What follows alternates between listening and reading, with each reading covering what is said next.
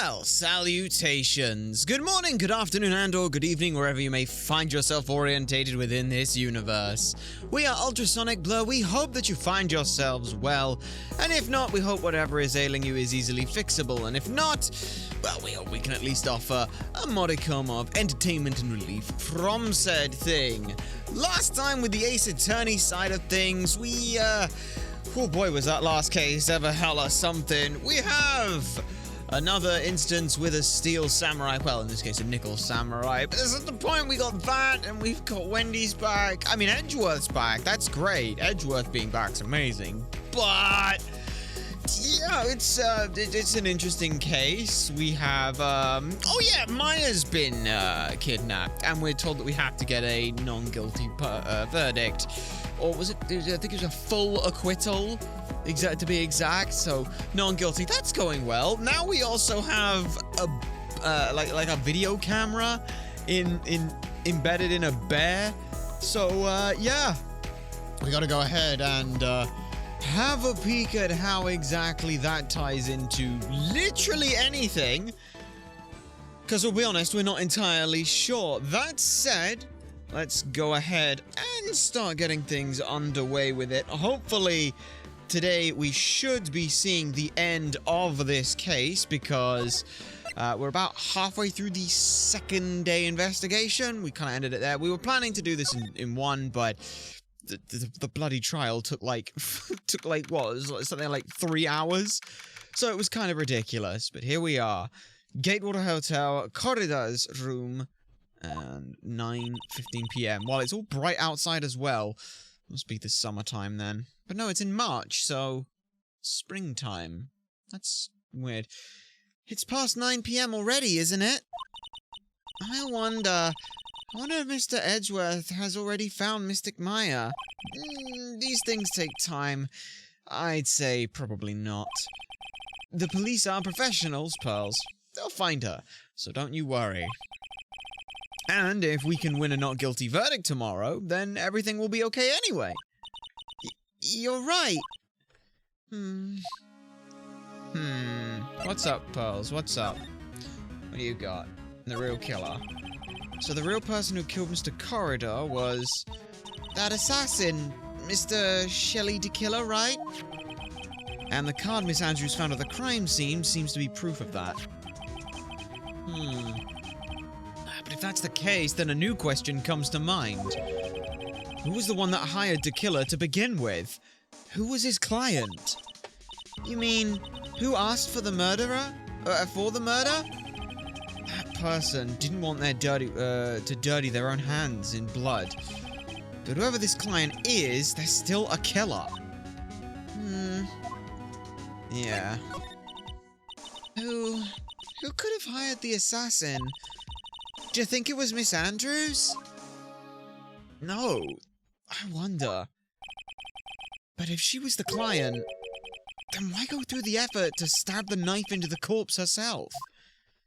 But if Miss Andrews wasn't the client, then no, it can't be Matt on guard himself?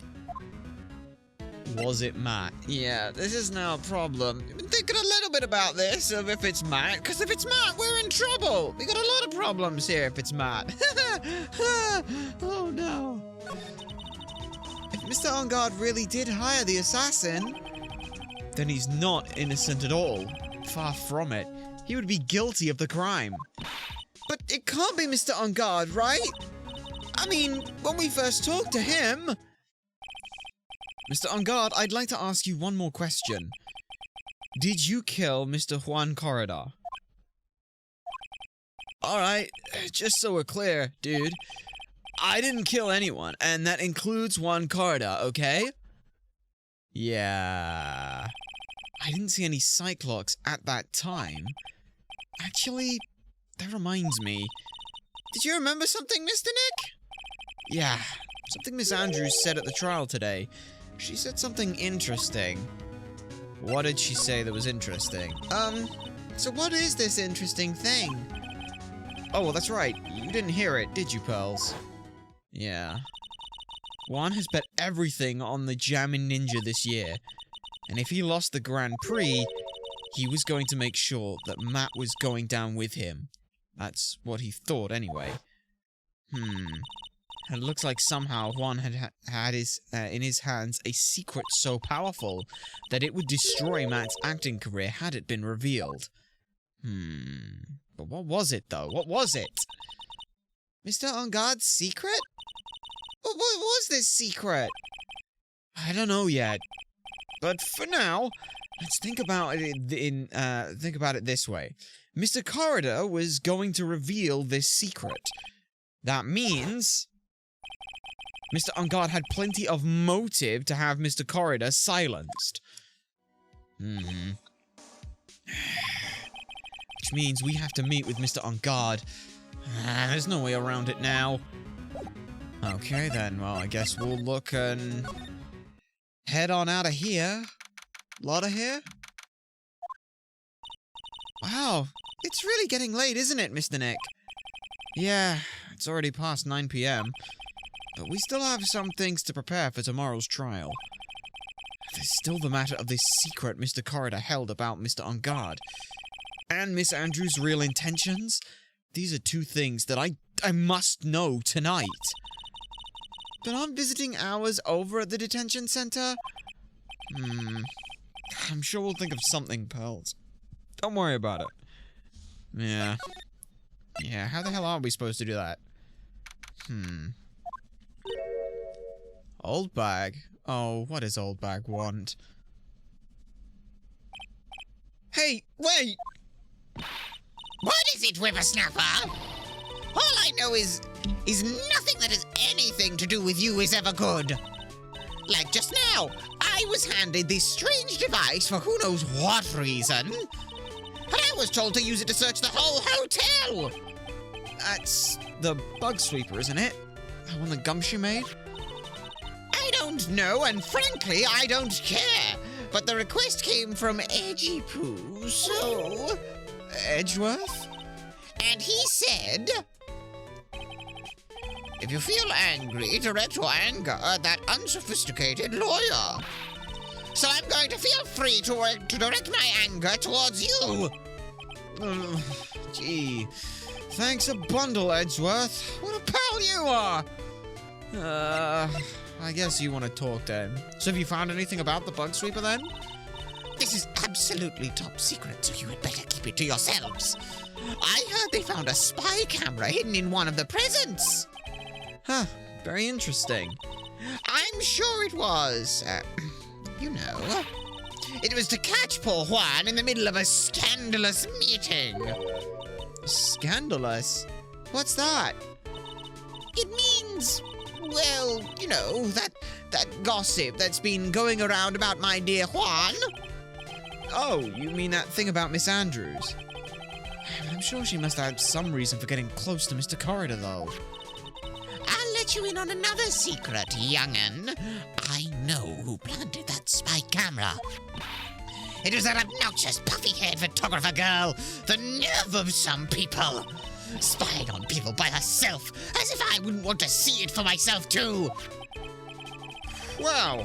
The alien actually admitted her true intentions for a change. I don't know what you're thinking exactly, but I bet it's nothing good. I didn't say anything. Okay, well, you got any other information about Juan and Adrian at all? Oh, so you want to know about Juan and that manager, right? Actually, I heard, as I hear it, they were something of a refreshing pair, those two. Oh? I tell you, Juan really welcomed that manager with open arms, I hear. That manager? Who are you talking about? You don't know that manager woman Juan had. It's a shame she killed herself, though. Oh, you're talking about Miss Celeste Impax, Miss Andrews' mentor, right? Yes, that's the one. That Celeste girl. She was supposed to get married, you know. Married? You mean to Mr. Corridor? Really? You young kids today don't know anything, do you? That girl Celeste killed herself 3 days after their marriage announcement. 3 days? What? When in the... Yeah, okay, that's a bit... weird. Off. Awful. That's weird. Why? But why would Miss Impact want to kill herself? She was going to get married! Well, that's because... she was thrown away, you see, by Juan. What? But they were going to get married, right? They promised each other, right? They held a grand announcement session, but 3 days later, Juan suddenly cancelled their marriage. Is that true? It was in the weekly magazines. But why? Why did he do that? That was not in the magazines, unfortunately. I see. That night, after Juan called off the wedding, the manager, she killed herself. That's terrible. I wonder what happened between those two. Yeah, that's one that's now... That's like... What? Yeah, that's just... Like, there's a lot of shit there that's not... None of that sits right. None of that sits right at all. Anyway, let's go ahead and... Let's just try and head back. We actually need to see Matt anyway, so we'll go ahead straight for Matt, because that's what we're looking for. Anyone here? On that night, there must have been at least a few hundred people here. I guess the police are done with their questioning and investigating, though. Looks like things here in the lobby have finally calmed down. Alright then. Well, let's see if we can't get anything from criminal affairs or anything like that. Anything here? It feels sort of tense in here, doesn't it, Mr. Nick? Yeah, it does. I wonder if something happened. You're Mr. Unguard's lawyer, right? Yes, sir. Well, we finally found just the person we've been looking for. A real decisive witness. A decisive witness? You mean for the On Guard case? We're talking with the witnesses' statements. We're taking the witnesses' statements right now. Gotta hand it to Mr. Edgeworth. What's Edgeworth up to now? Who is this witness? I think you know who this person is quite well, Mr. Lawyer. Mr. Nick? Between the kidnapper's demands and now this? I can't just see any way to win here. Oh, yeah. Mr. Edgeworth wanted me to tell you something. He did? Even though visiting hours are long over at the detention center, he wanted me to grant you special permission, so there you go. Oh, thank-fucking-tastic! Fan-tucking-fastic. I've already called them, so they know. Go on, go talk to your heart's content. Oh, thank you very much. This is such good news, Mr. Nick. Go talk to your heart's content. Sounds like the police are pretty sure they have tomorrow's trial in the bag. Well, okay then. I only went to the detention center, to the criminal affairs because it was quicker to get there to the detention center. It might prove something useful, but it was very useful. Okay. What do you got for us then? I'm sure they must have transferred Miss Andrews here by now. So that means that both Mr. Ungard and Miss Andrews are in this detention center. Now then, whose story do I want to hear? Let's start with Matt Ungard's.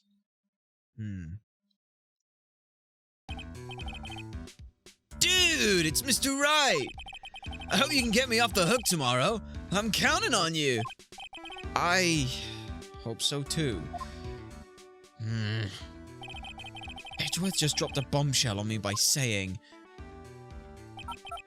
that Juan Corridor was killed by an assassin, and that the assassin's client is this man, Matt Ungard. What's wrong? Mr. Ungard, there is something that I must know with 100% certainty. Huh? You seem kinda different. You're totally not like your usual lawyer-y self, dude. Alright, Matt's secret. About the press conference. You mean the one where Juan was gonna dress up as the Nickel Samurai? Yeah, I heard a little more about it from Miss Andrews. It looks like somehow... Yeah, we've seen this already. Could you please fill me in on what this secret is? Please. There it is. What do you got for us? Oh. I knew this was coming. But 5? Mr. Nick? Don't tell me. Cyclops. You said a secret, right? But I don't have any idea what it is. Do you, dude? But I don't have any ideas what it is. Do you, dude? Shit, no. Let's just try and get some more out of this. 5 Cyclops. Well, the most we ever saw was Old Bag, and that was 4, but that got destroyed immediately when she got something that she wanted, and that was the signature. She dropped that immediately, but yeah. Do you know anything about Mr. Corridor and Miss Andrews' relationship? Well, it's all over the tabloids, dude. But I don't know any of the details, if that's what you mean. Look, how many times do I have to tell ya? I don't care what Juan did with his life. Miss Andrews, she had a purpose in mind when she started seeing Mr. Corridor. Her mentor was Mr. Corridor's manager, and Miss Andrews was going to get Miss Celeste Impax's suicide note from him. Celeste? Does that jog any memories for you? Dude, I suddenly just got totally hungry. You up for a pizza? My treat? Yeah, Mr. Nick, what's a pizza? Is it some kind of pea? Like green peas? Hazard! Salutation, Hazard! It is good to see you here. We hope you find yourself well. We're in the process of trying to figure this shit out. We have 5 Cyclops to deal with, so yay! Let's go eat one later, okay? I got cut off by the pizza dude at the shop. That's just too bad, huh? Well, how about we get our minds off this topic and talk about something else, okay? Mr. On Guard, are you connected to Miss Impax's suicide in some way? Now I want a pizza. We have said a lot about pizza. It seems to be a pizza seems to be an almost, not universally, because other places don't have them, but earthily, I think it's, universally, yeah, pretty much anyone on the globe could eat a pizza, at least in some regard. They're very customizable, is what we've heard so far. Yeah. Yeah, have I got anything I can present to him at this point? Because...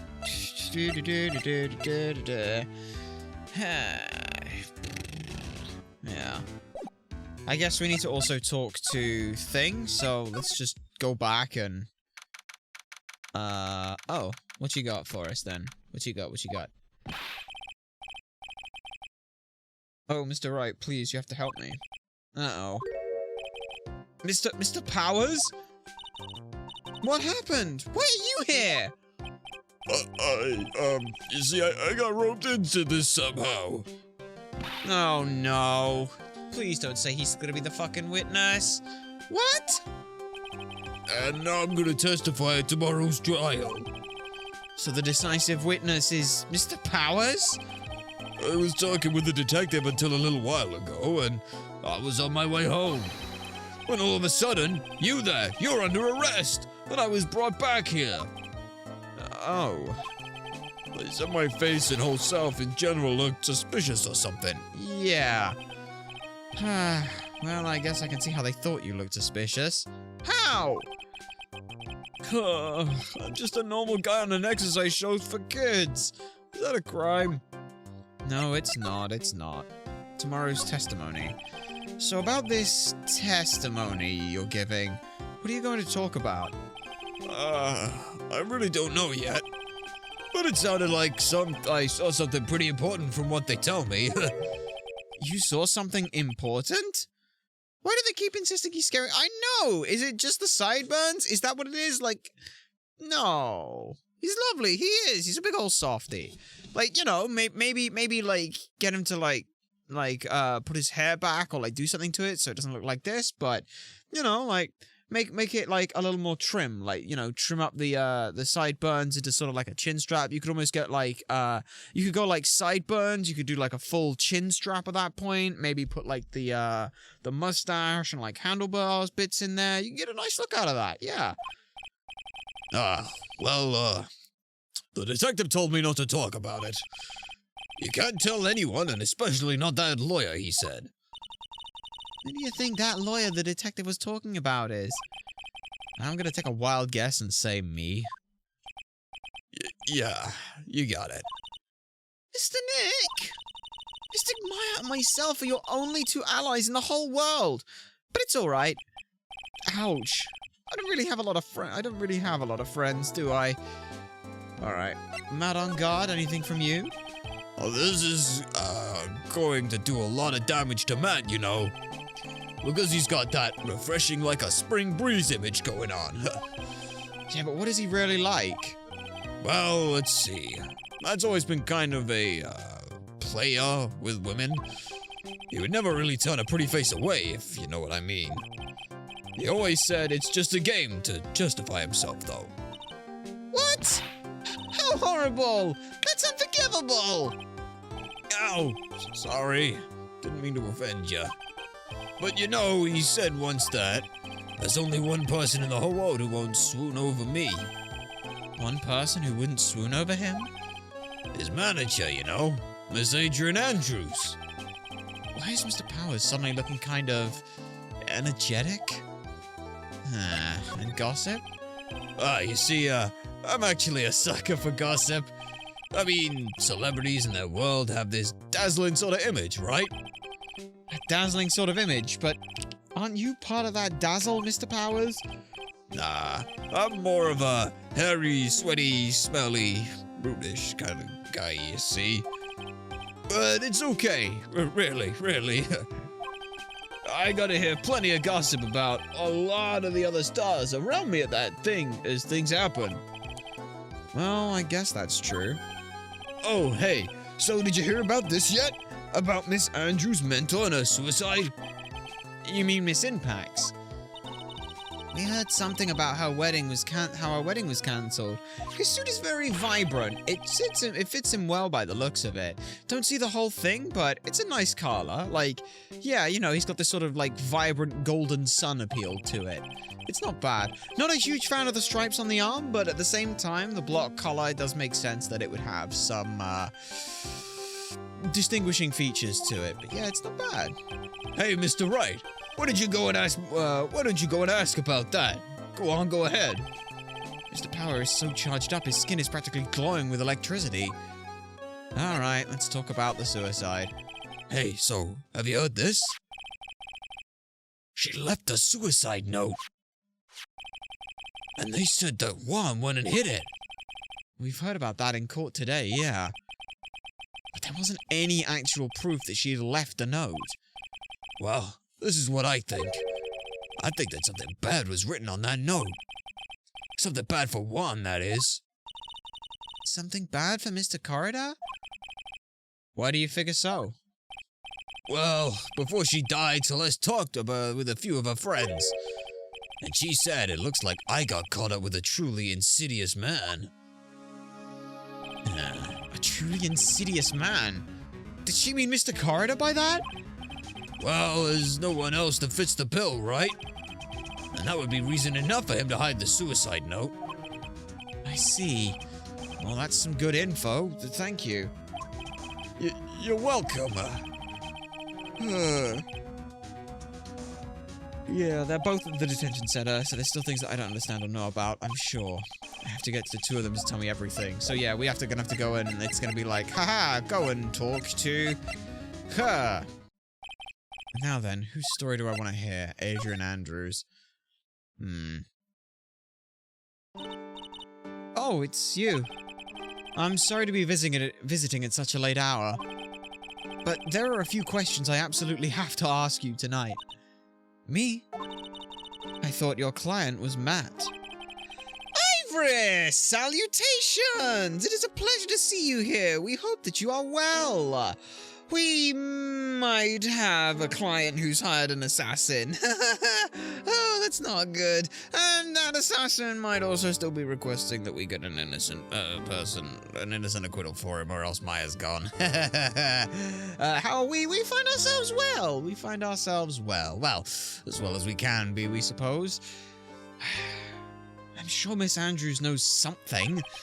She can't be clueless about this secret Mr. Corridor had on Mr. On Guard. Oh yeah, we gotta figure out this as well. So, you, I'm just gonna yell words at you, and eventually the plot's gonna happen, so let's see what I'd say. I'd like to ask you about Mad On Guard, if you don't mind. Mr. Wright, you still don't know, do you? The real him, I mean. You seem to bear a lot of resentments towards Mr. On Guard. If that's the case, then why did you become his manager? And why would you become intimate with his rival? That has nothing to do with this case. Nothing.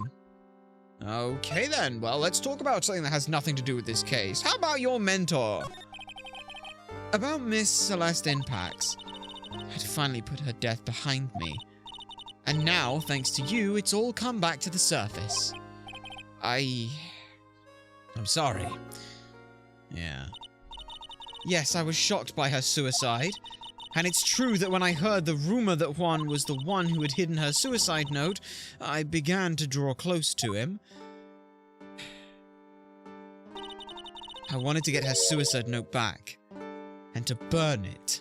To burn it? Why? That seems odd. You wanted to burn it, but why? I didn't want it to spread just like another piece of gossip. But I never had any murderous intent towards Juan. I would never do something so stupid. The suicide note, huh? I wonder what it said. But why frame him? Why did you try to frame Mr. On Guard? That's simple. Because he's the killer, that's why. Isn't it the duty of every good citizen to inform the police? But there had to be another way. The police are excellent at doing their job, so they'd figure it out, right? Yes, they're so good that they couldn't figure out the real truth behind Celeste's death. Miss Andrews? Well, I know you're not the type of person to do something without a reason. So please, tell me why you did what you did. Revenge. Are the police are the police that great at it, Phoenix? Yeah, I mean, here's the thing. The problem is as well is that it's like the Japanese court system. It's basically just, hey, you're the person who's guilty, and that's just it. Like, it is straight up. You are here because you are guilty because you did the crime. You would not be here if you were innocent, therefore you are guilty. Like, it's a weird circular logic thing that can happen a lot of the time, which isn't great. We're gonna be honest here. That's really not great. Huh? Did you say something just now? Oh. Oh. Wow. Okay. A Cyclock, huh? You don't understand yet. You're not my lawyer. To be honest, you're more like my enemy. Yeah, only one. That's an interesting one. But I'm sure I just heard Miss Andrews say revenge. Alright then. The question is, could we... If we present the Magatama, is it going to work for us? That's the question. Right, let's have a peek at this then. Why frame him? Can you please tell me why you framed Mr. On Guard for the murder? I've already told you countless times. It's because I thought Matt was the killer. No, that's not it. I know you have a personal reason to dislike Mr. On Guard. Miss Andrews, you may think I didn't hear it, but I know you said something earlier. You said revenge. So you saying I was taking my revenge out on Matt, and that's why? What an absurd idea. I don't have anything I'd want to take revenge for. Miss Andrews, a woman who lives her life by being dependent on other people.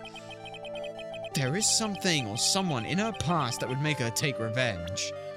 That would be the suicide note, wouldn't it? Yeah, it's gotta be, right? Like, she'd take revenge for this, but the problem is like... Yeah.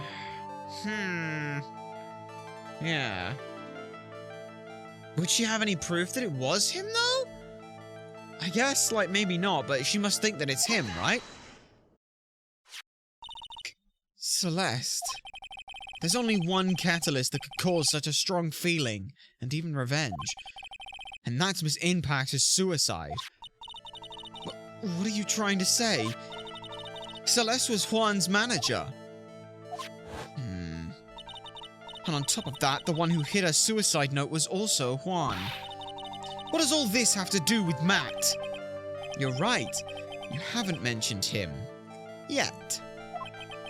But for you to hate Mr. Ungard, it would mean that he must have had some relation to Miss Impact and her suicide. Can you explain to me this relationship between Matt and Celeste? No. I don't think I can. There's nothing I have, so no.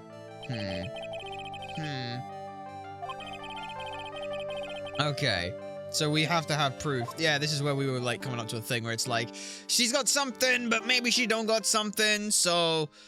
Okay, then. Well, I'll come back to you at some point. Where the fuck haven't we been yet?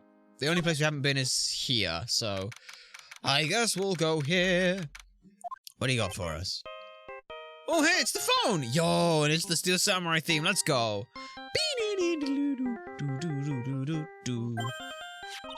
Yes. Your phone, Mr. Nick. I don't like the sound of this ringtone right now. True. It sounds kind of ominous. It's probably just your imagination. You should really pick it up, though, Mr. Nick. It could be important. Alright. Hello? We got a big problem, pal. What's wrong? I'm on my way to your office right now, pal. Okay, okay. Hey, wait a sec. Why is he coming here? Oh, it's terrible. I didn't know what to say, pal. It's on the, Oh. Sorry, I got here faster than I thought I would. Hey. No time to relax now, pal. I'm confused as anything here. Well, what happened? We got him. We know who bought that spy camera. Huh? Well, this quickly? How?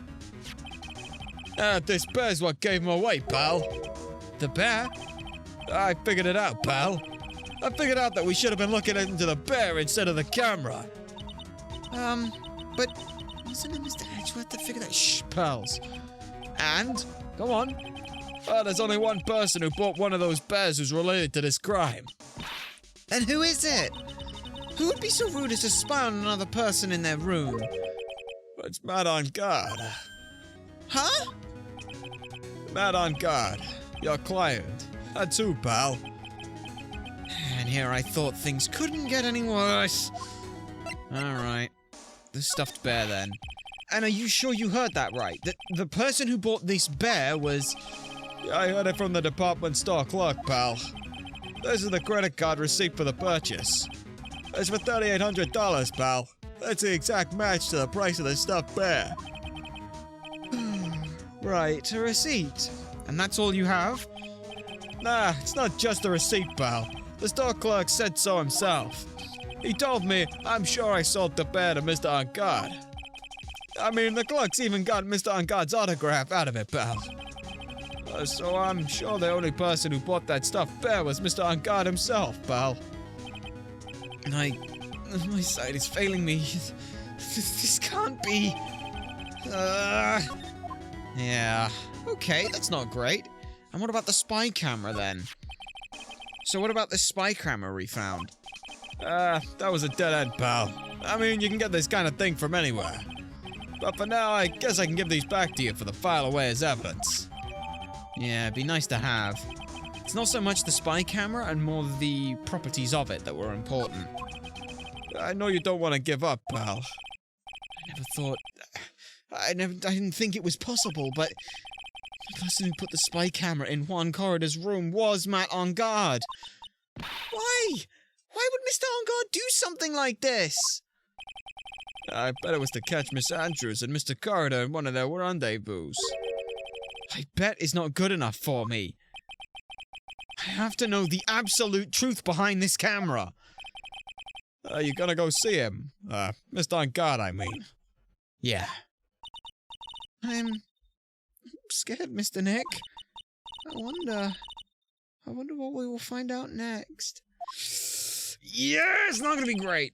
Yeah, I'm scared myself, but I have to put on a good face for Pearls. Oh God, what in the world have you done? Alright, what has he done? Alright then. Hey, maybe it'd be best if you and Pearls stay here. Order a pizza or something. I'm going back down to the detention center. Yeah. You're working really late, you know? It's already past 10 p.m., dude! I think it's time you told me the truth. Relax. Don't you know that ignorance is bliss? But if you really want to know, let's talk. Alright then. Talk. I have to present. There's nothing I can do here. It has to be this. Come on. Alright. Let's see what this secret of yours is that you have hidden so deeply. That's secret. Now, let's hear what this secret of yours is. What if Mr. Corridor had been successful in his plan? What would he have disclosed? I told you before, dude. I don't know. I don't know anything about Juan, okay? Look, Mr. Wright, I can keep saying it until I'm blue in the face, but I totally didn't pay Juan any attention the whole night that night. I mean, come on. I was in the middle of a nap. Don't lie to me. Huh? I know you paid close attention to Mr. Corridor, especially on that night. Because of the spy camera, right? Yeah. Someone used this camera to secretly film Mr. Corridor's room that night of the murder. Secretly film? What? And then sent the images to the camera took with this transmitter. Wow. Yeah, but dude, we're talking about this But dude, where was this camera you're talking about even hidden? In this stuffed bear. The spy camera was hidden in this bear's eye. Huh? A bear that was supposed to be a present from a fan! I guess one had a few of those kind of fans too, huh, dude? Actually, I wouldn't say this bear was a present from a fan. You sure, dude? Who else could it be from? The person who gave this bear to Mr. Corridor was you fucking bastard. Yeah. It was you. Mr. On Guard, don't you know this bear from somewhere? I don't think I've ever met Mr. Bear before, dude. Aw, but he says he knows you. How could you forget such a great friend? What else did the bear tell you? He says that the one who put the camera in his eye was you, Mr. On Guard. Huh? If I didn't know how you work in court, I'd think I was in some serious trouble. Come on, this is all a joke, right, dude? You're just pulling my leg. Looks like you're not ready to give up your secrets just yet. Well, do you have any proof you want to show me first? Here's proof that it was you who put the camera inside of the bear. You fucking paid for it, you dolt. Where's the receipt? Where's the receipt? There's the receipt. Yeah. I have here one credit card receipt, Mr. On Guard. It's from when you bought that stuffed bear! Dude, all you can tell from that is that I spent $3,800. I go to that department store all the time, okay? This $3,800, it could be the toothbrush that I bought that one time. A $3,800 toothbrush?! It's ivory, and it's got elephant hair for bristles. Okay, well, I'm just gonna jam it into your rectum and turn it on then. Ew. Elephant hair? Is that what rich people use nowadays? Anyway, the store clerk clearly remembers you and your purchase. After all, you even gave him your autograph, did you not? Dude. You should have said so earlier! So can I ask you one thing? Yes? You're my lawyer, right, dude?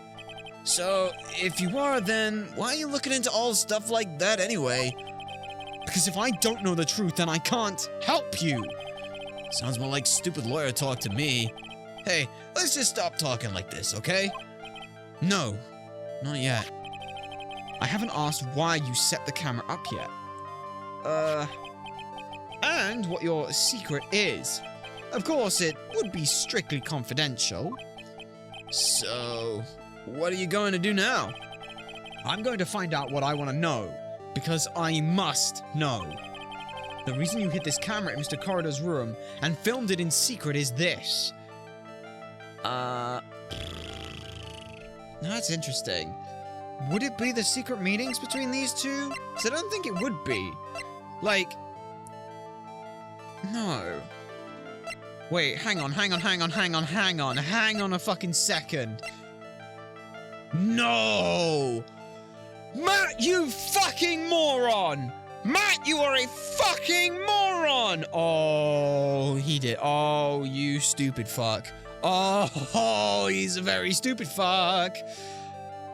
I think it was for the, for this. I think it was for this. Because, let's put it this way. He was killed by, John Doe. He was killed by Shelly the Killer. He was hired, and he knew when the time would be. That thing was set for 8 p.m. for an hour. So, you know, that would put it right around that time. This didn't record anything. He specifically set a time for it. Why would he set a time for it if he didn't know when they would be meeting? He would have just set that thing to constantly record until the battery died on it. But he didn't. He set it specifically for 8 p.m. for an hour. Not to start at 8 p.m. and then just keep going, but only for an hour window. That would mean that you knew about the death. That would mean you knew about this. The only reason that you would do this is because you want fucking insurance against Shelly the Killer, who... You are trying to blackmail an assassin, you dumb fuck. That's not gonna work for you. But whatever. You're a dumb fuck. I got nothing to say to you. Whatever. Fuck it. I don't think I can put it at this. The reason you hit the camera. We still have to pretend the guys that we actually don't think it's him. So it might be to try and, oh, you wanted to catch a secret meeting between the two. Fuck, it is that. Adrian Andrews? There is a rumor going around that Miss Andrews and Mr. Corridor were having secret meetings. You know who was keeping tabs on Mr. Corridor. You were going to reveal this in fact. You were going to reveal this as fact and turn it into a scandal. Isn't that right? Dude, you can be such a moron. Huh? Oh man, Mr. Lawyer dude, that kind of scandal? That's the good stuff! That's what we in the industry call juicy. The good stuff? Juicy? Look, we can get publicity without spending a penny with that kind of stuff. I mean, if people stop paying attention to us, then it'd be the end, dude. Too bad that wasn't your intention, though, huh? What are you talking about? I wish your reason for spying was something so innocent, but it wasn't. You didn't spy on Mr. Corridor because of Miss Andrews. So there's only one reason I can think of you to do such a thing. Huh? The real reason you set up the camera in Mr. Corridor's room was... Yeah. It was, in fact... It was this, wasn't it? It was this. Like, you knew it was the killer. You knew it was the killer. And you knew the time frame. So it has to be that, wasn't it? What is this card? Maybe he doesn't know about this card. This is a certain man's calling card. The man's name is Shelly the Killer, and I'm sure you know him, don't you? Shelly the Killer? That's ridiculous. Why would I know some shady scumbag like him? If you really don't know him, then why are you acting all jumpy all of a sudden? This is it. I am finally starting to get to the truth. I can't afford to make any more mistakes now. Matt on guard. I know why you know Mr. the Killer. It's because you're his client. Since you're the one who set up that camera, that means that you knew. You knew exactly what was going to happen in that room. So, how? How would you know something like that? It's because you're his client. That's why. You hired Shelly the Killer to assassinate Mr. Juan Corridor! The real mastermind behind this whole murder is you, Matt on guard.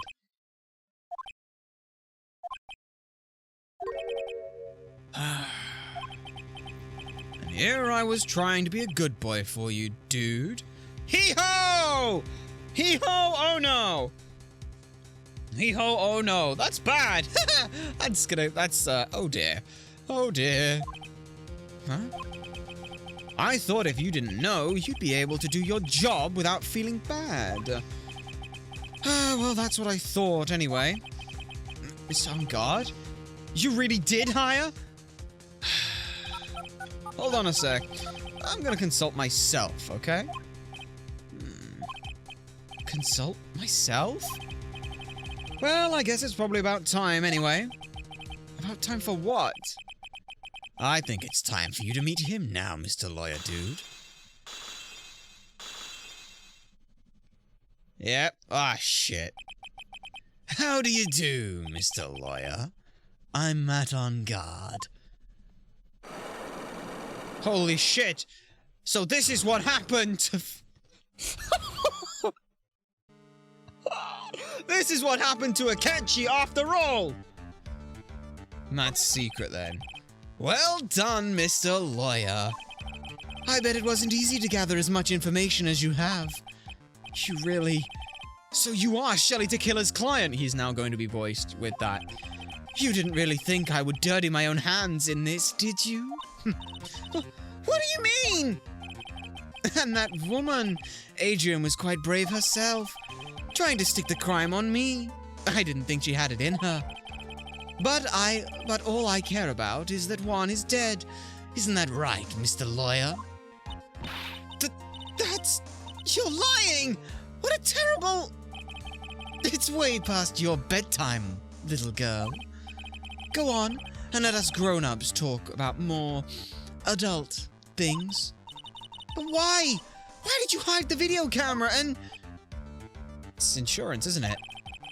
A weakling soon believes the words of others, just like that pathetic Adrian. You knew about Miss Andrews' secret too? But I'm no weakling. I don't believe anyone, least of all assassins. What? Oh, come now, Mr. Wright. Assassins aren't above blackmail. They turn their clients into cash cows by holding their sinful deeds over their heads. And a superstar like me, how much do you think I'm worth? Care to guess? And that's why? Yes, that's why the video, that's where the video comes in. It's got his face and the crime scene recorded on it. Preserved for all time. With that, I can keep him at bay, and even blackmail him if I want. That's right. This video is my insurance. Isn't that what they call it, Mr. Wright? Why would you do something so wrong? Because I'm a grown-up, and I can. Good enough of an answer for you, little girl. And your motive for murder, though. Why? Why would you kill Mr. Corridor? Because he was about to sling so much dung into my beautiful public image. Scandals are a little annoying, aren't they? And this is all because of that press conference, isn't it? If Mr. Corridor had been able to give it, then Mr. Unguard's secret would have... well, that's what they call taking advantage of the situation, you know. I had no interest in doing it, really, but bit by bit, it crept up on me. And then the situation just presented itself perfectly. How beautiful, I thought. And that's how Mr. Corridor ended up dead. Let me tell you something. I'm not like Adrian. I don't depend on anyone. People are simply things to be used and thrown away. Put on a sweet, innocent face and the people will swallow anything you feed them. Adrian fell for it. The assassin, too. Oh, and how can I forget? Even you fell for it, Mr. Lawyer. Everyone, all working their butts off for me. Matt on guard. Did that leave you speechless? What a shame. What's wrong, Mr. Lawyer? You've grown awfully quiet. How could I have been deceived by you all this time? When we first met, I asked you if you had killed one corridor. And you answered very clearly that you hadn't killed anyone. Oh, come now. I never told any lies. The person who did the killing was that killer guy, right? And all I'm guilty of is taking a catnap in my room. You bastard! You killed Mr. Corridor! I dare you to say that in court tomorrow. But too bad. You can't. You're my lawyer, after all, aren't you? You could always drop my case and refuse to represent me. How does that sound? Oh, but you can't, can you? That would be the one thing you absolutely can't do. Mystic Maya! You wouldn't want to test a killer. He's a man of his word. Or so I hear. You could end up getting a certain friend of yours rubbed out if you lose. You bastard! So if I were you, Mr. Wright, Esquire, I think I would give it my all tomorrow. Remember, everyone likes a happy win-win resolution. I will get you for this. Oh, that's such a cliché phrase. Once it's something just like that, if memory serves. Of course. Well, we all know how things turned out for him, don't we? Good night, Mr. Lawyer. Maya, what am I supposed to do? And now? Now you finally found it. The starting line of this case. Edgeworth. I don't care for the horrid atmosphere here. Let's return to the precinct. Alright then, here we are. Well, Wright, what are you going to do? If you plan on changing your strategy... No! We can't do that! That's right. He's holding Maya hostage. What should I do? It's not something I can answer for you.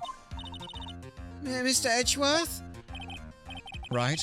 Only you can decide where to go from here. 1 year ago, at that time, I didn't truly understand what a prosecutor was. And that's why I had to leave the prosecutor's office. I felt that I couldn't stand in a court of law until I knew what a prosecutor really was. And now, Wright, it's your turn. My turn?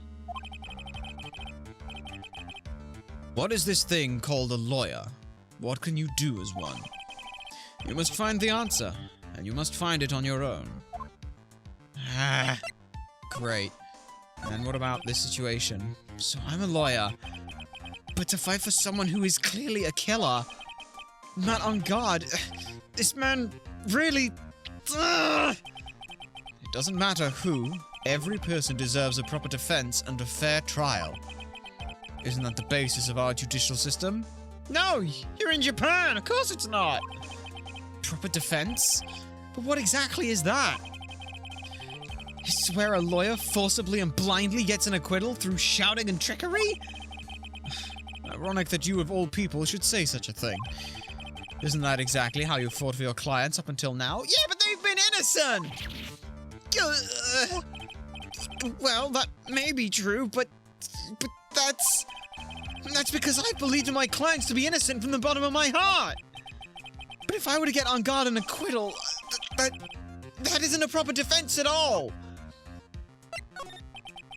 I became a lawyer because I thought I could save people who were suffering and in pain. But when I look at this mess that we're in now, I can't even protect the person closest to me. Even if I win the case, I still lose in the end. I just don't know what to do. Right.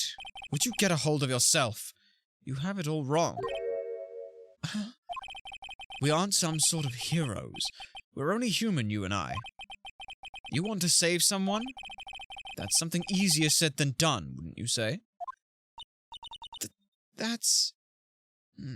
You want to save someone, and I want to see the people who suffered see some retribution. You are a defense attorney. You can't run away from that. Yeah, I said the guy who fucking ran away from being a fucking prosecutor. You can only fight.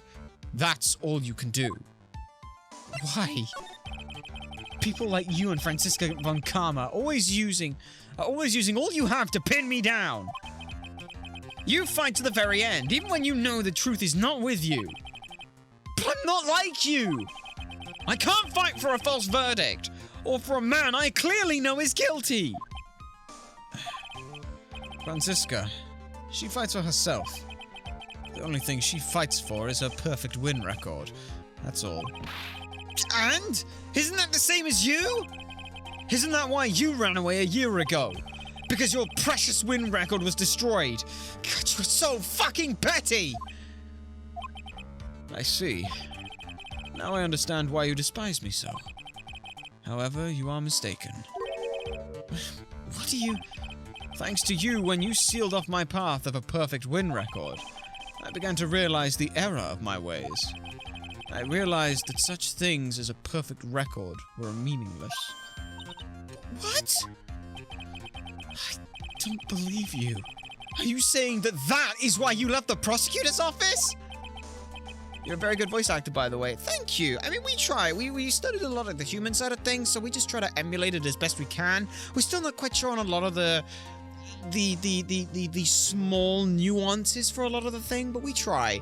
So it tends to get a lot of sort of over-exaggerated to try and sort of magnify the small little details. Just we try.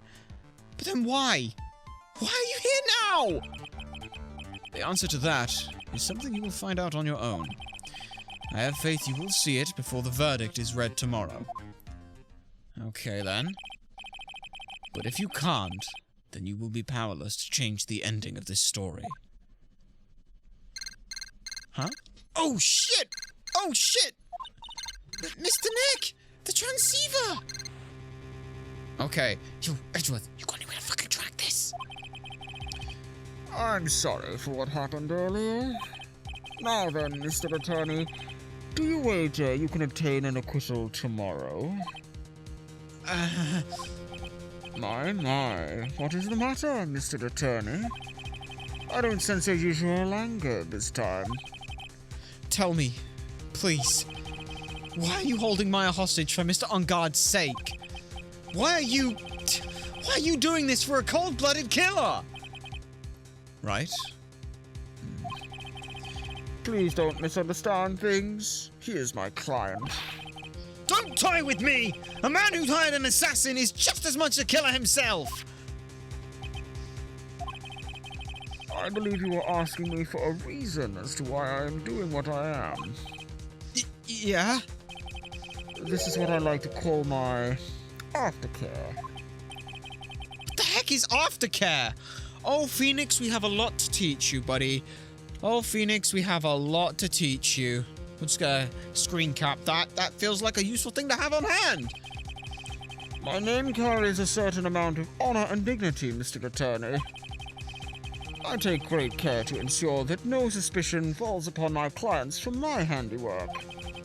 That is what I call client relations, and it is a part of an assassin's duty. An assassin's duty? We were unlucky this time, and my client was arrested and as a suspect. As a result, I did what I had to enlist your expert help, Mr. Attorney. And to ensure that you would do everything in your power to the very end. What is your name? I believe I told you once before, however. You did, but... My name is The Killer. Shelley the Killer. You're Shelley the Killer? Please keep in mind that you do not have much space to maneuver with me. As a killer, I always finish what I set out to do. If you fail to keep up your end of the bargain, Maya! it will be my duty as an assassin to see to it that she receives a nice long nap. Oh, no! Now then, if you'll excuse me, if someone were to trace this signal back to me, it would be quite troublesome. Yep. Mystic Maya! Mystic Maya! I don't know what to say. Edgeworth. Did you hear that? At the end of that transmission? The cat. Oh, that. Well, it sounded like a cat. A cat? It can't be. That cat. Can it? What is it? I think I know where Shelley the Killer is holding Maya hostage. Edgeworth, have all the police units head for On Guard Mansion immediately. All right, you hurry over there as well then. Don't lose hope yet, Pearls. This fight has only just begun. Yeah. Shit, but if he heard that, then he'll move as well. Wright & Co. law offices. Gumshoe! Get the fuck out of here! Come on! Where is his place? I don't know where his fucking place is! Where is his fucking place? Detention center.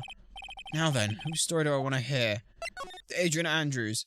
Oh shit, yeah, we could probably hear about hers. Anyway, hang on, we gotta move. Where the fuck is his place? How the fuck do I get to his place? Move, detention, hotel lobby, detention center, criminal affairs. Is it the hotel lobby? Move. Oh, it's living room, that's the bottom one. There we go. March 22nd in Matt On Guard's living room. This should go fine. This should definitely go fine. Nothing bad's gonna happen here. It'll be fine. Everything is going fine. Hopefully, anyway. Maya! Please answer us, Mystic Maya! We have this area completely surrounded. There is no way for him to escape. Assuming he's still here in the area. I can't believe it. That butler all this time. He was the killer. He and On Guard were working together all this time.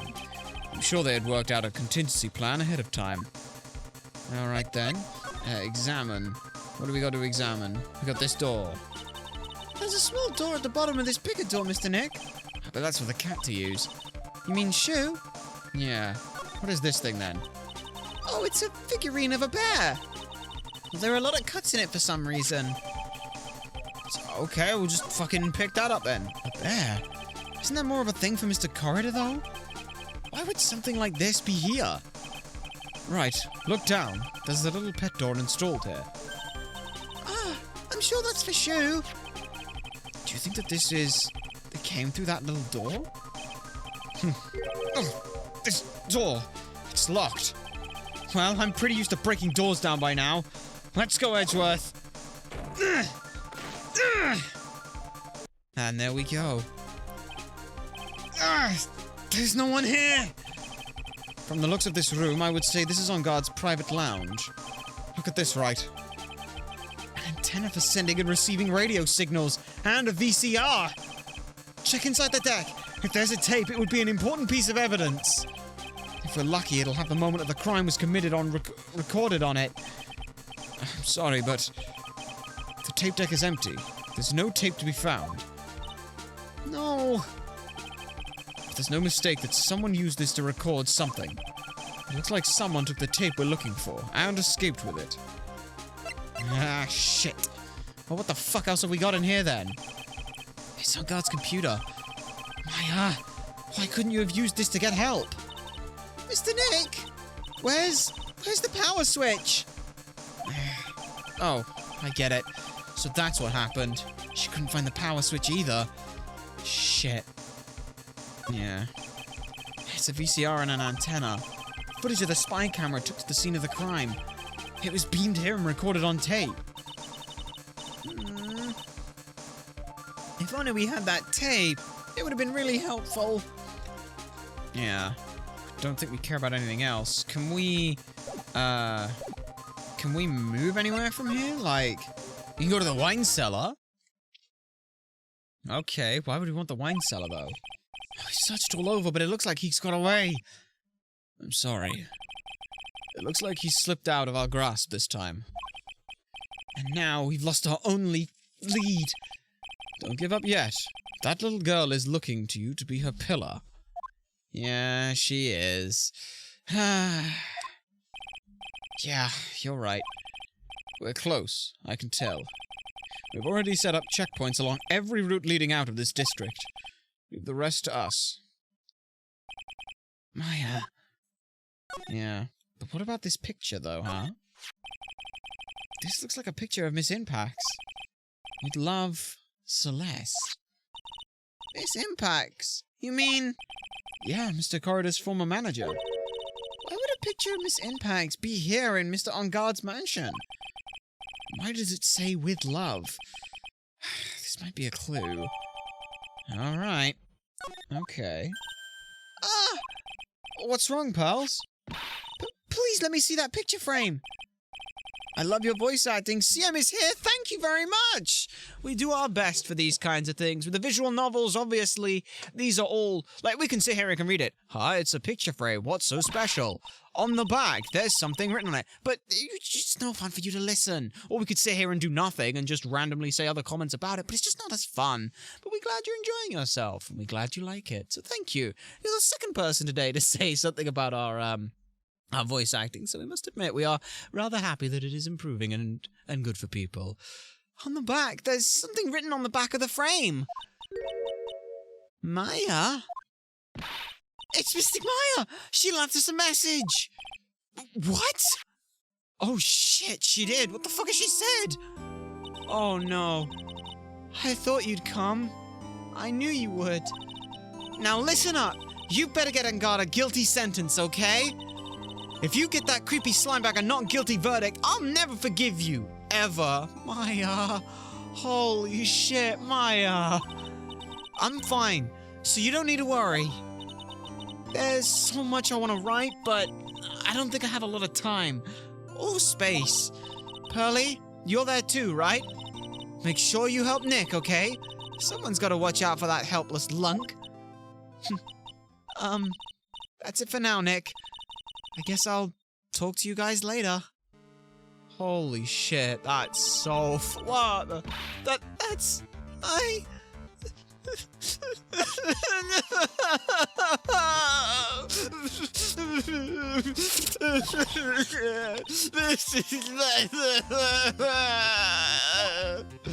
Right. What's wrong? Why the blank stare? Oh, nothing. We've searched the house, and this is the last room. It looks like he's eluded us. Edgeworth. Yes? As far as clues go, I think this is about all I'm gonna get. But I'm still short one last thing. And what is that? Yeah, we got one last thing to do! Yeah. We just got this last little thing. Miss Andrews' sight lock. If I could just find out what secret she's holding, then I think I stand a chance in court tomorrow. To blow this case wide open and expose the truth. I think I know what you're thinking. I'll contact the detention center. Thanks, Edgeworth. Well, let's go, pals. It's time to open that last lock. One last sight lock. Good evening, Mr. Wright. What's wrong? You look ill. Miss Andrews, I've come to remove your psych lock. Psych lock? I want to know, and you will tell me, your secret. Fine, go ahead. Try and break me, if you can. Alright, talk. Oh yeah, no, it's not talk. You have to and present. I wish you could talk or present stuff. I think that would be really nice. Just a nice little thing. Present. There we go. Let's go see what you've got then. Yeah, it's a nice subtle touch that she's like, go ahead, try and break me if you can. But even at her most strong on her own, it's still only one. That's just a nice little subtle touch. can you please tell me why you framed Mr. On Guard for the murder? I've already told. Yeah, we've done this one before. We did this one before where we said it was for revenge. So why would you want revenge? You would want to take it on revenge for, we presented the suicide note, didn't we? Yeah, the suicide report. Yeah. Celeste. There's only one catalyst that, yeah, that could cause it. So what are you trying to say? She was Juan's manager, and on top of that, why does this have to do with Matt? You're right. You haven't mentioned him. Yet. But for you to hate Mr. On Guard, it would mean that he must have had some relation to Miss Impax and her suicide. Can you explain to me this relation between Matt and Celeste? Not quite, but at the same time, we do have this. This is a photo of Miss Impax, correct? She looks younger than when she passed away, though. With love, Celeste. This is Miss Impax's handwriting, isn't it?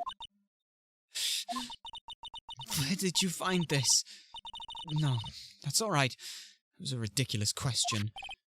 Yeah, it is. I found this at Mr. On Guard's mansion. After all this time, my last remaining secret has been revealed. So is that why they called off? Is that why Juan called off the wedding?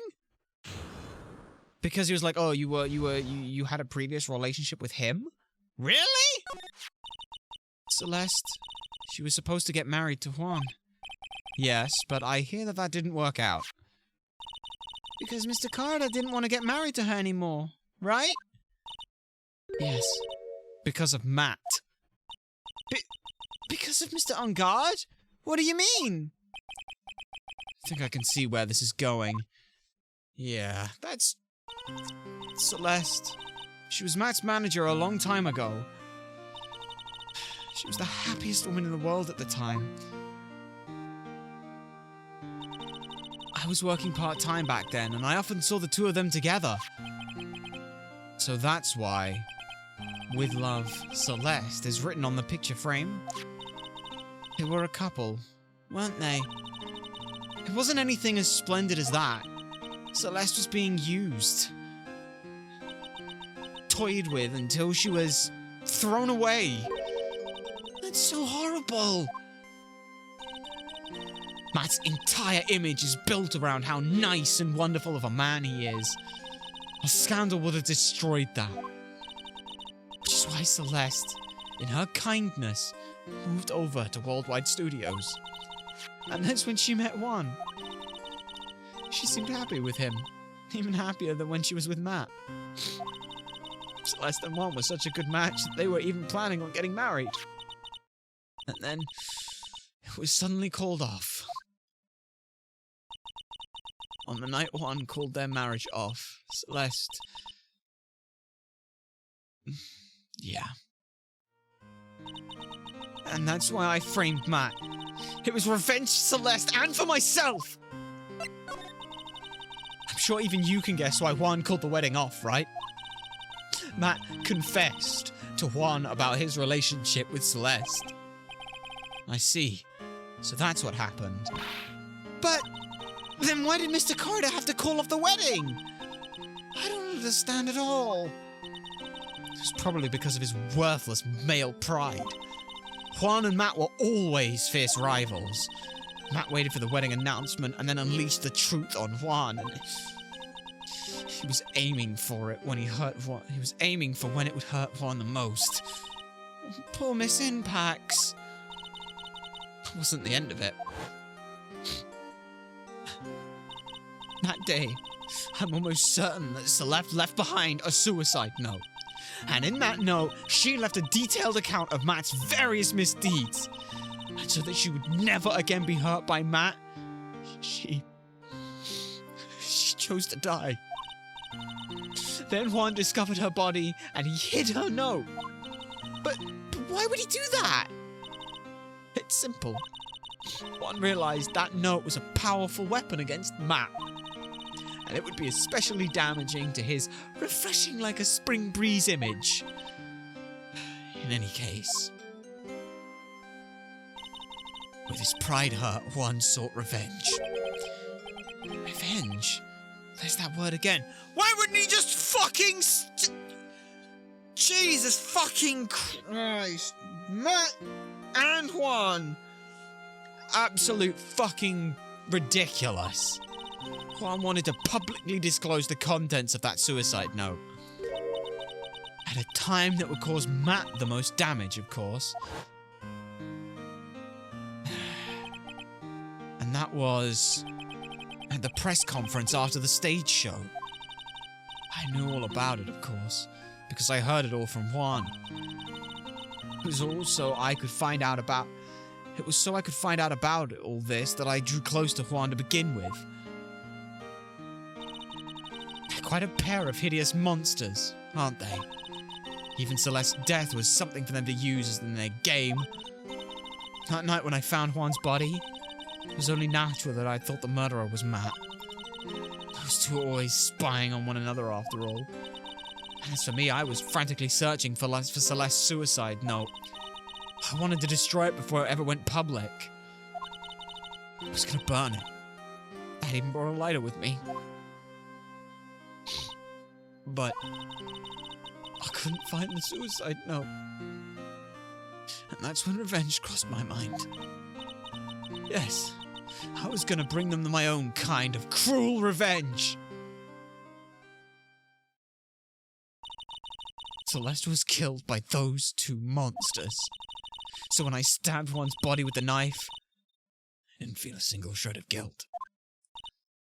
I mean, he was already dead, so let's not go that far, okay? Let's not go that far. Come on, she's fine. That's all I have to say. Well, Mr. Wright, even knowing all of this, are you still going to help that man? I'm a lawyer. I see. What a foul profession indeed.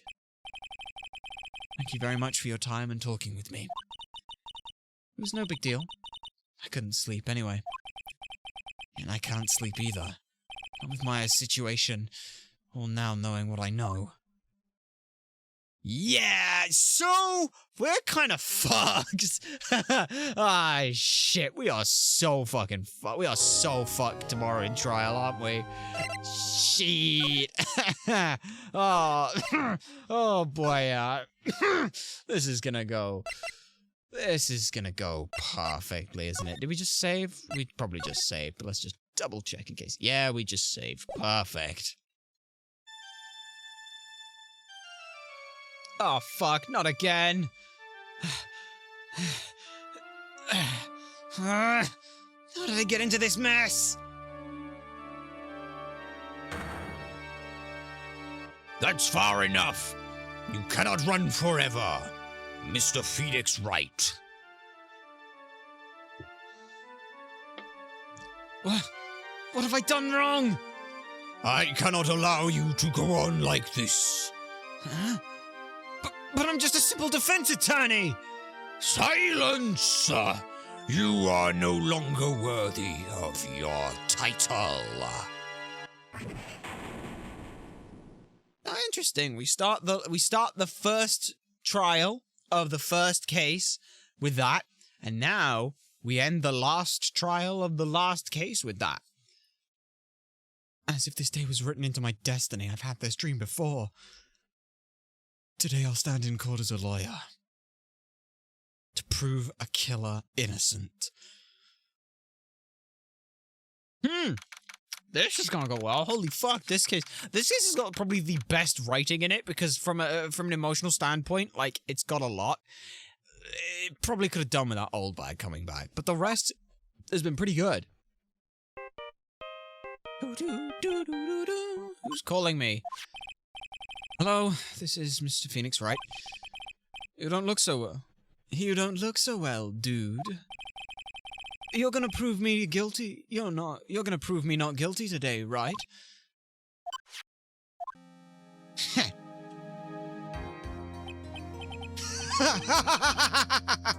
If you please, Mr. Lawyer. Remember, it's not just me. Your precious friend's life is riding on today's verdict, too. Now listen up. You'd better get on guard a guilty sentence, okay? If you get that creepy slimebagger not guilty, I'll never ever forgive you. Phoenix? Phoenix! Mia! Maya! How's Maya? I don't know. You don't know? She hasn't tried to channel me since yesterday. Mia, what am I supposed to do? Well, like I said, for a lawyer, the worst of times are when you have to force your biggest smiles. This case clearly is one of the best in the trilogy. It's so stressful. It is. It really is, CM. Like, from a climactic standpoint, it's Edgeworth comes back and he's talking about what it means to be a prosecutor. So this is the case of what it means to be a lawyer. And for Phoenix, every other case is, oh, obviously I can believe in my client. They're innocent. And doing whatever he can to get them found innocent. He's having to question whether that should still be the case. And the answer is yes, it absolutely should be. Regardless of whether or not you know someone has done a crime, they are entitled to a fair trial. You must go for that. That is not fair on that person otherwise, even if you know they committed the crime. And it's a horrible situation. You can't give up. There's still some hope left. Stop it, please. There's nothing left. Not here. Not anywhere. Huh? It's a cursed on guard again. Will you leave me alone? Look, just don't call me anymore. I mean it. I really mean, pal. Gumshoe. Sorry, really, I'm so sorry. Where are you? Well, they let me join the investigation team and we're chasing after the killer, pal. Huh? Then you have some sort of a lead? Sorry, but right now we got 0 leads on the guy.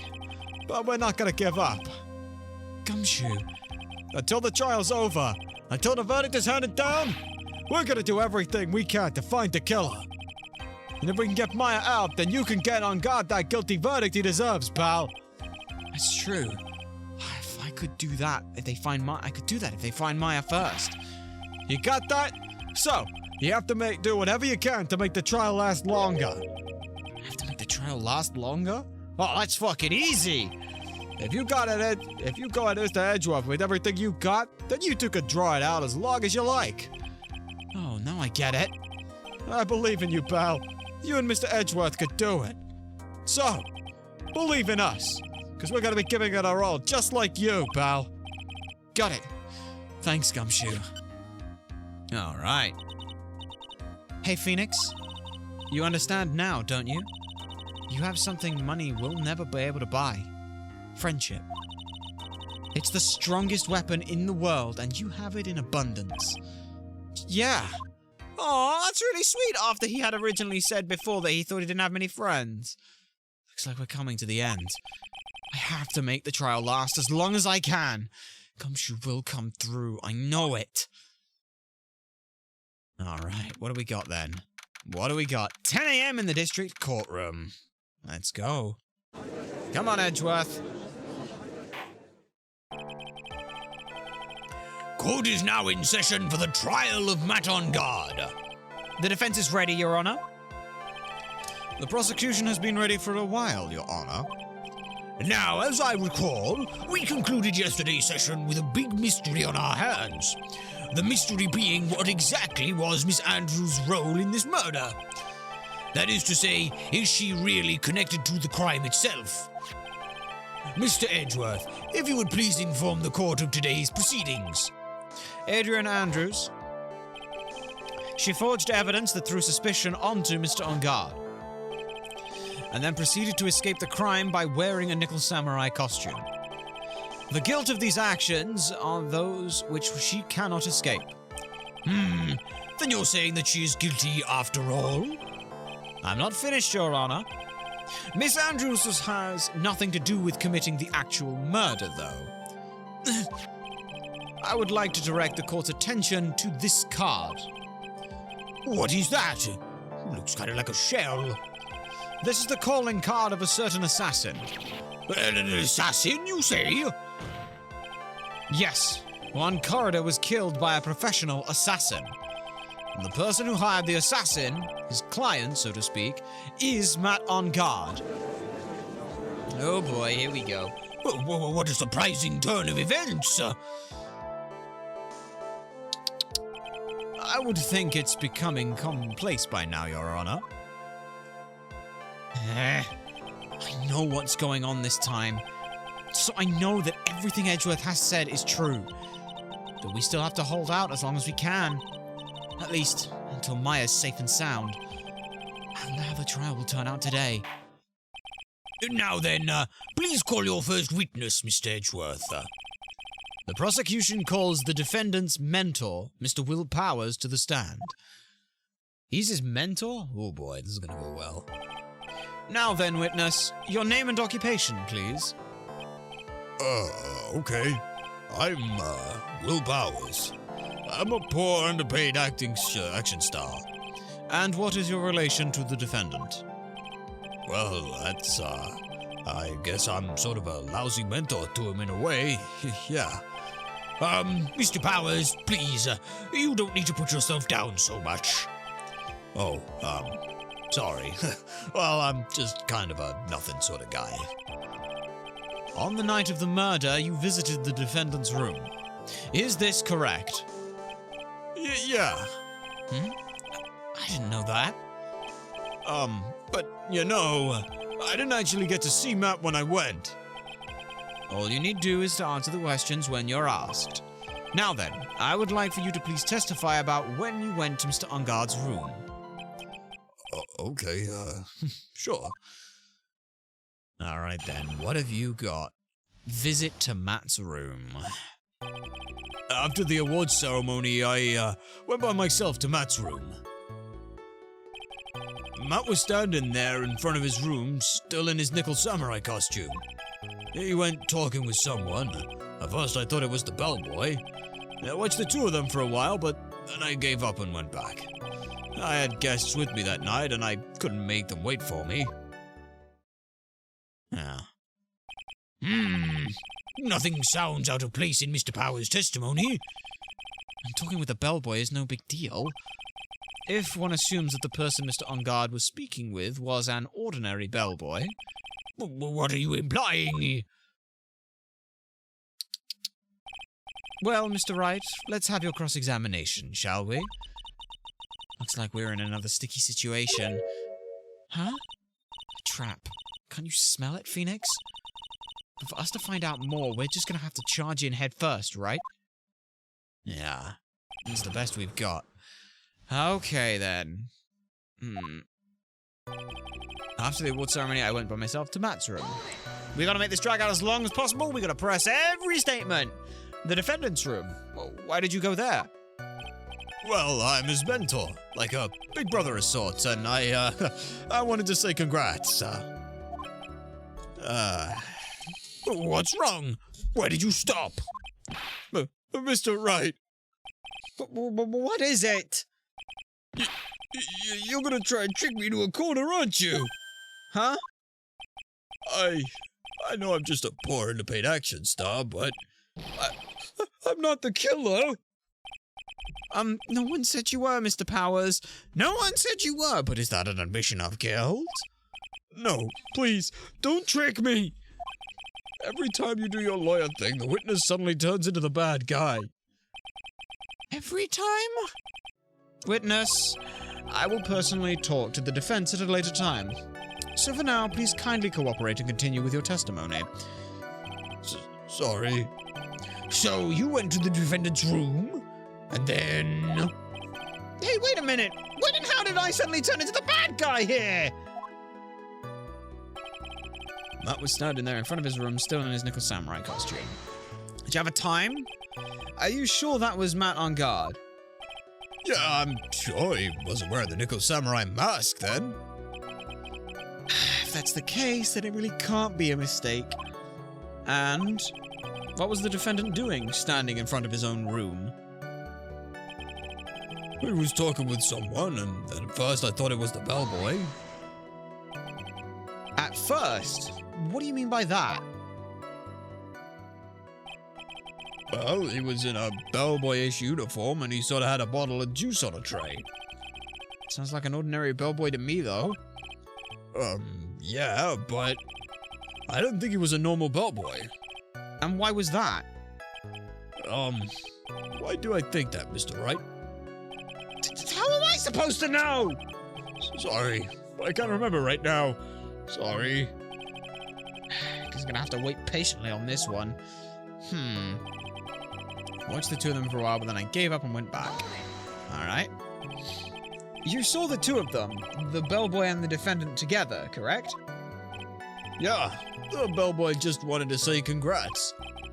Now, while you were watching the two of them, did you notice anything strange? Does Will know we're still stalling? That's it. You know, I did feel something weird. Maybe it was because Matt, well, they gave the bellboy a tip. A tip? Well, that seems like a perfectly normal thing to do. So, how long did you watch the two of them? Not more than a minute or two, I think. I guess with me that night I couldn't make them wait for me. So who are these guests you were talking about? Well, it was you guys, of course. You and Maya and Lil Pearl. I thought it would be really rude since I invited you guys if I up and disappeared on you. So I went back to my seat pretty soon after seeing Matt in the hallway. It's more like squeezing water from a stone. It's probably pointless to press any further. Do you remember this incident? Did Mr. Powers leave his seat that night? I don't remember that happening at all, though. Maya was making such a racket in a hyperactive state. I ended up focusing on her. I see. In any case, from his story, he probably wasn't gone for very long. Well, I wonder if we've got anything this one then. Where it was like, Why did I see them? Why didn't I do that? I think it was no more. And why was that? Why did I think that, Mr. Wright? How am I supposed to know? Hey, wait a second. Actually, Mr. Powers, only a few minutes ago you stated... You know, I did feel something weird. I think it was because Matt, well, he gave the bellboy a tip. Could it be that you felt something strange about the tip-giving incident itself? If we need a stall, we could bring Old Bag in. Yes! You're right! Let's get her back in. Let's discuss how her bug-sweeping incident went. We can do that and see what she found. Yeah, that's it. You really know your job. Mr. Edgeworth, Yes, Your Honor? this bellboy, he wasn't an ordinary one, was he? Perhaps we should let the witness tell us. Very well. Mr. Powers, please amend your testimony. You mean about the bellboy? Right. Got it. I gave the bellboy a tip. He told him don't make lemonade. So he gave the bellboy a tip. What's strange about that? You see, Matt's not a poor penny pincher like me.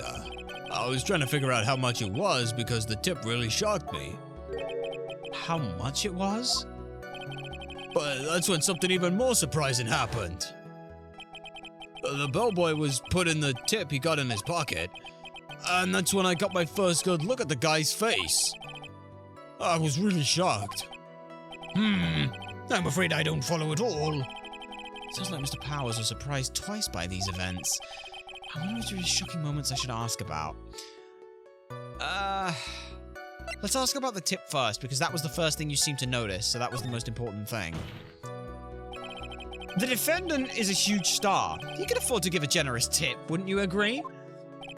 For sure, yeah, but giving him that much was maybe a little too much, I think. A little too much? Would you please clarify for the court about how much you would say the defendant gave the bellboy? Honestly, I don't know. I can't even begin to guess. And why is that? Because he gave the bellboy a really, really fat roll of cash. Shit. A roll of cash? Oh, look at him, he's weak and meek. How interesting. It certainly was a very generous tip, wasn't it? A very fat roll of cash. That can hardly be called a tip, Your Honor. The judge is beginning to look awfully suspicious of us.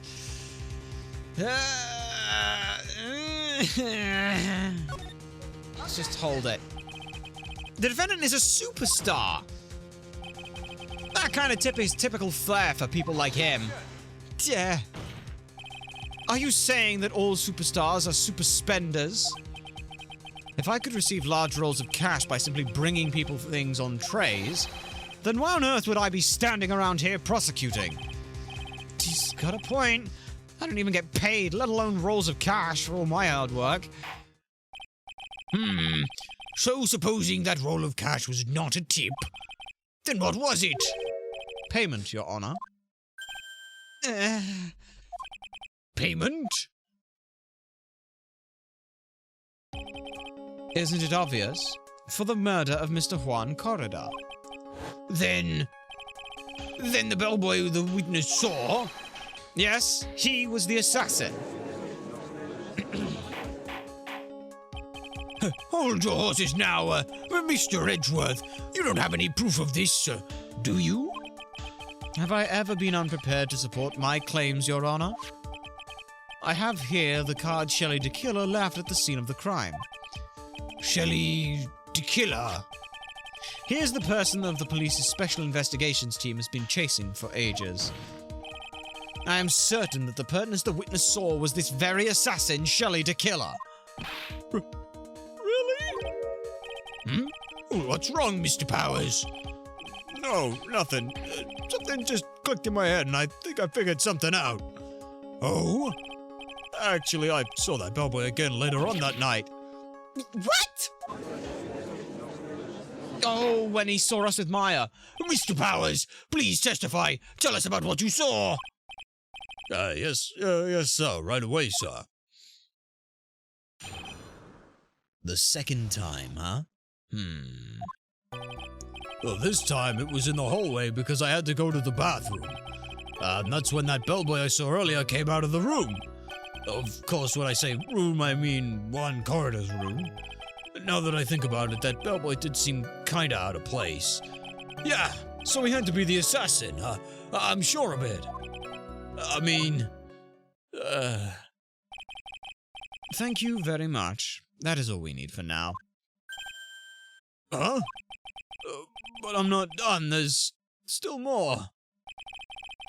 Let us first establish that the bellboy was truly Mr. DeKiller, then we shall see. So the bellboy came out of the victim's room. And if that bellboy really was the assassin, then I think the answer is fairly obvious. That would be correct, Your Honor. Well, Mr. Wright, I believe it's your turn to entertain and make us laugh.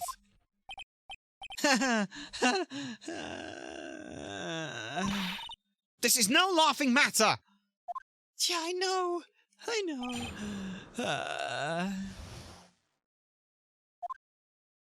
Well, we need to drag this out, so press every fucking statement. Here we go. And what time was this? I don't remember. The one ceremony ended around 8 p.m., right? And I went to Matt's rooms pretty soon after that, and then I came back. And then I went to the bathroom, and so I guess maybe it was around 8-10 p.m. by that time. You're not one for details, are you, Mr. Powers? Sorry.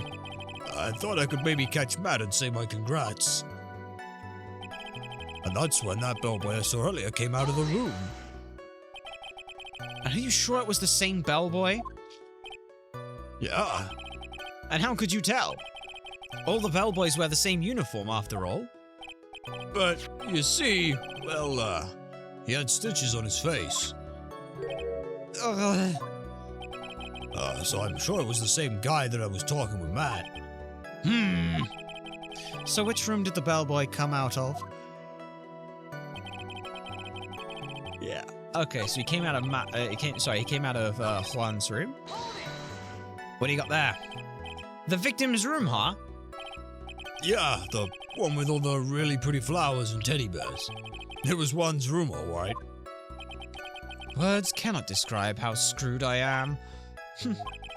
Let's continue with the testimony, shall we?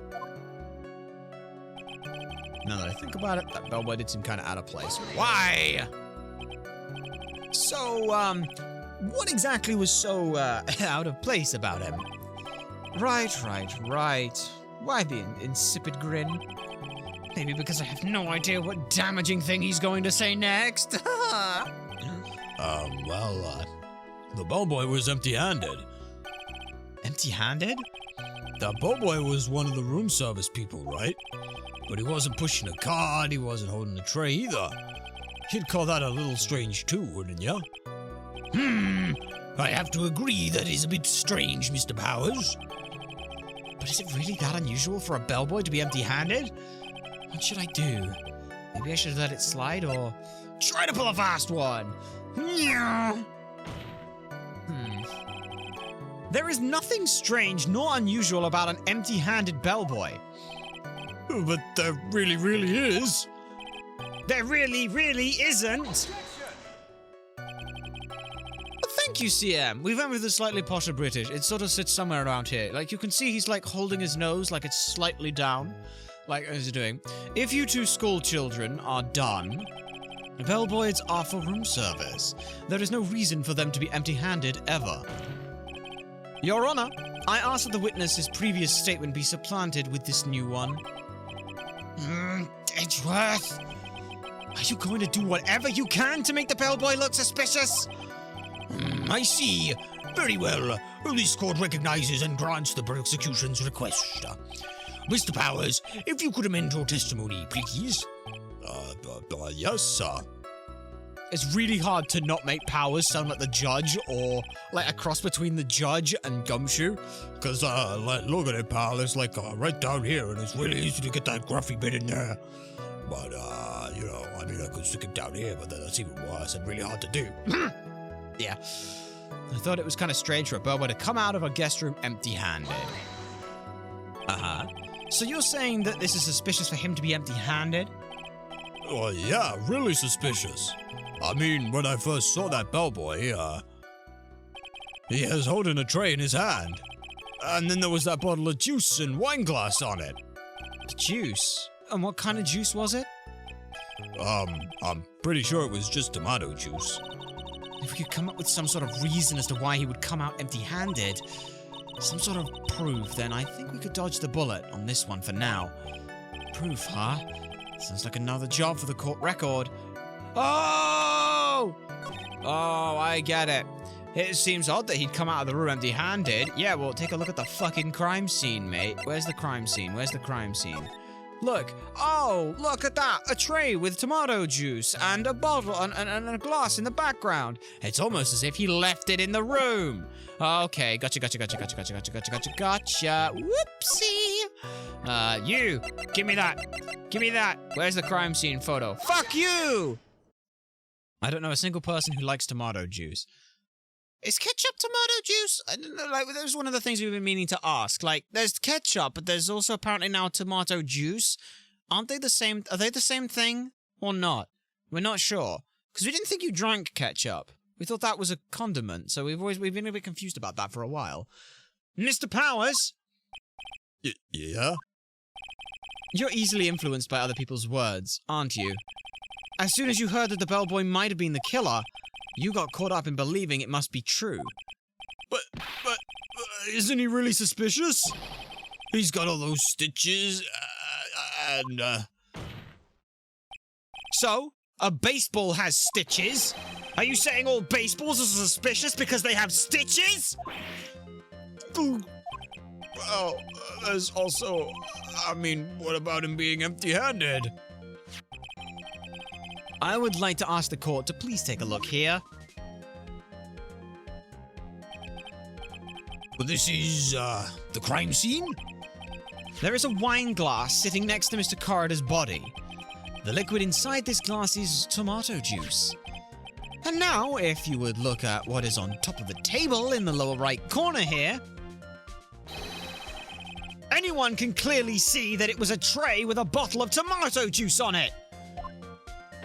Yeah, pretty much. I mean, we'll just poke.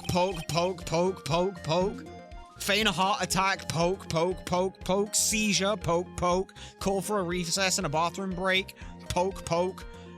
Gets shot in the shoulder by Shelley the Killer, so we have to postpone the trial for a day. Poke, poke, poke, poke.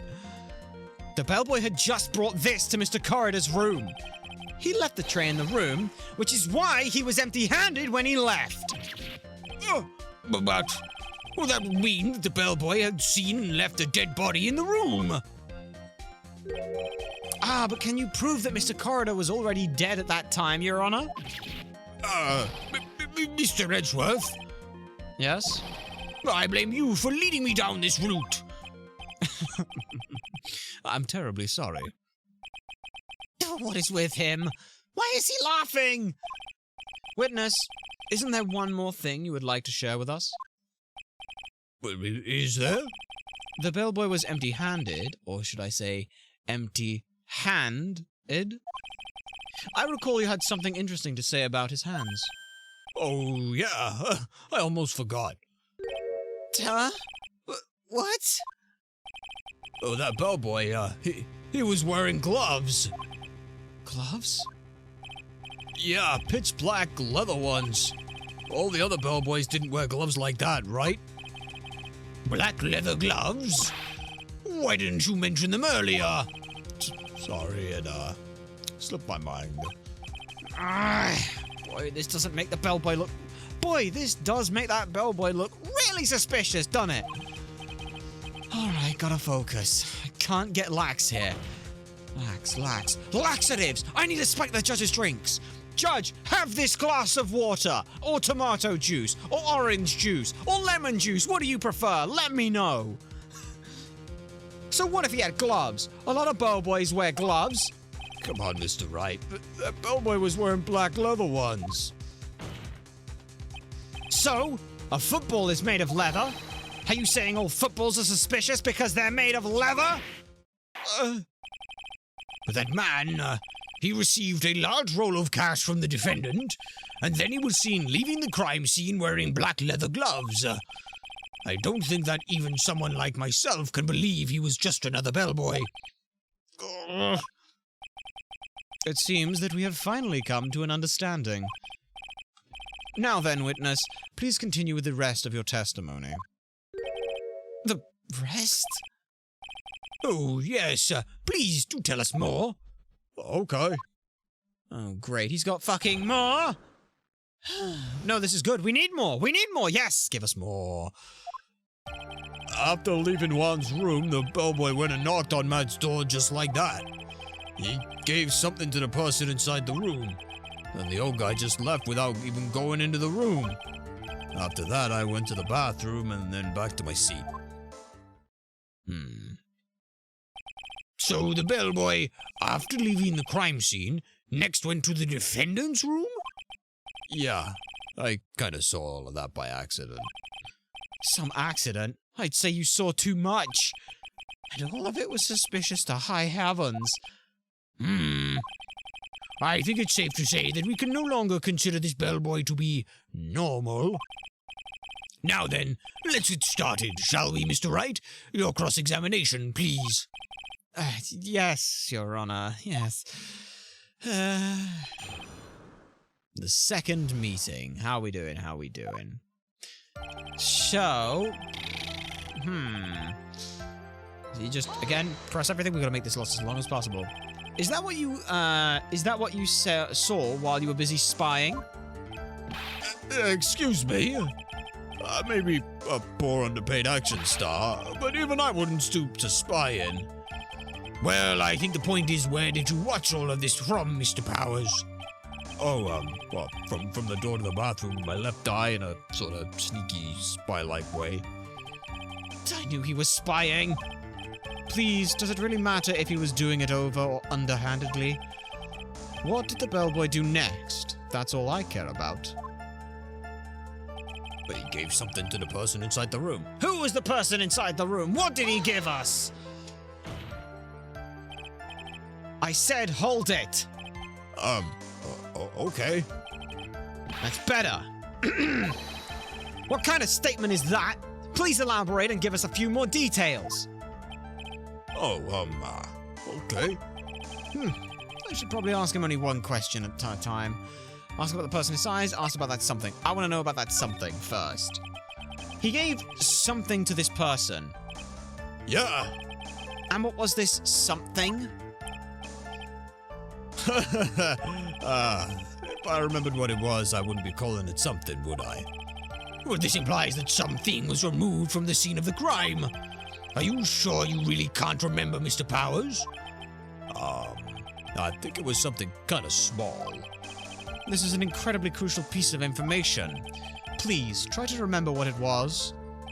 I'll try, In the meantime, let's talk of this another point, namely what the bellboy does next.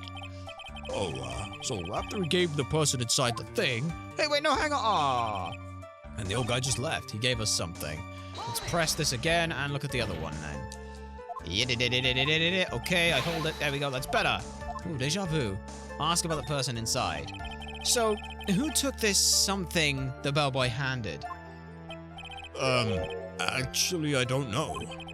What do you mean? I'm sorry, but I only saw the person's arm. Only an arm? Then you're saying you didn't see the person's face? Yeah, that's what it means by only an arm. If the face was on the arm, then yeah, you'd see it, but I didn't. I would like to summarize the testimony up to this point, if you don't mind. When the bellboy left the crime scene, he immediately went to the defendant's room. There, he handed a small item of some sort to the person inside. As for the person who received the item, all you could see was the person's arm. Yeah, it was just like that. Mr. Edgeworth, is this at all really important? Of course, Your Honor. I think this is of the utmost importance. This is when whatever was removed from the crime scene was handed over to the client. Mr. Powers, please try to remember what the bellboy was handing off. Well, let's see. I think it was, no, it wasn't that. If you remember, please add it to your testimony. Yes, if I saw it again, I could say for sure, but I think it was some sort of wooden statue. A statue? Yeah, it kind of looked like one, I guess. If I saw the actual thing again, I'd probably remember, you know? Looks like for this trial to proceed, I'm gonna have to come up with whatever this statue thing is and show it to him. You're gonna have to trust your instinct on this one and take a chance, Phoenix. Well, Mr. Powers, let's just continue with your testimony. What did the bellboy do after that? Hold it! Let's just present a little wooden statue. So what was this then? What was the point of that pregnant pause? Where did that objection come from? Well, speak up. It was me, Your Honor. What's the matter, Phoenix? I have a feeling that something bad is about to happen once I show this. Mr. Wright, if you have something to say, please spit it out. Yes, Your Honor. Okay, Phoenix. Deep breath. Mr. Powers, the something you saw. Was it this item? Oh, hey, that's it. That's the something. Well, Mr. Wright, you really figured it out. I recall we found this in Matt Guard's mansion. At the defendant's house? Yeah. Okay. What does this mean? It's simple, Your Honor. Shelley the killer assassinated one corridor in his room, and then stole this wooden bear from the scene of the crime. And that bear being found at Mr. Arngard's mansion would mean... It goes without saying, Your Honor. Mr. Matt Arngard is the killer's client. Well, order! I said order! Mr. Wright, this is a most unfortunate turn of events for you. Yeah, sure is, Your Honor. Sorry, Mia. Sorry, Mia. No, it's all right. Your judgment was sound. Actually, I figured the bear would come up. If not now, then it would have later on anyway. Even if you hadn't shown it to the court, I'm sure your friend Edgeworth would have. I almost forgot that he knew about it too. I think that it is clear that there is no need for us to continue this trial. I can't let this happen. I have to do something. There has to be something we've overlooked.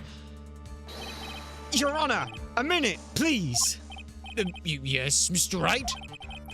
There are still a few points left that we have not fully explored. What are you trying to pull? Oh, well, we can't have that. All right. Well, Mr. Wright, what questionable point would you like to explore further? The bear itself.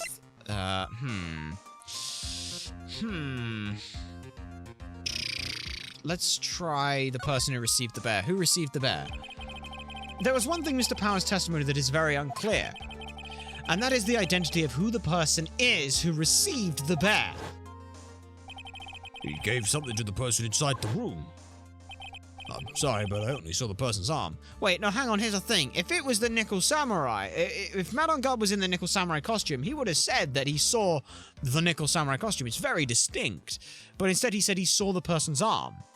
So if that's the case, he didn't give it to Matt on Guard. Something's fishy. As long as we don't know who it was that took the bear, we can't be sure of... Huh?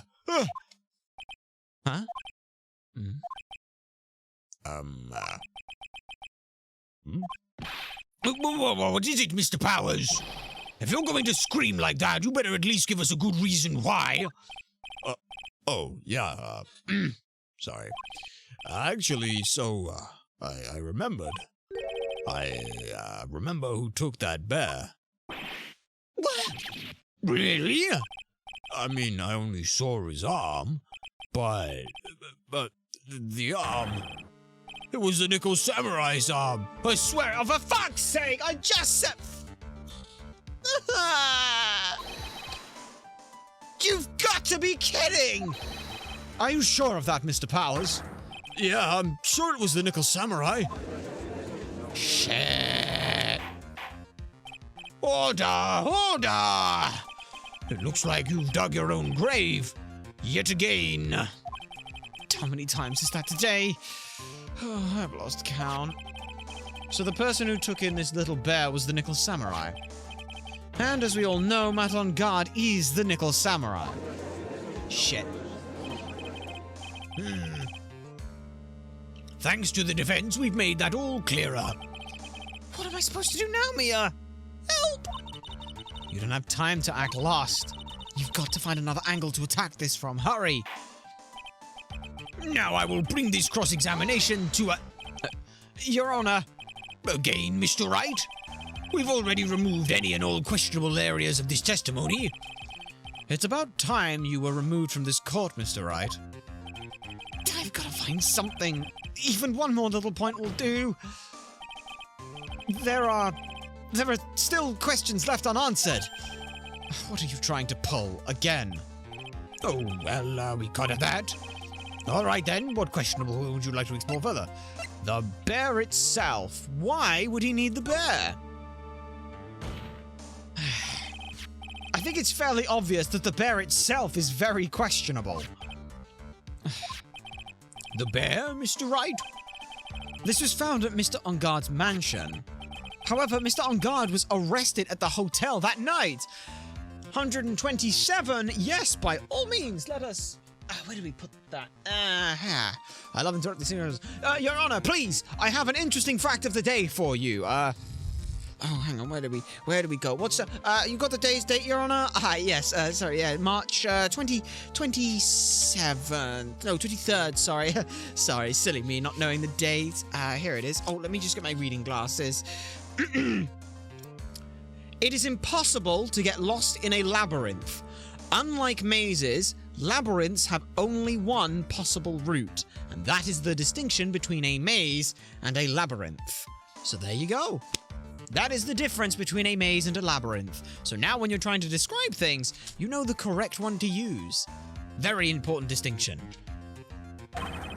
Which means that since the murder occurred, he has not had a chance to go home. Oh! I think Your Honor has already figured out what I'm trying to say. It is not possible that it was Mr. On Guard who took this bear to his mansion. Technically, I suppose, yeah. Why, that's very, very true. We didn't consider that point, Mr. Wright. There was no way, no way, time-wise, for the defendant to have taken this bear home. Phew. Oh, disaster averted, I think, for... Really? You haven't gotten the best of me yet, Mr. Wright. Huh? I remember it clear as day. Uh-oh. I remember what you muttered to yourself at On Guard's mansion. We have this area completely surrounded. Yes, we remember this. That butler, he was the killer all along. Oh, fuck. The killer and On Guard were working together, so to speak. And the killer was hiding at On Guard mansion as its butler. What a bold move that was. The bear figurine was brought back to On Guard mansion by the killer himself. When it looked like he was about to be arrested, On Guard had him do so. Because, I assume, because it would have been bad to have the police find it during the... Had the police found it. It would have been bad had the police found it during their investigation.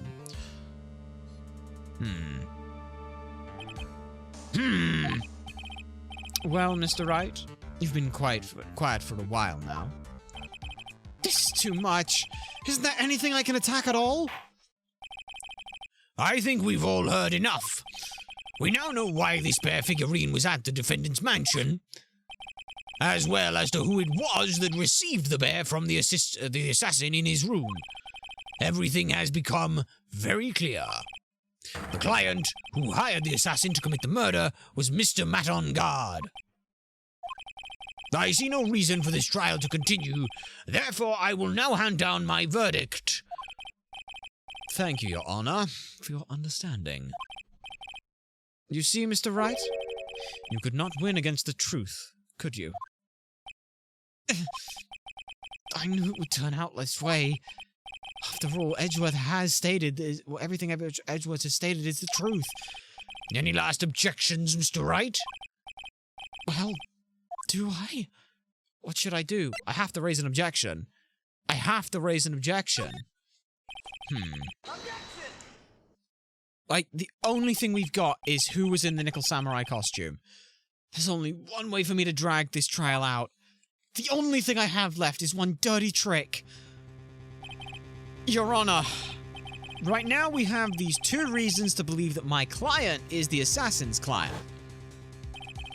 Reason number one is he accepted the bear figurine from the assassin.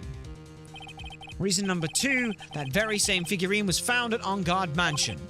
However, it's possible this is all the work of a certain other person. What are you saying?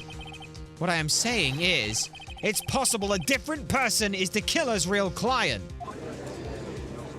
Shit, yeah, we've got to do this. The real client? It's got to be Adrian Andrews. Like, we know she put on the costume. We know there was access to one in the other room. We know all of this happened. Like, we have to just go from it from that side of things. Yes. This is is this all that you have? Yes. Huh. Huh? Now then, Mr. Wright, let's hear your theory. Who do you say is the killer's real client and therefore the real murderer?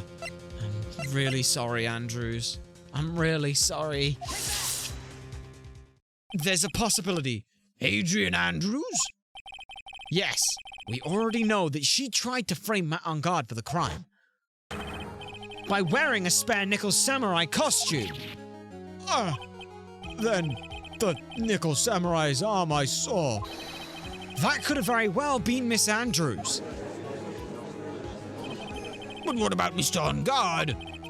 If you would please recall yesterday's testimony, the defendant was taking a nap during the break period.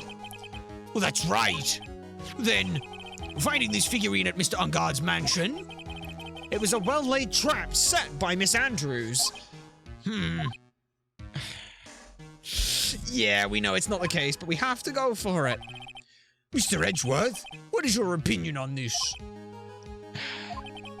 I can't even begin to count the flaws in the defense's logic, besides which there is no evidence to support it. However, I can't fully discount its possibility either. Yeah, Edgeworth has to go on with this. Edgeworth knows why we're doing this, so he has to let this happen. I can't believe the defense would go so far as to pin the guilt on someone else. Yeah, it's unbelievable. It's not something petty. It's murder of all things. This is to save Maya. This is to save Maya. Even if the whole world turns against me, this is one fight I can't give up on. Order! Order! Order! All disruptive parties will be forced to leave the courtroom. Your Honor? For the benefit of the defense, I'm willing to play along with his what-if game. His what-if game, Mr. Edgeworth? The prosecution is prepared to challenge the defense's theory. Mr. Wright, even you must have thought it strange and wondered, why would the criminal want this little wooden bear? He's right. The killer did specially bring this bear to on guard right away. And why do you ask? Is there something special about it? Absolutely. And I'm sure that once the court knows its significance, the true killer's identity will become crystal clear. Your Honor, the prosecution calls upon a witness who will clear all doubts against Miss Andrews. And who would that be? Well, it's quite simple, Your Honor. Miss Adrian Andrews herself. Okay, this works in our favor. I see. Well then, the court will take a short 10-minute recess. The prosecution will prepare its witness in that time. Yes, Your Honor. May we make that 15 minutes, as the defendant is still being held in custody and maybe being questioned as we speak. We will have to go through proper proceedings. Buy me some more time, Edgeworth, you bastard! More time, Edgeworth! Give me more time! Please! Oh my goodness. We spent 2 hours! Literally only 2 hours getting through that. Fucking hell.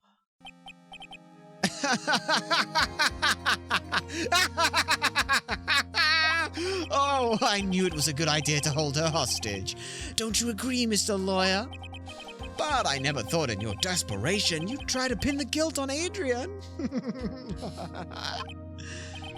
I swear this demon will pay. Mr. Nick! Yeah, excuse me, but my client is delirious right now. He's practicing for a role as an evil villain. He's method acting. Pearls, where's Maya? I don't know. A really strong power suddenly called her away. Maya! A really strong power?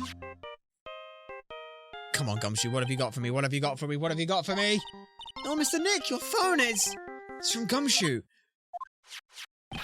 How's it going, pal? Have you been hanging in there, pal? Yeah, sort of. We just barely found something to latch onto. Well, that's good, pal. And what about you? Anything at all yet? Have you figured out where the killer and Maya are?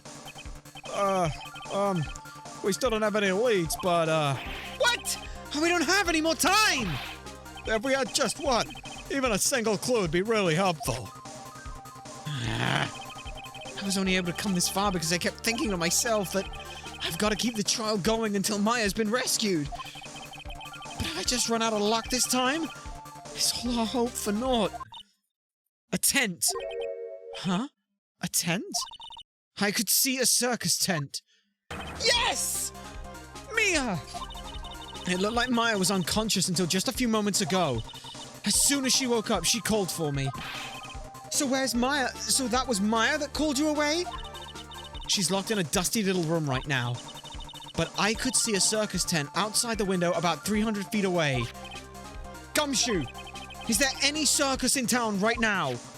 Please, please, please. Oh, there's only one, pal. It's the Very Big Circus. Maya is somewhere within 300-foot radius at the main tent. What? Okay, hold on a sec, pal. Hey, draw a circle on that map. About 300-foot radius on the main tent. Hurry! And I could see a mailbox under a window just outside. Gumshoe, there's also a mailbox. Okay, what else? Anything else, Mia? I'm sorry, but it was a very small window. I couldn't see anything else. felt like it was an old office building. Maybe the 3rd floor or so. I heard her. An office building, pal. Good luck. Good work, pal. Okay, just hang in there. Just a little longer, pal. Wish us luck. Good luck. I'll call you later. So don't you let your battery die, okay, pal?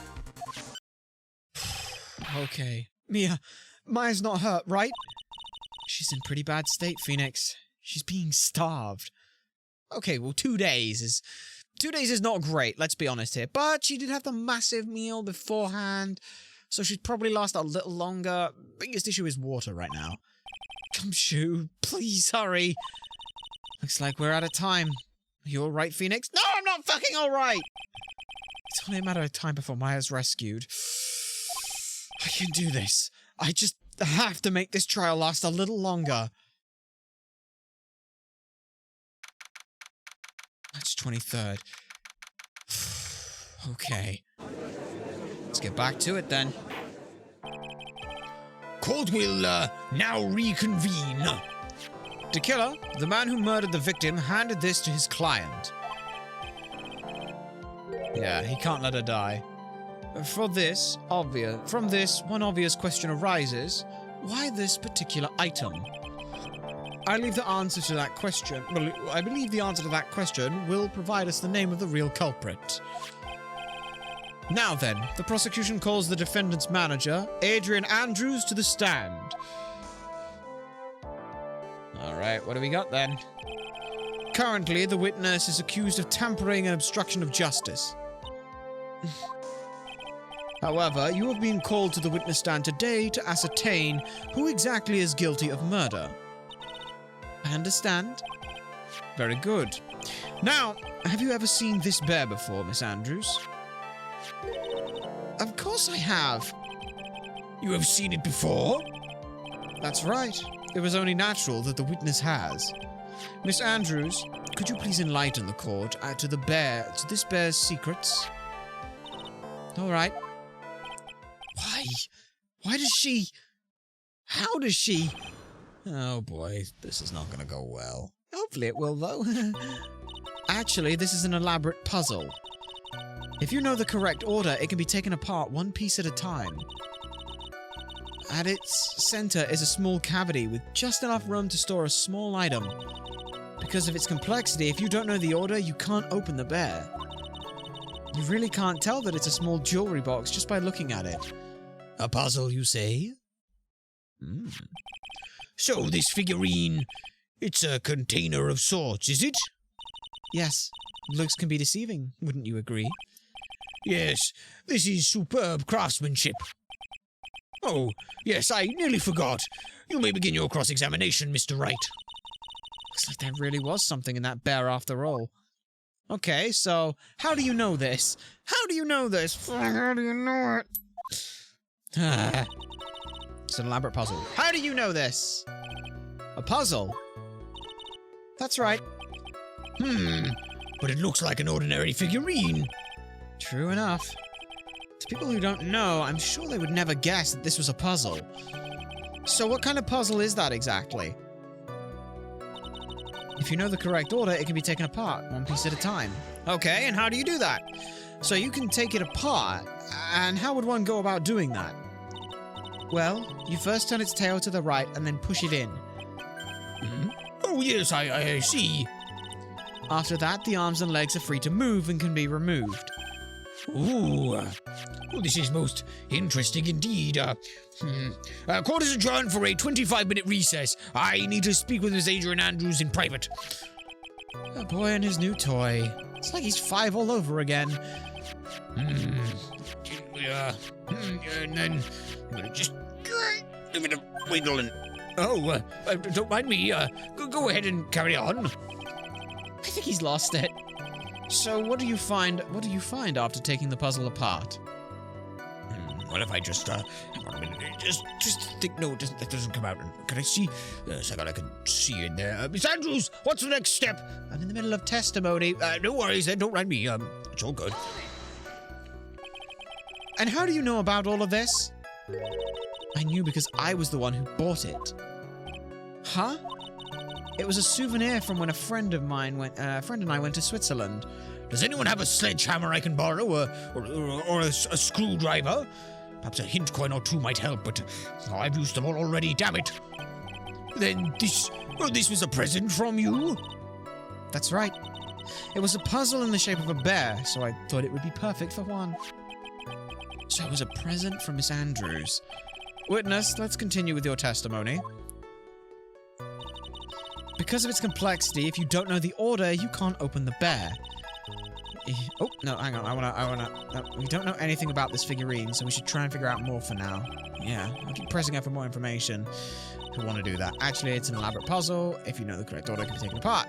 Its center is a small cavity with just enough room for a stall item. And how do you know? Oh yeah, we did this one. Just yeah, it could have helped us plenty of time. It is. Yes, we did this. So it was a present from Miss Andrews. Witness, let's continue with the testimony. Here we go. That's what we wanted to do. Because of this complexity, you don't know that you can't order it. Yeah. So who exactly knew how to solve this puzzle? Only the two of us, Juan and myself. It was a souvenir from Switzerland, so I doubt there are many people with the same bear in this country. But this looks like it can be easily broken. Especially if someone wanted to get at what's inside, you little shit of a bear! Well, it is a toy, but it can never be the same once it's been broken. Oh no! What have I done to you, Teddy? Oh no! You can't really tell that it's a jewelry box because it's yeah. You can't really tell it's a small jewelry box. He's just there with this gavel, about to hit it with a gavel. You could just see him there raising the gavel, putting it on the on the little pedestal where the gavel hits. He's like, yes, well, sacrifices have to be made. Who else knew that this bear is actually a small container or a jewelry box? I never told anyone. And as long as Juan never told anyone either, then only the two of us knew. The two of you, huh? Then of course that means Mr. On Guard didn't know, right? I think that's about all I'm gonna get at for now.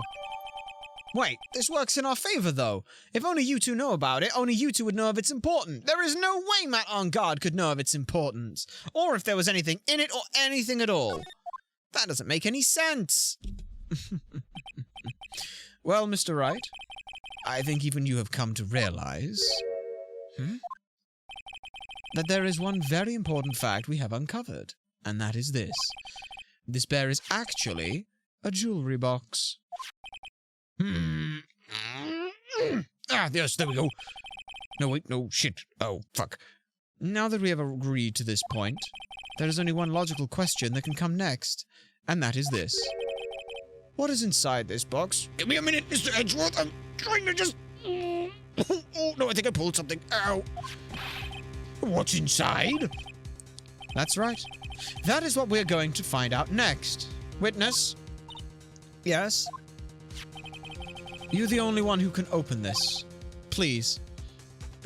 Please. Actually, I think I'm getting somewhere with this. Give me a few minutes with this.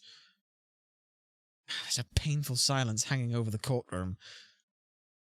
All eyes are on Miss Andrews, now as she solves the puzzle and takes the bear apart. Ah, yes, I was about to do that, yes. I've opened it.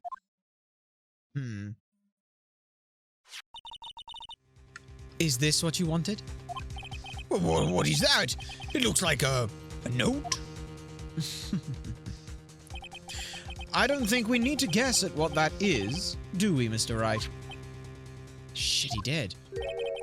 It's the suicide note. The suicide note? The suicide note left by Juan Corrida's former manager, Celeste Inpax. Until now, no one knew of its whereabouts, but just as we suspected, it was hidden. Hidden by the victim, Juan Corrida himself. It seems Celeste Inpax had very beautiful handwriting, and she was just as beautifully signed her own name on this document. This is most definitely the note that she left right before she committed suicide. I mean, here's the thing. Juan Corrida, here's the thing, Juan couldn't also use the suicide note because, it implicated him in the reason she committed as well, Like, he needed that thing gone just as badly as the other did. Order! Witness, did you know about this? Yes, I did. I heard all about it from Juan. When I discovered his body, I looked for that bear. I wanted to destroy the note before it became public. But I couldn't find it anywhere. Because it had already been taken by the killer. Everything is going at Mr. Edgeworth's pace. So now that the suicide note has been found, what's the next logical question? What is written on the note? That's right. At least that's what I would think. Now then, I believe it's only appropriate that the contents of this note be made known. I can't stop you, can I? I went through so much trouble just to get my hands on that. And I was going to burn it, for her sake. I'm deeply sorry, but I can't allow you to persuade me to stop. Your Honor, if you could please read the contents of the note aloud. Very well. Oh boy. The judge's voice rang out loud and clear through the deathly silence courtroom. In her note, Celeste Impact left us a record of all that had happened to her. About being used and then thrown away by On Guard. About being engaged to Corridor and On Guard's role in destroying that. And about how she decided, in her despair, to end it all.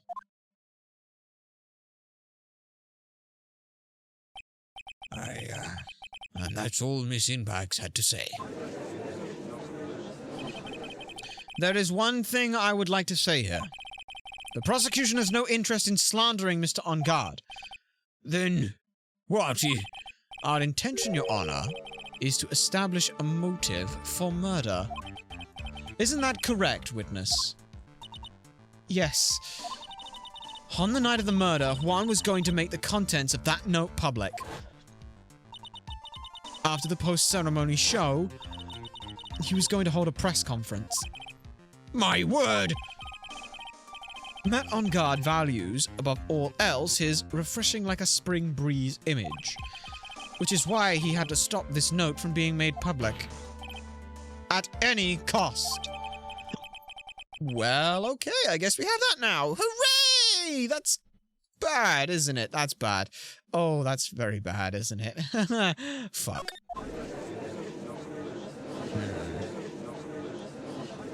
It's Edgeworth's fault that woman killed. It's On Guard's fault that he killed herself. And this time he went so far as to kill someone who would just stop him revealing that. How terrible. What a selfish person. I guess there's slimeball lawyers out there who will defend even these creeps too. There is no room for doubt here. Mr. DeKeller's client's goal was to obtain this suicide's note.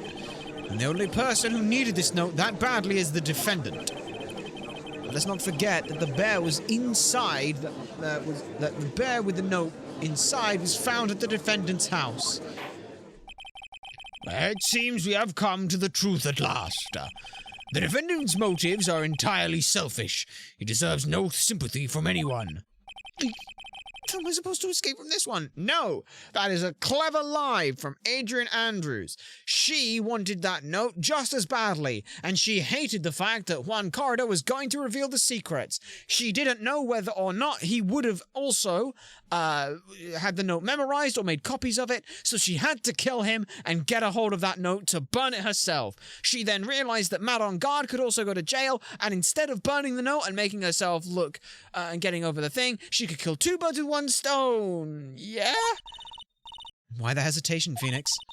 Gumshoe hasn't called yet, so you know what you must do. I know. I have to carry on and buy him some time. Okay, there are two deadly pieces of evidence. The figurine and the suicide note. Maybe somehow I can find some way out of this situation through one of those? The gavel is already in the judge's hand, Phoenix. Hurry! Suicide note or the figurine? Which one of these should I pursue? The suicide note. We've just come to light. We need to test it for fingerprints, for handwriting analysis, anything. We don't know whose note this is. It could have been planted there. Please wait, Your Honor. Oh, man. Look at that lawyer. He's still going at it. It's like he doesn't care that he's trying to get a killer off the hook. I think Your Honor believes that Matt On Guard killed in order to obtain this note. Yes, that is correct. But that seems a little strange. In fact, I think there is a contradiction here. Hmm? This note was hidden by Mr. Corridor until the night of the murder. If that is the case, I say that Matt on guard could not have known that it was written on this, what was written on this note. Oh? I didn't think of it that way. Exactly. But I did think of it that way, and I thought of it was rather strange. No one in their right mind would kill for a note without first knowing what it said. Order! Order! Order! You make a valid point, Mr. Wright. Mr. Edgeworth, what is your opinion? It's just a flash, but I did think I did rather well on that one.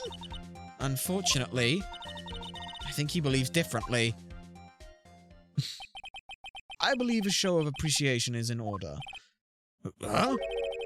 The defense seems to be in love with wishing more despair upon itself. Huh?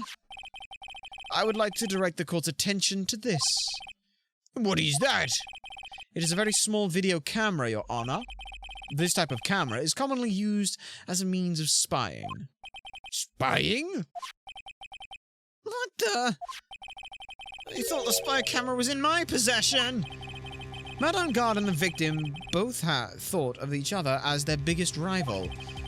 They went so far as to use this type of item to find each other's weakness. And? The victim one Corridor was being spied on. His personal life was being watched by none other than Matt on Guard. Order! Order!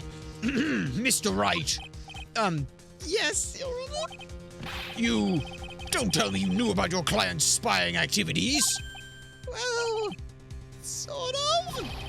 Sort of is not an acceptable answer, Mr. Wright. I see you are confused, Mr. Wright. You're probably thinking, but I have that camera that was in the stuffed bear's eye. But this camera that I have is not that same one. Last night I searched the victim's house on a hunch. Using this Gumshoe's bug sweeper? By the way, Mr. Wright, the defendant's fingerprints were found on this camera. Matt on Guard's fingerprints were there? Well, of course they would be. It's his house. Maybe it was a security camera that he was using. Well, Phoenix, looks like those cameras were hidden all over the place, huh? What am I supposed to say to that evidence? I think this is the end. It's fairly obvious that Master on Guard learned of the suicide note through this means. He was watching the victim all along. He's got me good this time. I don't have anything to counter that. It's a security measure, Phoenix! Come on! Hey. Now what is that lawyer thinking? Mommy? Shh, shut the fuck up, kid. Don't look at him. Phoenix. Yes, Chief? Sunshine! Salutations! Things are going really fucking badly. Man on Guard is basically a catchy, and, yeah, he had to kill her! Fuck! Have you figured out what we're gonna do next? What I'm gonna do next? Cry? Does running away like a frightened child work? He's basically like a catchy. Yeah, he is. I know it seems like Mr. Edgeworth is very close to putting the lid on this case, but in his eagerness to prove his point, he forgot one very important thing. That is... Well, what is it, Mia? There's one piece of evidence that he really should investigate. Something he should investigate. I would really hate to see the good prosecutor get scolded for not remembering to look into the item when he had the chance. Why are you speaking in riddles all of a sudden? All right, I think it's time we finally understand everything.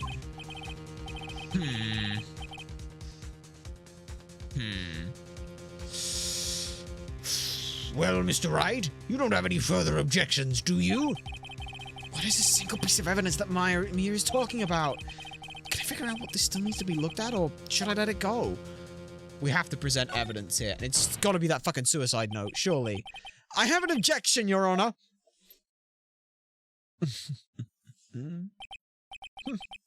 That was about the weakest objection I've ever heard, Mr. Wright. Your Honor, the defense has no intention of letting this go so easily. It's good to have the ghost of your ex-boss. Yeah, useful. You are beginning to sound desperate. That's just your imagination, Your Honor. Mr. Edgeworth, this is not like you at all. In your eagerness to prove your point, you've forgotten one very important thing. Hey, isn't that what I just said? Shh. So, you're telling me that I forgot something? You're so close, Mr. Edgeworth. But there's something that you really should examine about this piece of evidence. We've only just now noticed this suicide note. Can we confirm that it is Celeste's suicide note? Can we 100% confirm that it is her note? It's gotta be that. That is Miss Impact's suicide note, right? Who knows? I mean, sure, this suicide note was found inside this bear, but this bear was in my possession until only a few moments ago. Which means the handwriting on this suicide note has yet to be analyzed. Oh, So, as to whether this pivotal piece of evidence really was written by Miss Impacts or not, that has yet to be even remotely confirmed. Please give us an hour to do this. Mr. Wright, You can't seriously be suggesting, Mr. Wright. Are you saying this suicide note is a fake? Miss Andrews, you were the one who tried to pin this murder on Mr. On Guard. Who's to say you didn't create a fake suicide note and put it into this bear? How dare you! Your Honor, the defense is indiscriminately accusing the witness again.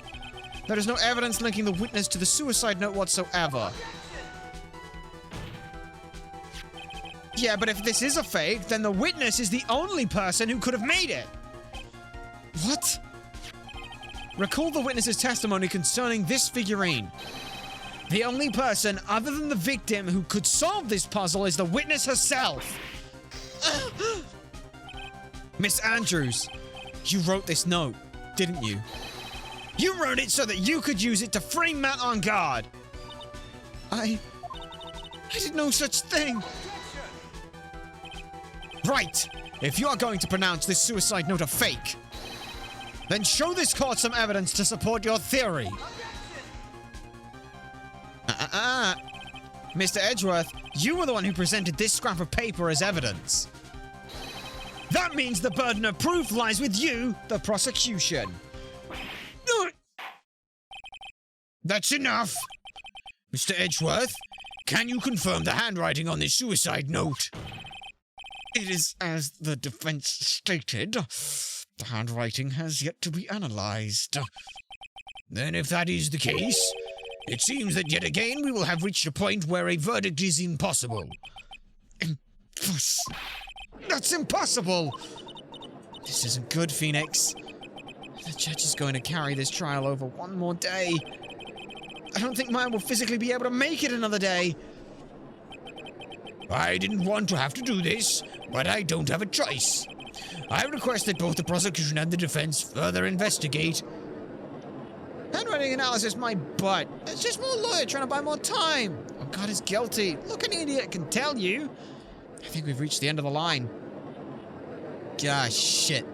The gallery is just chanting guilty now. Oh, shit. This is bad. Oh, shit. Gumshoe? Gumshoe. Gumshoe. Gumshoe. Oh, what is that sound? It's Gumshoe. Hello? Gumshoe? What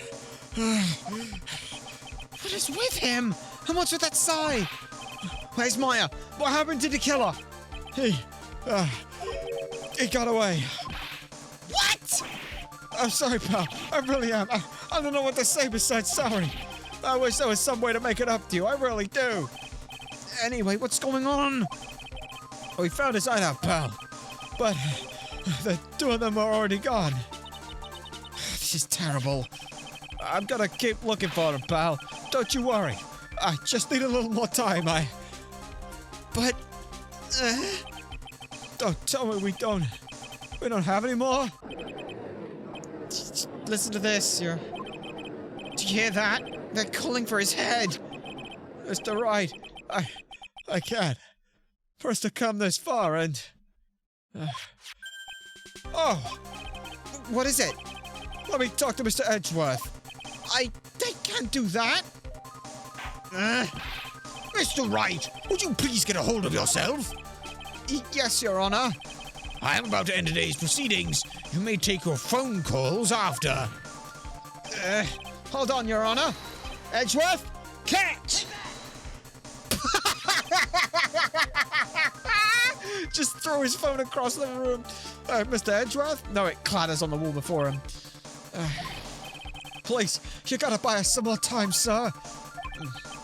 Court is in session. Edgeworth, you little shit. Court is in session. I'm sorry, Your Honor. You were saying... Mr. Wright, this is a court of law. I'm sorry, Your Honor, but... I am reluctant to do this, however.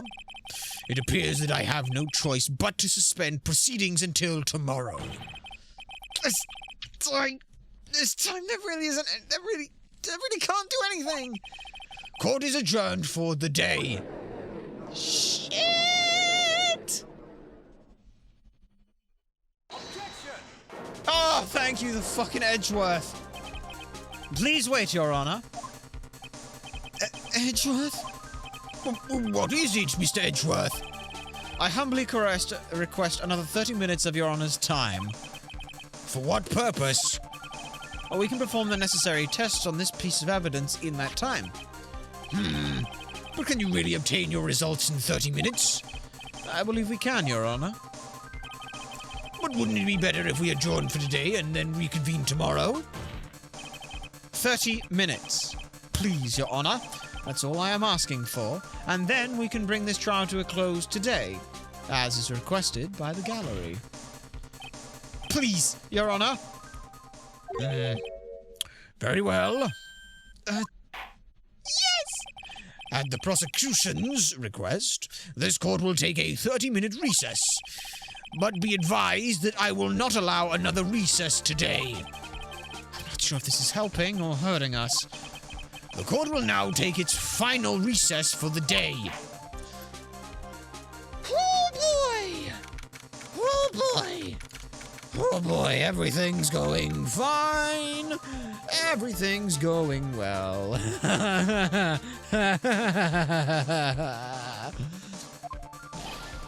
Right, well, what is going on with Maya's situation? Tequila, it looks like he got away again. 30 minutes? We can't find her in that time. Ugh.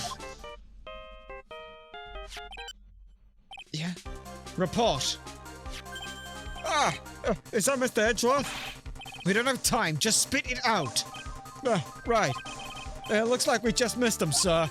But the killer left a few things behind by accident in his rush to get away. A few things? Can we use any of them as evidence? I thought you'd ask, pal. I got the things he left with me right now, and I'm on my way over. Really? That's odd. Any items like that are usually sent to the crime lab first. We didn't have time to wait for those guys, sir. When those guys weren't looking, I swept the stuff and ran. What? Well, I'm not a detective anymore, so I had to. I'm really sorry, sir, but I gotta put the law on hold for now. Sounds bad. Hope he doesn't get in too much trouble over this. With my Hunger Junk car, I'd be there in, 20 minutes, sir. Don't worry, I'll be there. Just wait for me. All right. Just get here in one piece. I'm on a mission, and no one can stop me now, sir. No one! I'm pulling out all the stops and running every red light. Gumshoe, no! Items left by the murderer, huh? Maybe there's something among them that will be decisive enough to end this?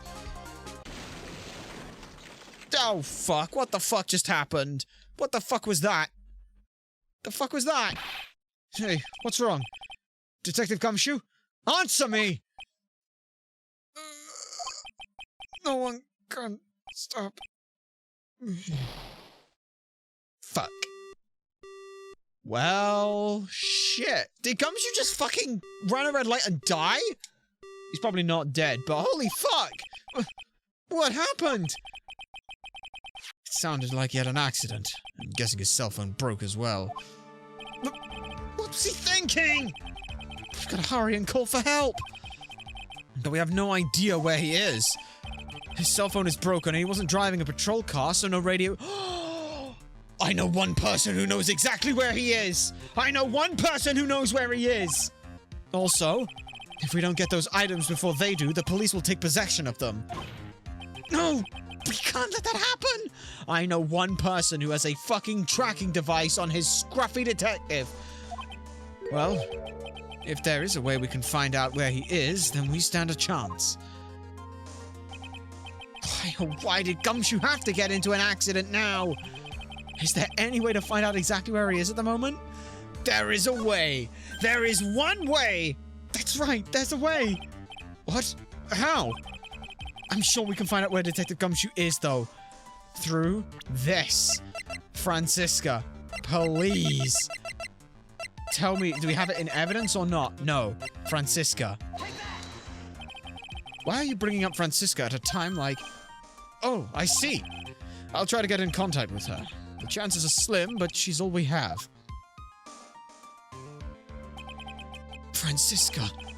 Will she even want to help us? Edgeworth. What is it?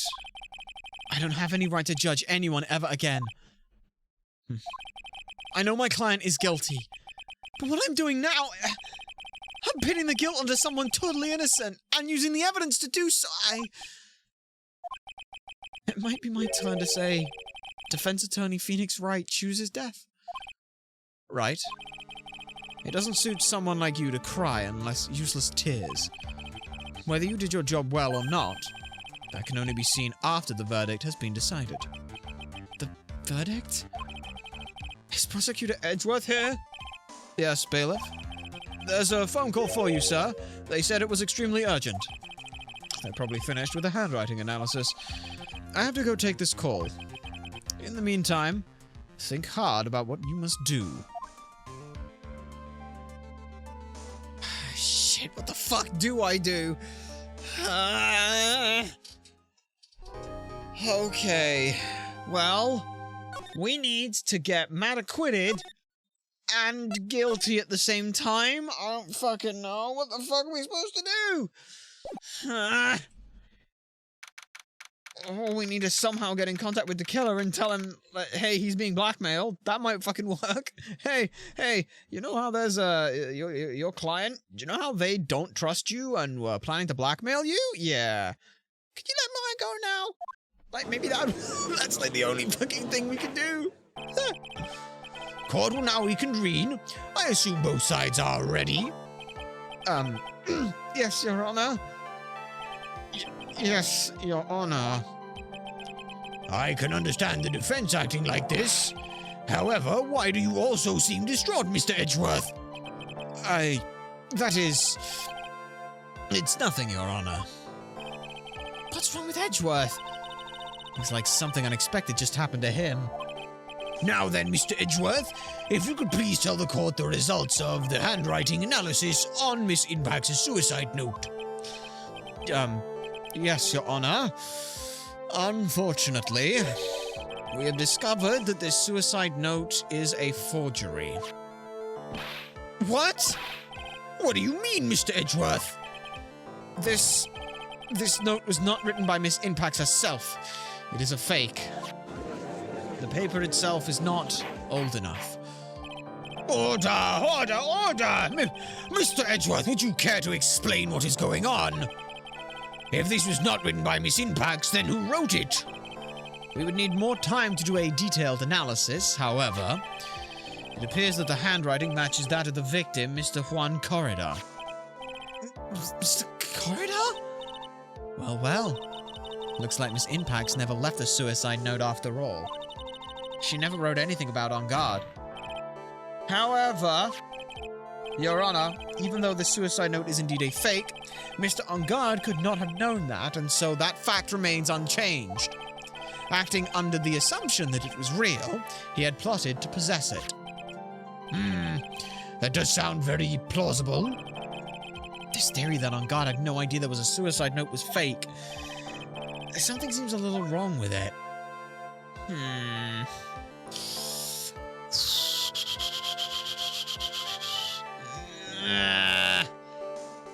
No.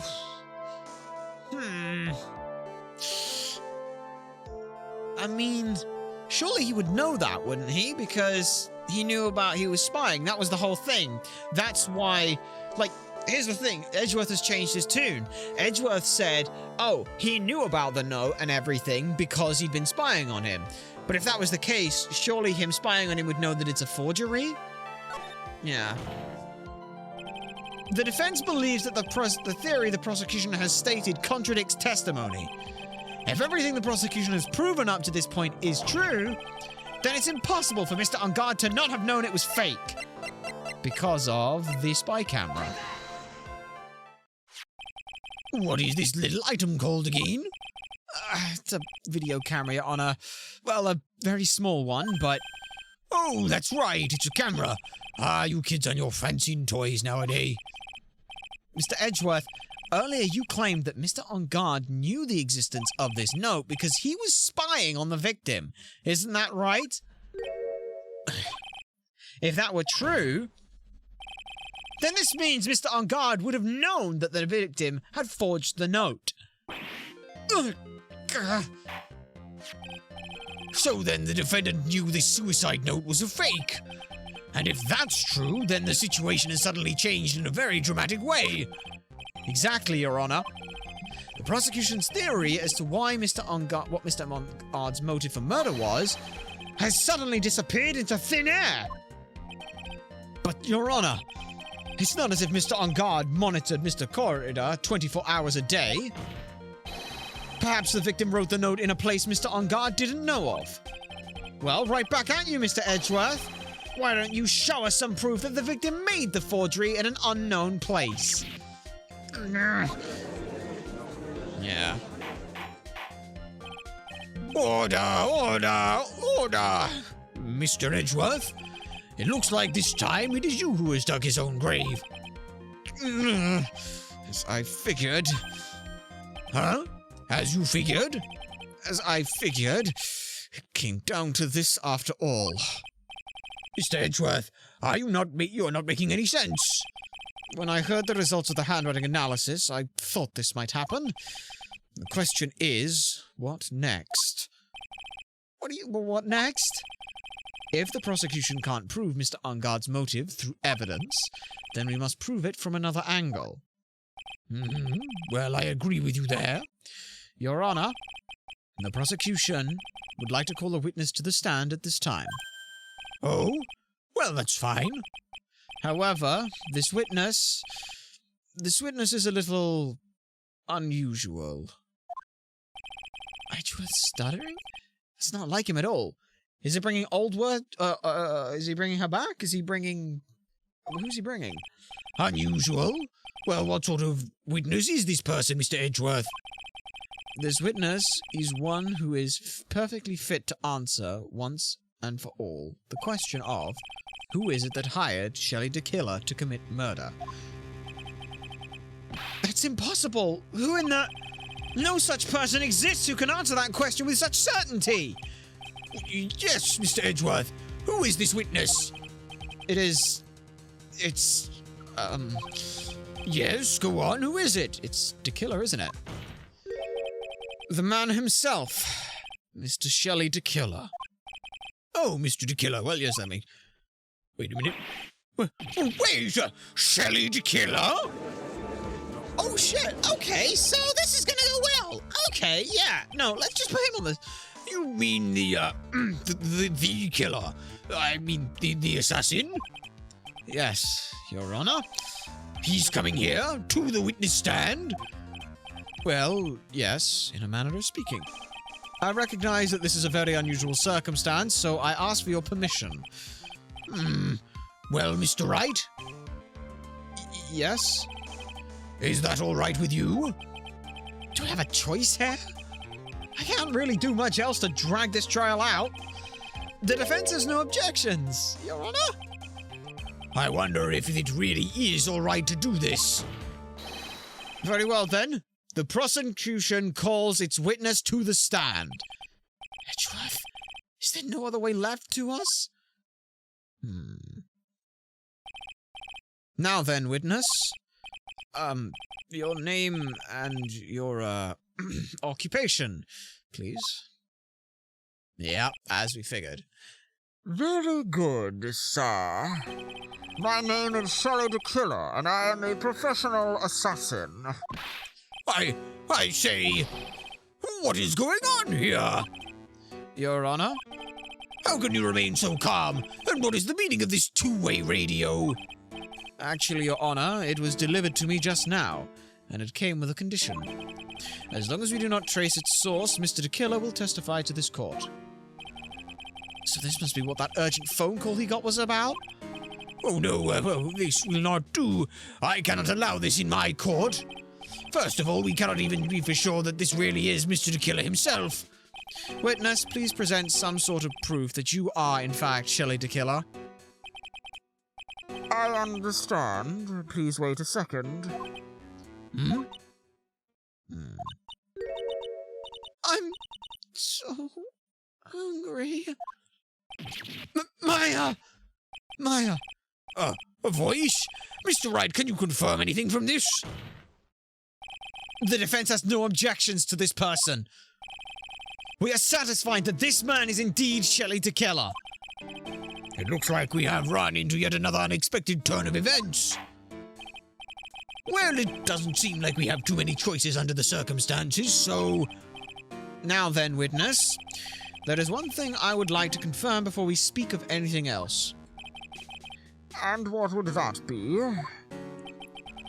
At the request of a client, you killed Mr. Juan Corridor. Is that correct? It is as you say. I did indeed kill Mr. Corridor.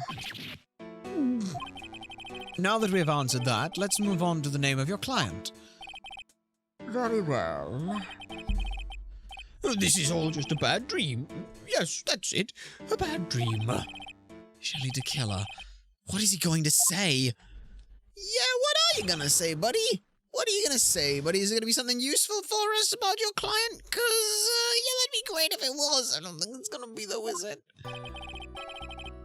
There is something I must first state. To an assassin, nothing is more important than the trust between a client and himself. And that is the reason I am here today on this witness stand. It is my wish that you grasp this concept before I give the name of my client. Okay. Well, see, here's the thing, buddy. I'm very happy that you said, to an assassin, nothing is more important than the trust between a client and himself. Because your client doesn't fucking trust you in the slightest. Mr. the Killer seems to be a very clever man. I'd almost say he seems to be mocking us. While he may appear to be our enemy, Your Honor, Mr. the Killer is only stating the truth. He is no hypocrite. He has always stood by this one belief. You mean about the trust between his clients and himself thing? It seems to be a level of trust what beyond people like me can comprehend. Well, Mr. Wright, are you ready to cross-examine the witness? Yes, Your Honor. There's no way to know what's coming next, so stay cool and collected, Phoenix. I mean, here's the thing. Because of his client, he would actively say that it was, here's the thing. He would say, because he's trusting his client, and because he's always prepared to make sure that his clients don't get traced back to him, he should technically at this point say that it is Matt on Guard is his client. And the reason is because he would want us to say, well, if he would protect his client at all costs, he would never say that Matt on Guard was his client. So then we can bat and forth this back for fucking ever. Like we can't determine whether he's lying or not. That is something I must first state. Yes, I'm just going to press on everything. can we hear anything you have to say later? Can you please just tell us your clients? I don't think you understand your place, Mr. Attorney. I said this is something that I must first state. Do you know what the word first means? Sorry. Go on. Well, it appears this is one witness you can't badger, Mr. Wright. That's only because you don't know about Maya's situation. To an assassin, nothing is... Yeah, let's press this. I want to dig into this one a lot. The trust between you and your client... I provide my services in a fast and efficient manner. In exchange, I trust that my clients are discreet about me and my identity. If too many people knew my face, it would become quite troublesome. And that is why you're testifying in this manner? This is the first time one of my clients has ever been accused of murder. I must preserve the killer name so my clients can trust me. But couldn't someone stab you in the back or break your trust? It has never happened before, but if it ever did... Yes? That person wouldn't be my client for very long. They would certainly... That's enough. Please, no more. Oh, I know where we're going with this. Very well. This was only a hypothetical anyway. Alright then. And that is the reason I am here today on this witness stand. Okay. That seems a little strange to me. I mean, you're about to tell us the name of your client. I would think that would be very bad for them. It does not matter to me.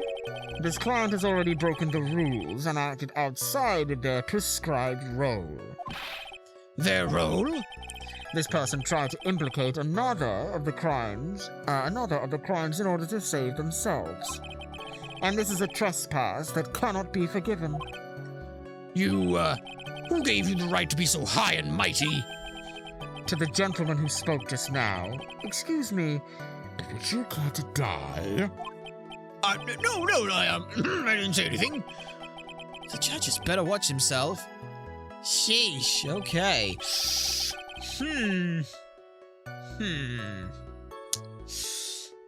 Okay, let's just press this all again then. We understand, so please tell us the name of your client. I'm afraid I cannot do that. I still have a few things I need to say before I do. You're maniacal. It's not good for your health to be so aggravated. You won't live very long if you let everything bother you. Somehow that coming from an assassin makes it less than comforting. I don't really care about all this extra fluff. Just tell us the name already. Patience. Try to calm down a little. It's important to try and understand his mindset. He seems very steadfast and closed, so you're gonna have to get to work to try. You're gonna have to work to try and get him to talk. I'm not his therapist, you know. Okay, there's something I must first state. To an assassin, nothing is more important than the trust between the client and himself. But wait, didn't you just say that that trust has been broken already? Yeah. The trust between you and your client. I provide my services in a fast and efficient manner. In exchange, I trust that my client... Yeah, we've already seen that. These are the roles and duties of the assassin and his client. I'm sorry, but I was wondering about something you just said. You said that your client had already broken the rules? A person who frames another is the worst kind of human. And that's why you feel you can betray this person? I have no trust relation with a client who can't trust another in their assigned role. Just my luck. An assassin with a conscience! Who would have figured, huh? Now then, everyone. Do you think you can understand my logic? This case just keeps getting better and better. Oh, I get what he's going at. He's getting at this whole trust thing, and he's going to say, because the fact that Miss Andrews tried to frame Matt on guard, that shouldn't happen. She hid the card. She tried to frame Matt. Everyone would know it was the killer who did it. That's his whole thing, isn't it? Shit. Fuck. Fuck. If you can't, then I'm afraid we can't proceed. Everyone understands your point, I think. Really. In that case, I believe I am prepared to disclose the information you seek. You have made it crystal clear that you value trust over all else. I believe we are ready. Excellent. And that is the reason I am here today on this witness stand. That seems a little strange to me.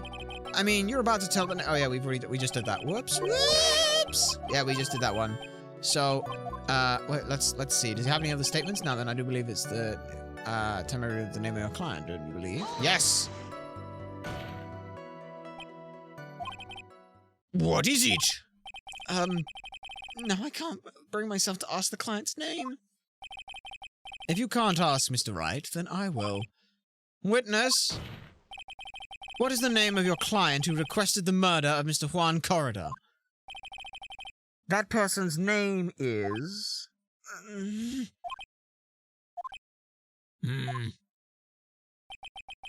Adrian Andrews. What? What? Witness!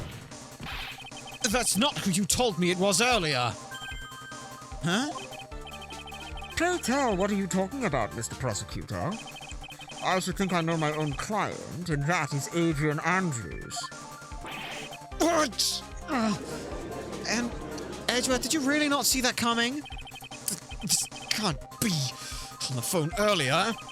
What's going on here? My guess is that Mr. DeKiller just stabbed Mr. Edgeworth in the back. Stabbed Edgeworth in the back? I'm sure in order to get an audience with this court, Mr. DeKiller told him a different name. Matt on guard, perhaps? I knew it. This is outrageous. I was deceived. This witness is telling a very serious lie. But you were the one who summoned this witness. No. Edgeworth is so smart. Edgeworth, come on, use the line that I came up with. Please. No, shit, but...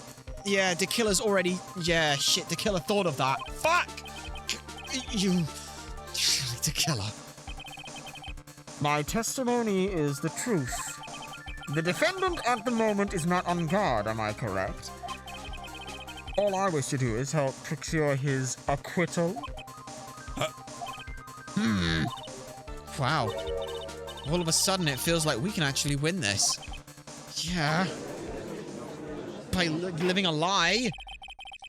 The prosecution has failed to provide a motive and has instead provided this suicide note, which is a forgery created by the victim.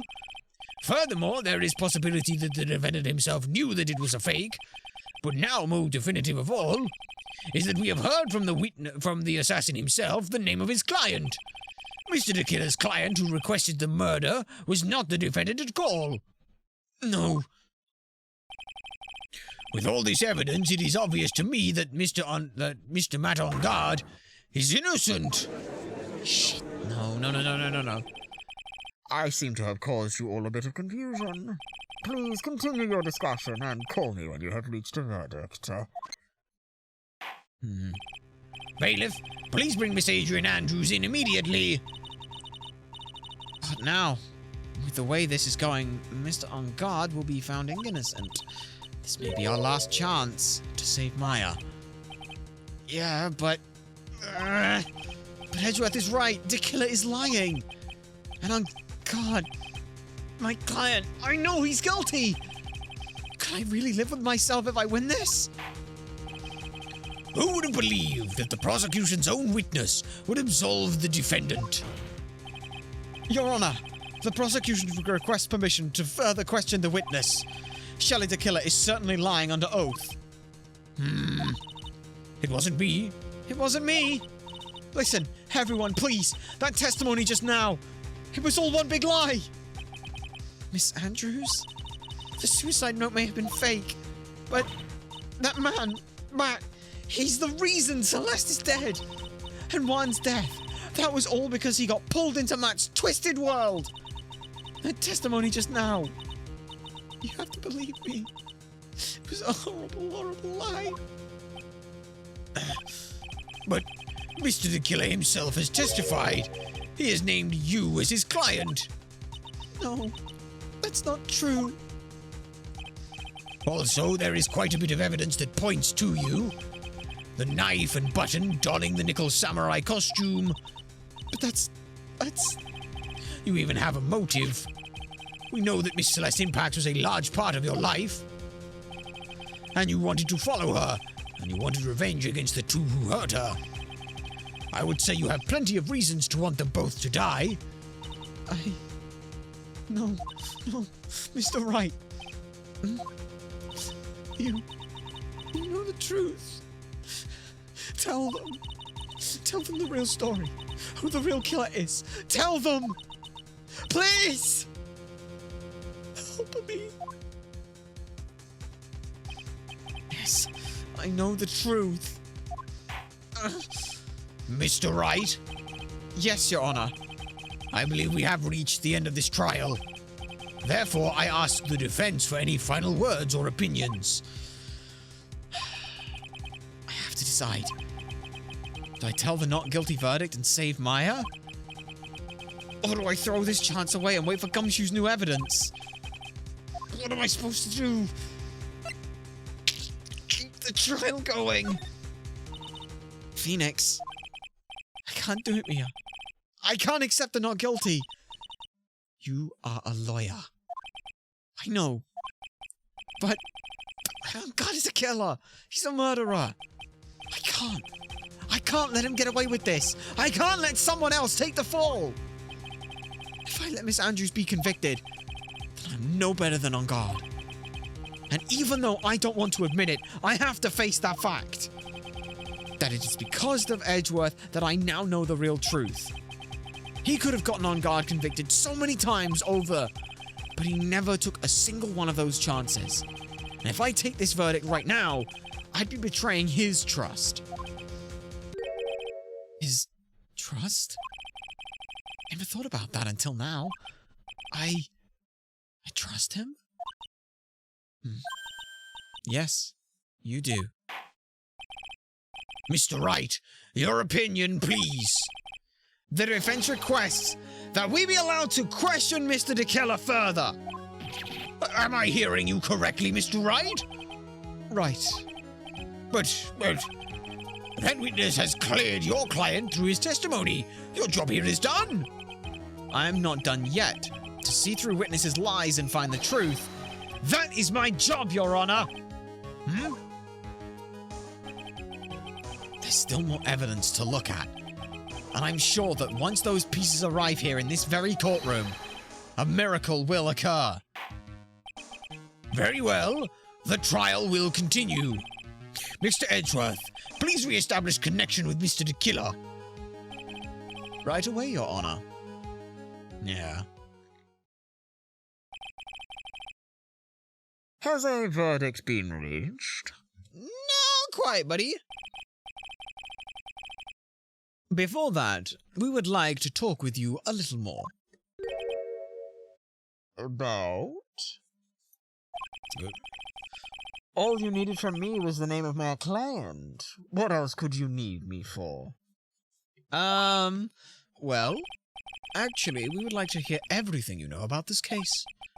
That is how things are usually done. What is he talking about? Usually done. But what shall we have him testify about now? Mr. DeKiller, if you don't mind, please testify more about your client in detail. You legal people and your procedures. Is it any wonder no one likes to go to court? Okay. What have we got then? As I have already stated quite a few times, Adrian Andrews is my client. However, one thing I simply cannot overlook is tampering with the scene of the crime. My client did it to frame another for the crime. While pretending to be the first person to discover the body and enter the scene, Adrian Andrews already knew from the very beginning that Juan Corridor was dead. But even more appalling is the creating and planting of the knife and button. That act is what I was referring to when I said my client had broken the rules.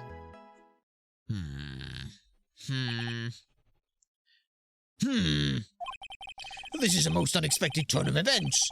For the 5th time now? However, this time everything has finally been revealed. Just a second, Your Honor. Yes, Mr. Edgeworth? We still have the cross-examination to do. But you don't need to question testimony like this. Do you, Mr. Wright? Your Honor, the defense will question the witness. As if I have a choice here.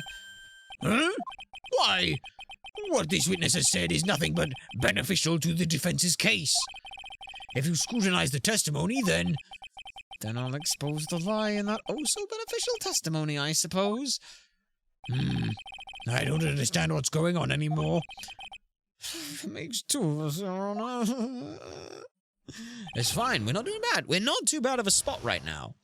Because here's the thing. Like, we can press all of this. The more we press, the more stuff we have. This is also, what is this? This is 7 statements or something? Like, if we counted it right. 1, 2, 3, 4, 5, 6, 7. Holy shit. Yeah, 7 bits here. Okay. Let's press it all, baby. What is it, Mr. Wright? If I press him the wrong way, it might raise suspicion on his end. But I have to do something to waste more time. Witness, about requesting a hit. Yes? How much is your fee? I see you are also quite a dark-hearted man, Mr. Attorney. Huh? If you would like to talk business, we can do so after the trial. No. I'm not thinking of hiring a... Mr. Wright! Yes? You want to kill me! You want me dead, don't you? What? Why would I think something like that, Your Honor? Guilty! Mr. Phoenix Wright, you are hereby declared guilty! Witness, let's continue.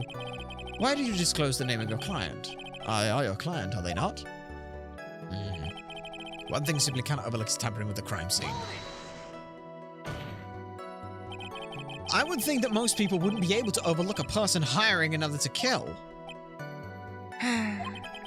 If I had a problem with such a thing, I wouldn't be very effective at my job. Yeah. Well, a change in occupation might do you. It might be good for you, you know? However, I will say this. Even though I am the one that does the deed, my clients are always the real guilty party. That goes without saying, Mr. DeKiller. And their fate is to live with the knowledge of their guilt on their shoulders. However, my client this time thought they could run away from their guilt. My client did it to frame, yeah.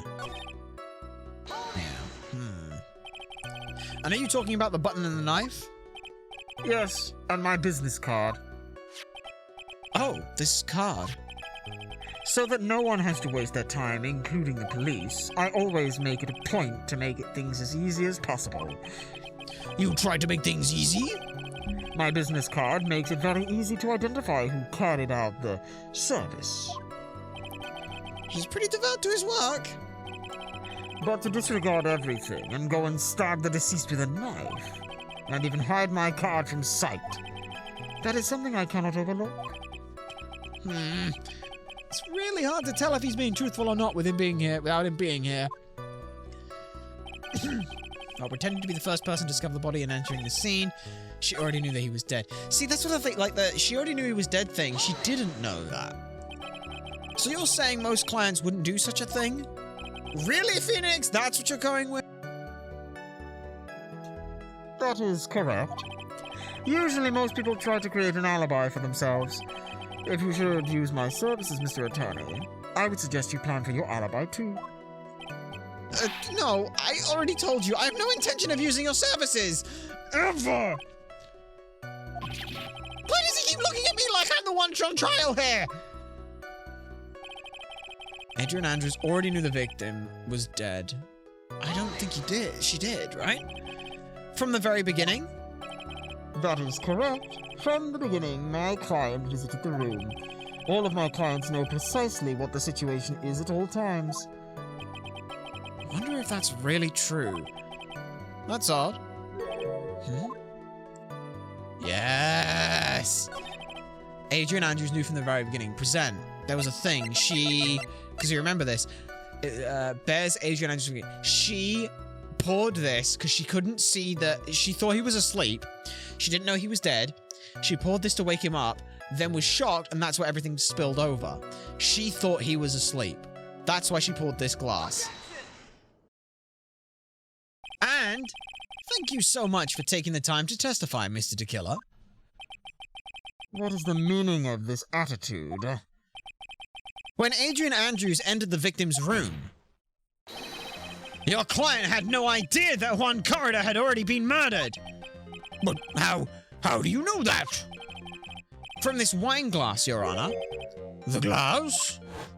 Yes. Mr. Tequila's supposed client thought Mr. Corrida had only fainted, which is why this glass of tomato juice was poured for the victim. But isn't that just a part of Miss Adrian Andrews' calculated plan? That is not possible, Your Honor. This glass bears the fingerprints of that person. Had this been planned, they would have never left their fingerprints behind. I see your point. Mr. Edgeworth, what is your opinion? Strangely enough, I had the exact same thought just now. Witness, how do you explain this strange phenomenon? Isn't it a waste of time to ask about such a minor detail? It's not a very important part anyway, correct? I'm afraid you are mistaken. If Adrian Andrews really is your client, as you claim, then your client should have all knowledge of Mr. Corrida's death. If not, then that can only mean that Miss Adrian Andrews was never your client at all.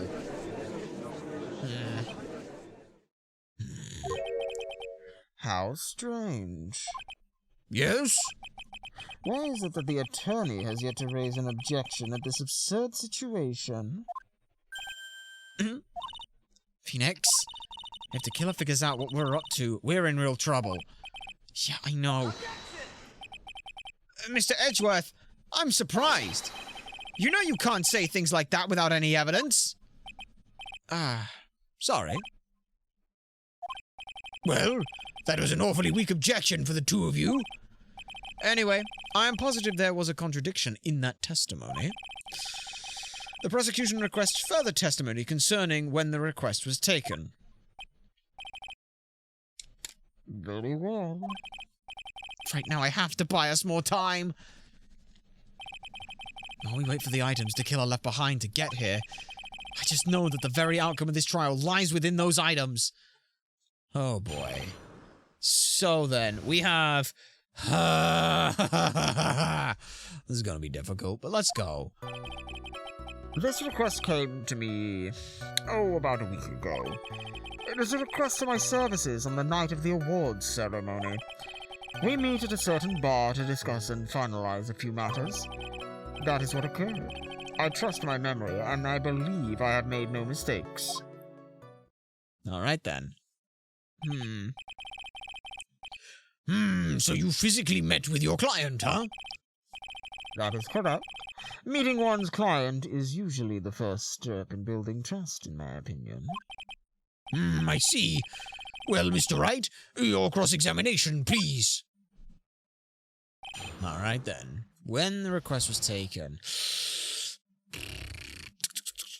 Okay. This request came to me about a week ago. 1 week ago? Are you sure? Yes, I'm quite sure.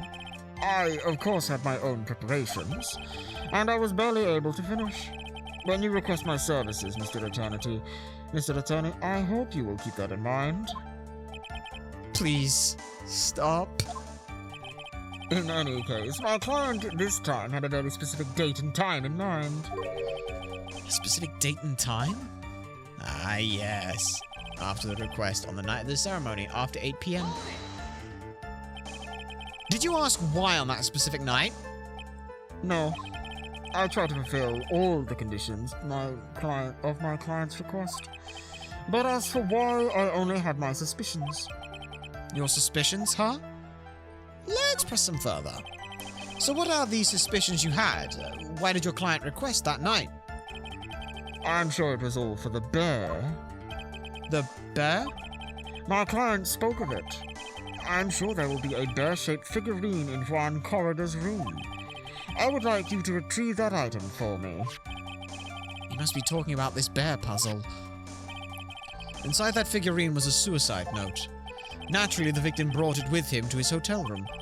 He was planning on publicly disclosing its contents at the press conference, after all.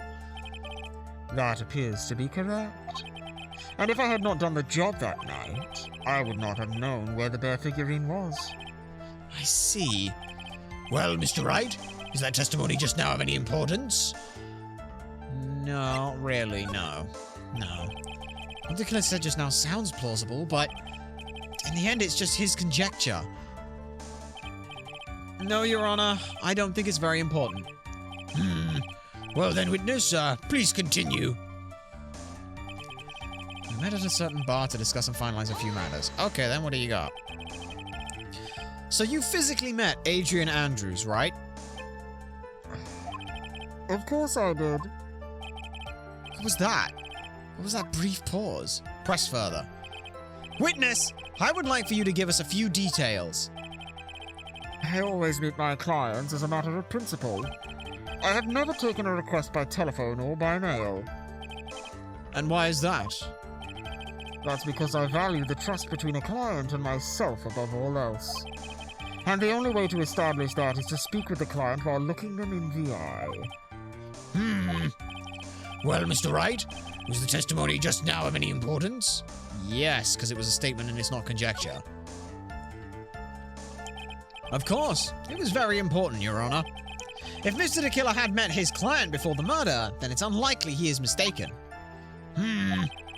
So you're saying that his client really was Adrian Andrews? I guess so.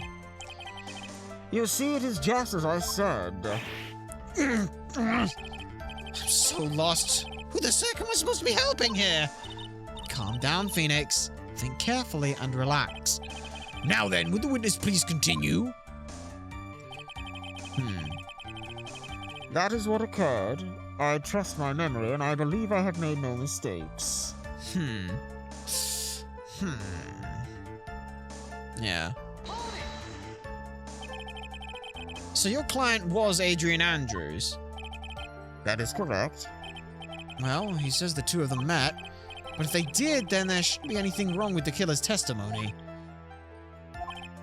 Well, there doesn't seem to be anything strange this time around. You have to draw more information out of him, but you can't draw his suspicion. If you can do that, you should be able to find a flaw in his testimony somewhere. Talk about a delicate balance, huh? Alright, let's think then. What have we got? This request came to me about a week ago. This was a service amount of Wolverine. We met at a certain bar to discuss finalized matter. That was what occurred. I believe the trust my memory. I have no mistakes.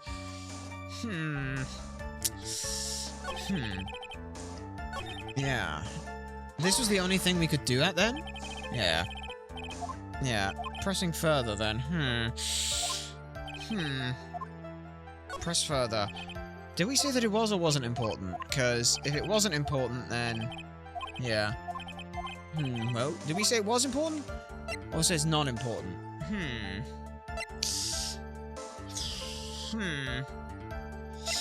Yeah. It's not that important then. Like, yeah, it's just conjecture then. Why he meets his clients is not important, and that wasn't the point. Witness, please stop sidestepping my questions. What do you mean by that? Yeah. My question was, did you really meet Adrian Andrews in person?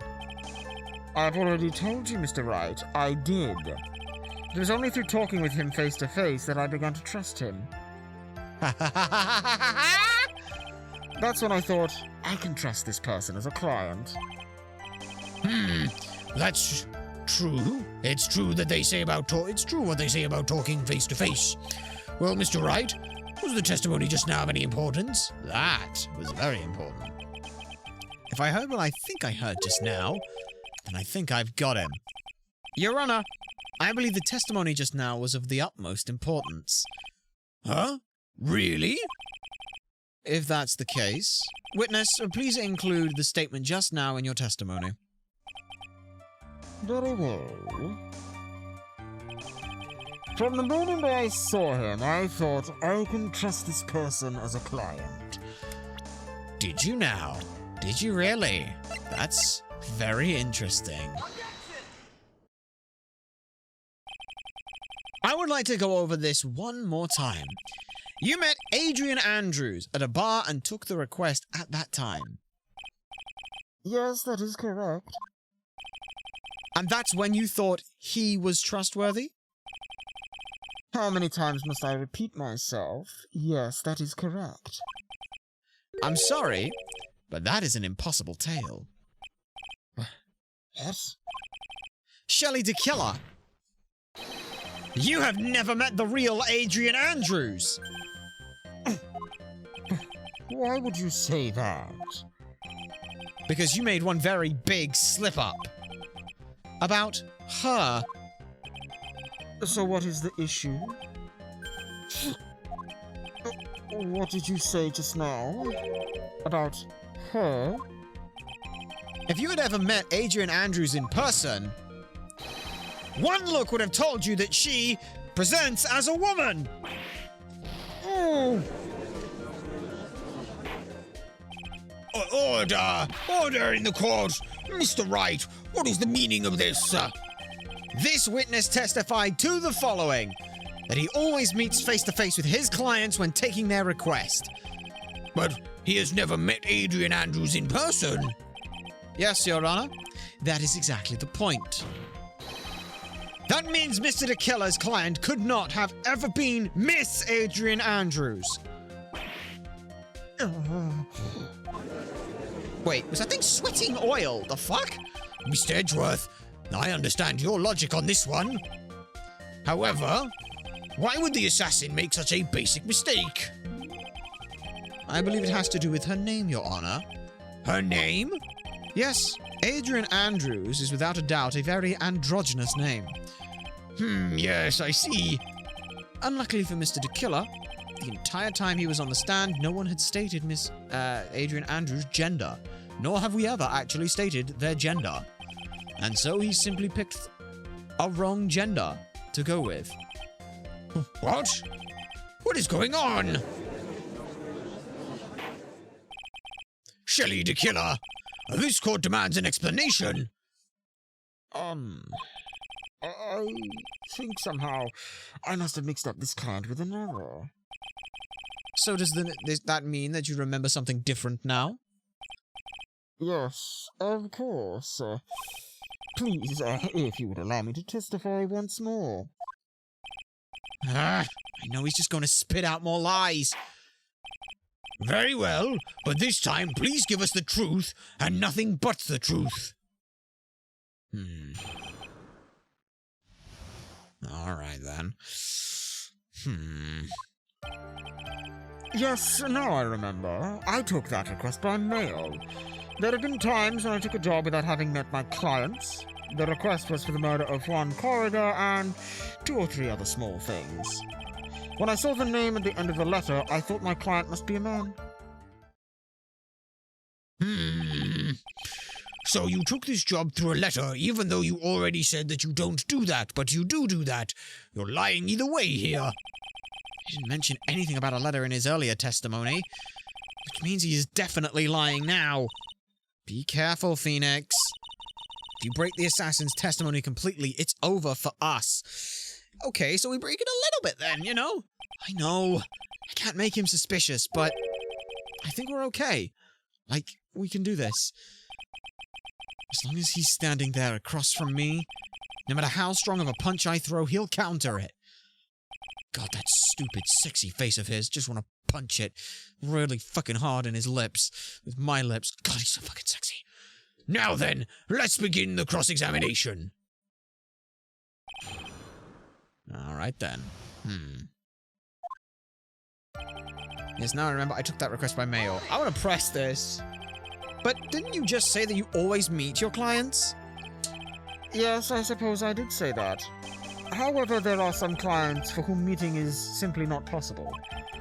But didn't you meet your client this time? No, I did not. Oh, come now. Let's stop with this game of cat and mouse. Using your silkiest voice is not going to work on me. Alright then, just cough it up and confess! Mr. Wright, you can't badger a witness with such harsh words. You're a lawyer, so behave like one and present evidence instead of mindlessly yelling. Now then, do you have any proof that Mr. DeKiller met with his client? No, I don't. I'm sorry, Your Honor. Unfortunately, I do not have any proof. I see. Then your line of questioning is just another waste of time. Sadly for us, Your Honor, this is the nature of right and wrong. Thanks, Edgeworth. There have been times when I took a job without having met my client. Okay. And why could you not meet certain clients? Recently, I have been receiving more requests. If I meet each and every client, I would lose some nice business opportunities. Nice business opportunities? On top of which, the times have changed. It is now the age of information and computers, correct? Well, I have joined the times and now take requests via electronic mail, a very easily trackable, traceable, and understandably, hackable system. Electronic mail? Do you have a mail that is in a special insulated envelope? I'm very sorry. I despise the shortening of words. What I mean by electronic mail is that it is commonly referred to as email. Email? In a contest of mimicry, the judge would beat a parrot, hands down. Ahem. Anyway, so you took this job without having met your client, and... The request was from the murder of one coroner and two or three other small things, yes. 2 or 3 other things? Yes. And what were these other things? A few other things that have nothing to do with this case. What should I do? Should I let him slide with that? It'd be really bad if I pushed his buttons the wrong way and he got mad. But press further. Whether or not they're related to the case is for the court to decide. Mr. Attorney? Yes? Everything I have said from the beginning has been nothing but beneficial to your client. Which is why I wonder what is pushing you to continue this cross-examination. Could it be that you are planning to betray your own client? That's... I smell the stench of a backstabber. And should you turn out to be one... Wait! No, this is looking really bad! I shouldn't press my luck. Alright, I have to think. Is this worth pressing? Is it worth pressing? Yes! Otherwise we look like we were planning to do that. Witness, this is a very important matter. Please cooperate and tell us what these other jobs your client requested were. If it is truly that important, I suppose I don't have much of a choice. The bear figurine. The bear figurine? After the assassination of the target, I was to find that figurine. I was told that this job was just as important as the actual killing. And where was that figurine? It was inside Mr. Corridor's suitcase. And then, what did you do next? I handed it over to my client right away. You gave it to your client? Interesting. This information certainly sounds important to me. Witness, please include that you're stated in your testimony. As you wish. One of these was to find the bear figurine and give it to Miss Adrian Andrews. Yeah, no. Because here's the thing. If you had given it to Adrian Andrews, this suicide note would not exist. That's bollocks. That is bollocks. Absolute bollocks. Shelley DeKiller. If you had really given this bear to Miss Andrews, then this item should not have been inside. This item? I see where you're going. Yep. That's where I'm going. Where is everyone going? Do I need to pack a suitcase? Your Honor, please think back to Miss Andrews' testimony. I was going to burn it for her sake. If even for a single minute, this bear had actually been in Miss Andrews' hands, I'm sure she would have taken the suicide note, she would have taken that suicide note out and burnt it. Hell yeah, she would have. All right. Order! So, this is where you two were going? So by the very fact that this suicide note was still inside the bear, it tells us that your client didn't know how to disassemble the puzzle. Well, that means... It means, Your Honor, that it is impossible for Adrian Andrews to be the client.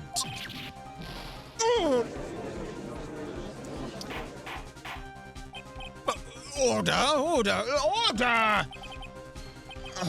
Mr. Phoenix Wright?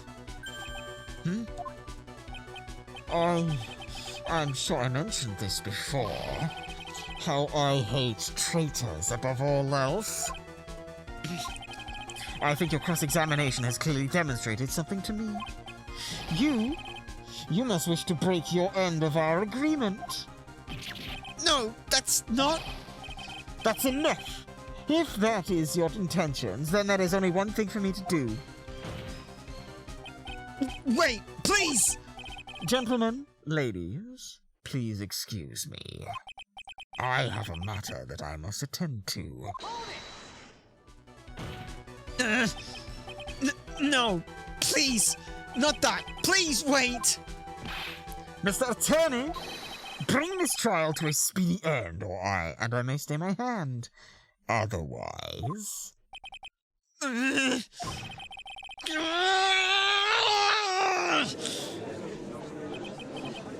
What in the... Mr. Wright, are you...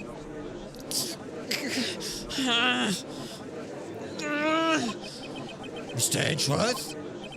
Yes, Your Honor. I don't understand this witness outburst just now. Do you think there is a need to hear more testimony, or is this enough? Well, we should... Edgeworth, we can't do this. If we keep this up, Maya, chill.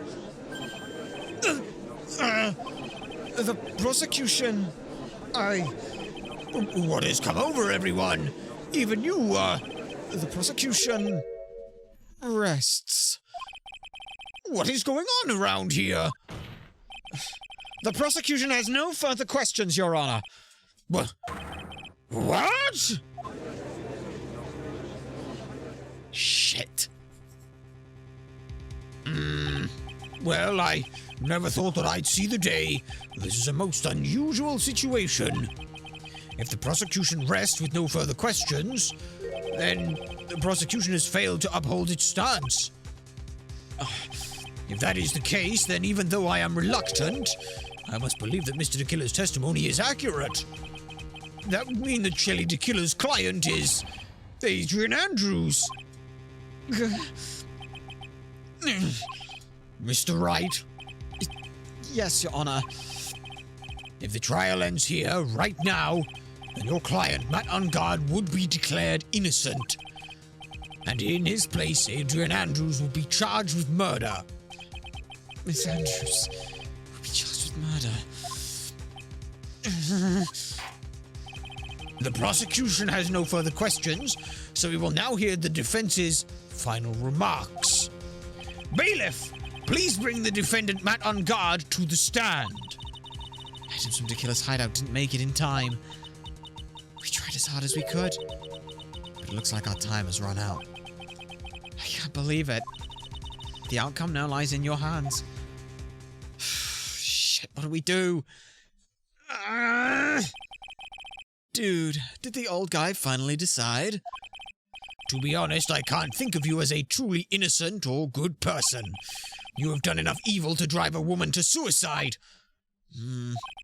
But, at least on the charge of murder, it would appear you are innocent.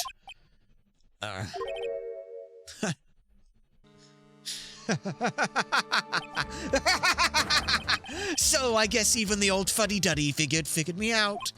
Mr. Ungard? What an atrocious lawyer I have, giving his own clients up like this. And that refreshing like a spring breeze crap, it's just as atrocious, don't you agree?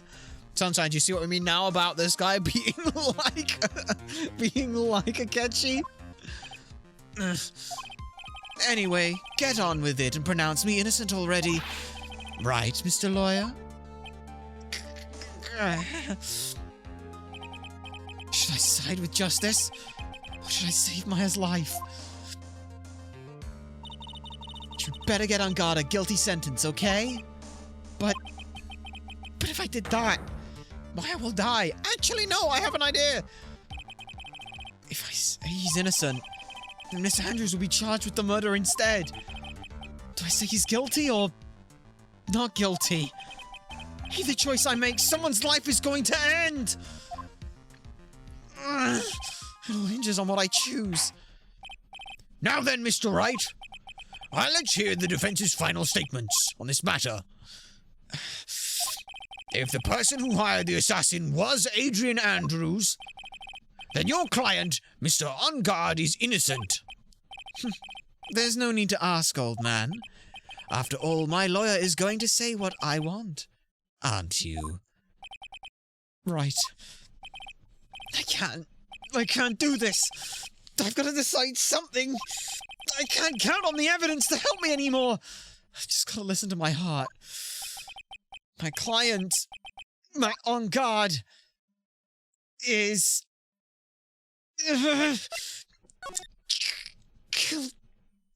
He's... guilt...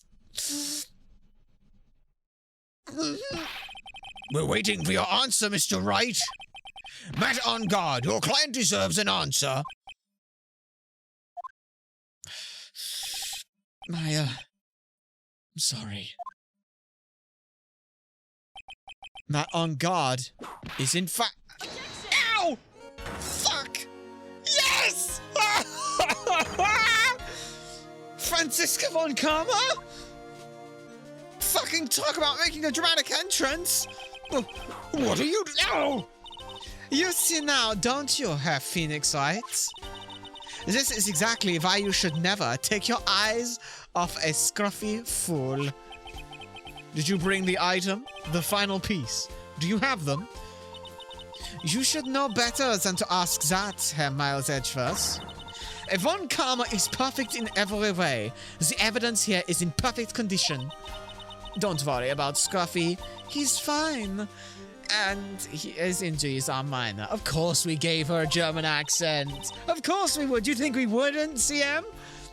All of the items are inside this. What a filthy old coat this is. That's Gumshoes. I can spot his tattered rags anywhere. I apologize for this ugliness, but there was nothing else to wrap them with. All his other clothes were horribly bloodied. I fought long and hard this whole trial. All for what's inside that raggedy old coat. I'm sure inside that coat lies a crucial piece of evidence. Your Honor, inside that filthy, awful, ragged coat are the defendant's final pieces of evidence. Your final evidence?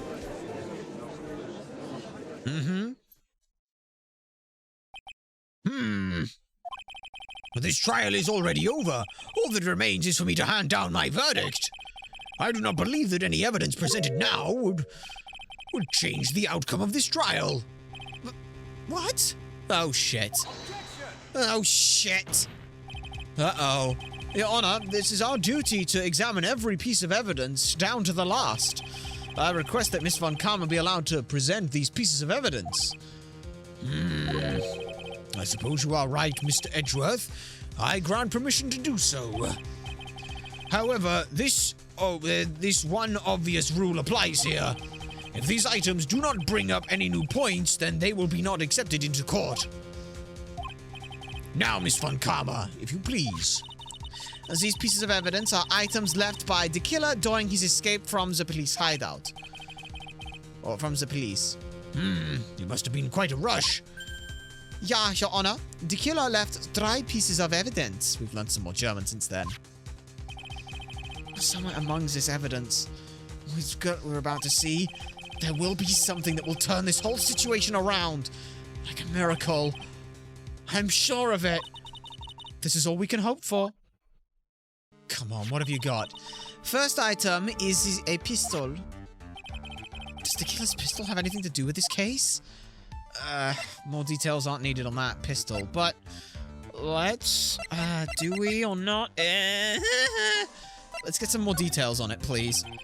Does that pistol have any relation to this case? We have yet to perform a ballistics test, so I can't say anything for certain. However, I believe it has something to do with this case. Well, at least with me. That's the pistol that he used to shoot you, isn't it? That's what I believe, yeah. Oh! I kept the bullet I removed from my shoulder as a sort of memento. So I didn't keep it in my shoulder. I mean, who would be stupid enough to keep a bullet in their shoulder? I'm sure it will be an excellent sample for the test. So that's the pistol that was used to shoot Francisca, huh? It's probably not going to help us very much. But we've got it. So the second piece of evidence is this videotape. I bet the killer took that from On Guard Mansion. Give me details! It's a family thing! Exactly. Question for more details. Have you checked the contents of the tape?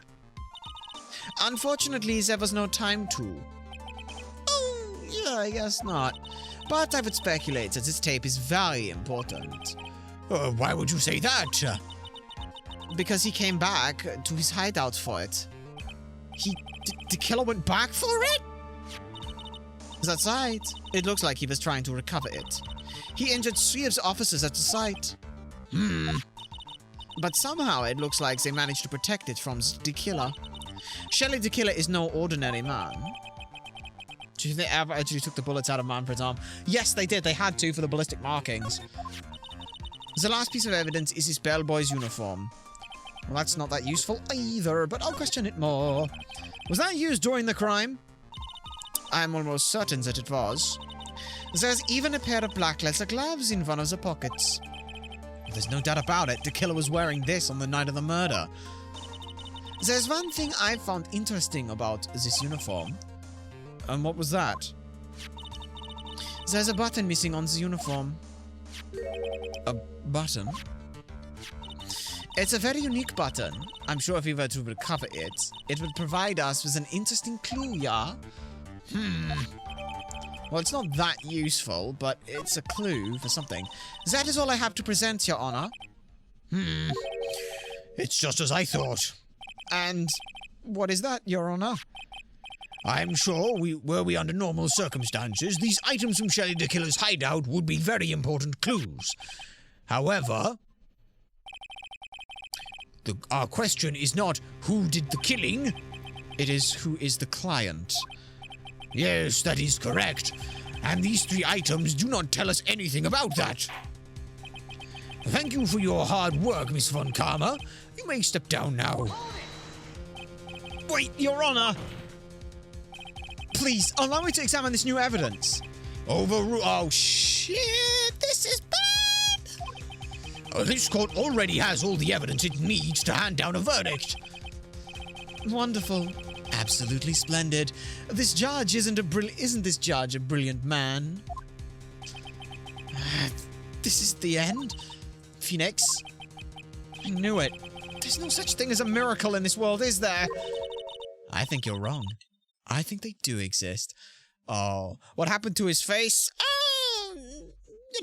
We can't blame a man for being suspicious because he's got scars on his face. That's very, very rude of you to do. But you have to make that miracle happen. You've come this far, so you can't give up now. But no matter how you think about it, it's... Try. For my sake. Just think about it for a second. There are 2 ways out of this situation for us. Yes! Please let this work out. I think it's gonna work out. 2. The first. Matt on guard wished for the bottom of his soul for a guilty verdict. Huh? The killer will always place his client's wishes first. If On Guard himself wishes to be convicted, then he will let his hostage go. That may be true, but how the fuck do we get him to do that? Asking me to do that is impossible. The second way. Force the killer to end his contract with On Guard. If the killer will no longer think of On Guard as his client, then he would let Maya go. Mia, that's even more impossible! He's a man who values his duty towards his clients above all else. No. He values his trust with his clients above all else, Phoenix. I know both of these seem like impossible feats at first, but I think you could make both happen. But if you could make either one happen, it would truly be a miracle. Oh, no. I'm gonna do better. I'm gonna make both happen. The bigger problem is, the Justice already said that he doesn't need any more evidence. The pieces that we just showed him, he's not accepting them. Phoenix, think things through from the other side. Isn't that what has always worked for us? Huh? The other side? What does she mean? You mean to turn things around? Phoenix, the judge said he doesn't need the evidence. Well, if that's the case, then who does need it? The person who needs this evidence? The defense, prosecution, and the judge. We have all seen these pieces of evidence. That is how we have come to know the truth. But there is one person who has yet to see them all. And that person does not know the truth. That truth, it may be what will bring about the miracle in the end. There are no objections this time, correct? Now then, I will pronounce my verdict. Why don't we all respectfully sit back and listen, kids?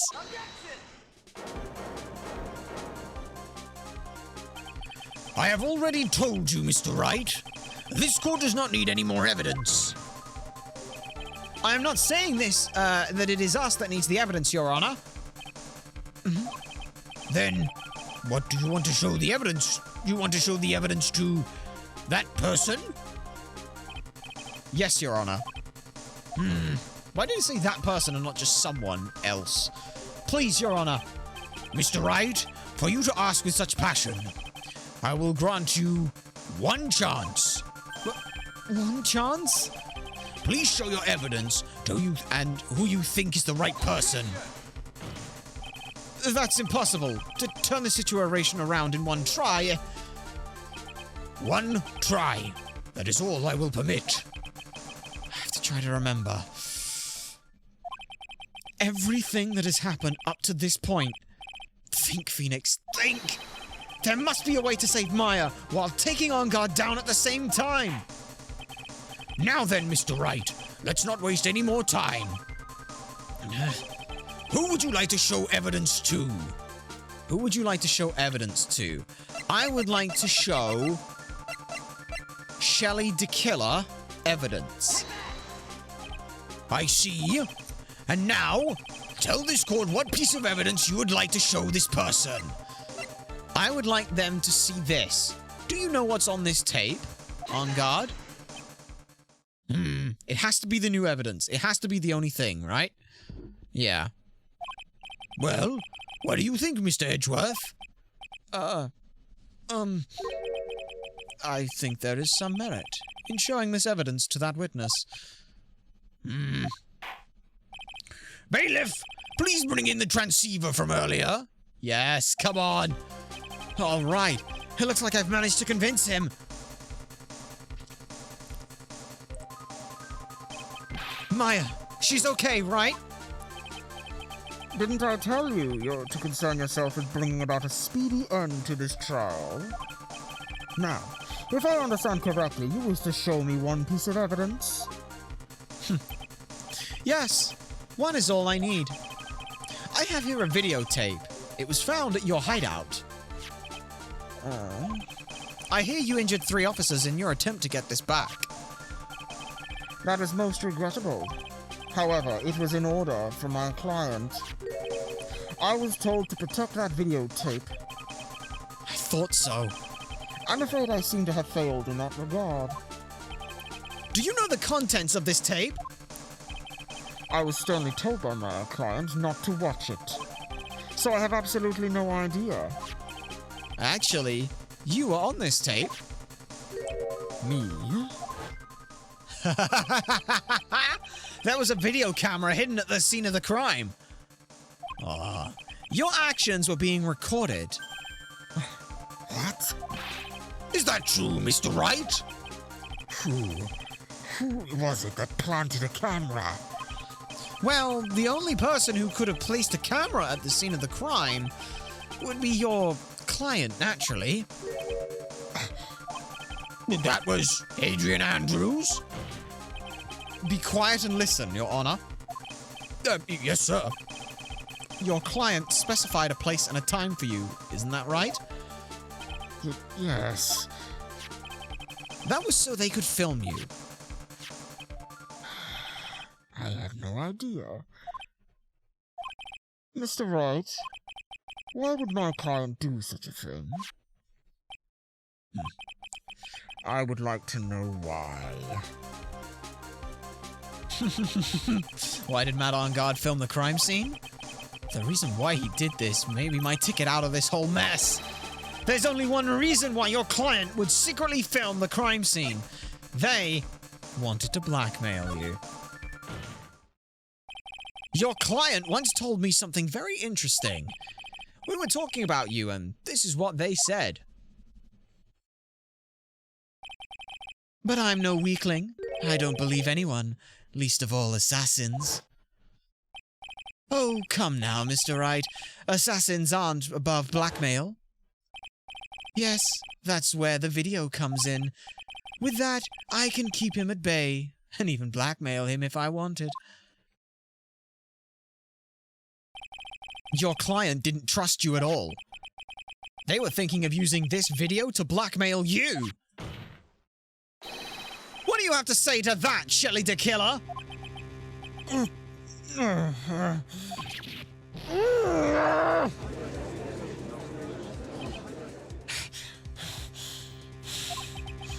It looks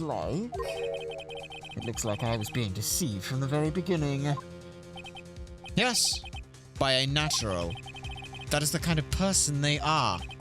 Your client is a person who only thinks and plots of how to use people around them to protect themselves from any and all dangers that may arise. That is the true nature of your client. I have one question for the witness. Yes? You told us one thing numerous times during your testimony. You said that you detest traitors most of all. Yes, that is right. But what if that traitor was your own client? What would you do then? Oh, that's obvious.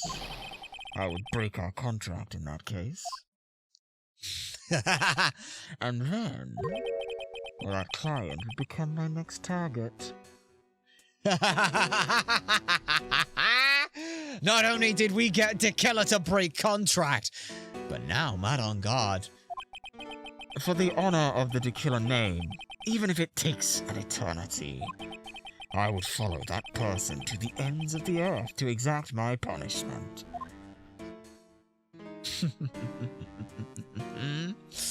Well.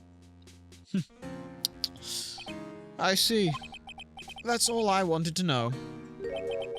So the traitor becomes the killer's next target.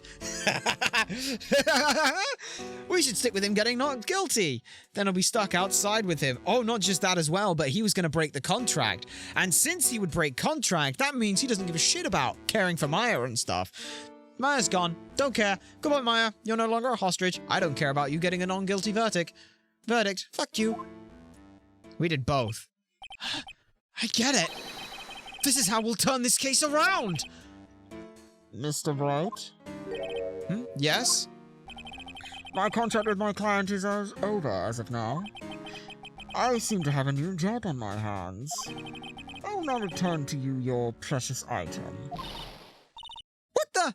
I'm not an item! Maya, I thought I'd never see you again.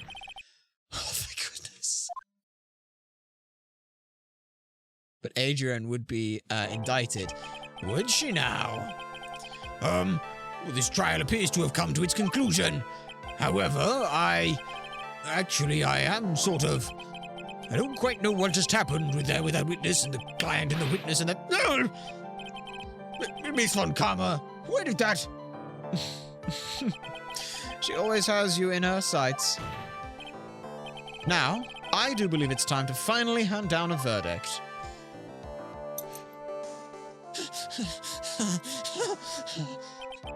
Mr. On Guard, it looks like somehow you got what you wanted. You will finally receive the acquittal you wanted so badly. You should be happy. But before that, I would like to make one final statement, if it pleases the court. Sometime in the near future, one very betrayed assassin may appear before you. Needless to say, that man is very good at what he does. I'm sure you would understand what I mean if you watched that video. Help me. Now then, Your Honor, the verdict, if you please. Is that all right with you, Mr. Wright? We have finally reached the end of a very long battle. Whether he's convicted or acquitted, there is no escape for him now. Go on, Phoenix. Plead whichever way your heart tells you. Right, Chief. Plead guilty. Matt on guard? Even though I am a lawyer, I cannot make your crime disappear.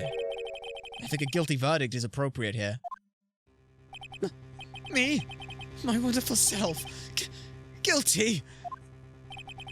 Even if you got an acquittal the instant you set foot outside in this detention center, your life would be in danger. The reason we are not saying that the reason we are not saying, that the reason we don't say that he should be acquitted is on the thing of regardless of what happens, the truth is what matters. That is what your heart says. No matter which way you look at it, you can't run away from your crime anymore! No! No! No! Guilty, guilty, guilty, guilty! Not guilty is the cooler option, personally. I don't know. I mean, I don't know if there's any difference. Like, I don't know what it means. I'm guessing then, like, it comes to, like, the judge going, like, no, you're about to leave his thing. And then he, like, objects and says, like, no, I'm guilty, guilty, guilty, guilty, guilty, guilty, guilty, guilty, guilty. I assume that's probably what it is he was about to, like, he was probably about to throw down his verdict, and then, yeah, like, that's the thing. Yeah. Yeah, it's just like there. As always, it looks like we have uncovered the real truth. I don't remember you helping out much in this. He starts begging to be declared guilty out of fear of the killer. That's great. Maybe we should watch that. We'll find a way. Mr. Edgeworth, how is Mr. Matt on guard? I've left Mr. Von Karma in charge of his incarceration. I'm sure he's getting a full-course meal of whip leather right about now. Lucky him. Very good. That was a close one, wasn't it, witness? Yes. I plan to pay my debt for society for my own crime, Your Honor. The first time I was called to the witness stand during this trial, all I felt was despair. She must be talking about the time Edgeworth really went at her. I hear she's trying to forgive him for what he did. And this witness... Oh yeah, she has an illness. Yeah, let's not pretend that what Edgeworth did was good there. But after that, when I was alone in the detention center, that was the first time I really saw myself for who I am. And today, when the two of you used your combined strength to convict Matt, I felt like I had finally been saved. Aw, she's smiling! Aw, that's adorable! Wow, it's the first time I've ever seen her smile. I'm really, really happy that you two are in charge of this case. I really don't know how to express how I feel at this moment. This is the first time I felt comfortable with myself. With who I am. Thank you so much, everyone. Aww, that's really sweet. That's really fucking sweet. Well, it looks like we have resolved everything at last. As for myself, there are still a few things I am confused about, but everyone seems to be in good spirits, and that is good enough for me. That is all. This court is adjourned. Hey, for the first time ever, getting a guilty verdict was the correct answer for us. Hell yeah, though. You were great out there, Phoenix. What I did out there was right, wasn't it? Is this the first time you've not gotten your client off? You got them a guilty verdict this time. But you have to look past all that to what's really important. Worst case in the series, there was no confetti. Oh no! You now realize that there is something more than just getting a not guilty, right? Yes, I understand now. It is seeing justice carried out. Phoenix, think back for a second. Think back to the moments before Miss Von Karma arrived with that final piece of evidence. Think about that incredible decision you had to make. Yeah? Yes? What were you about to say? I can't count on... Yeah, what were you about to say? What you were about to say, my client, Matt on Guard, is... Is he guilty? Or is he not guilty? Those were your choices then, and your answer. Your answer spoke about what being a lawyer means to you. Yeah. Right. Edgeworth? I have good news. Maya is now safe in police custody. Really? Pearls, you're telling us the truth, right, Mr. Edgeworth? Yes, she's quite safe. She's on her way here as we speak in a patrol car. Mystic Maya! She's safe! Mystic Maya's safe! You did it! You really did it, Mr. Nick! How? She punches deceptively hard for a kid. I believed in you. I kept saying to myself, Mr. Nick will save her. Mr. Nick will save her.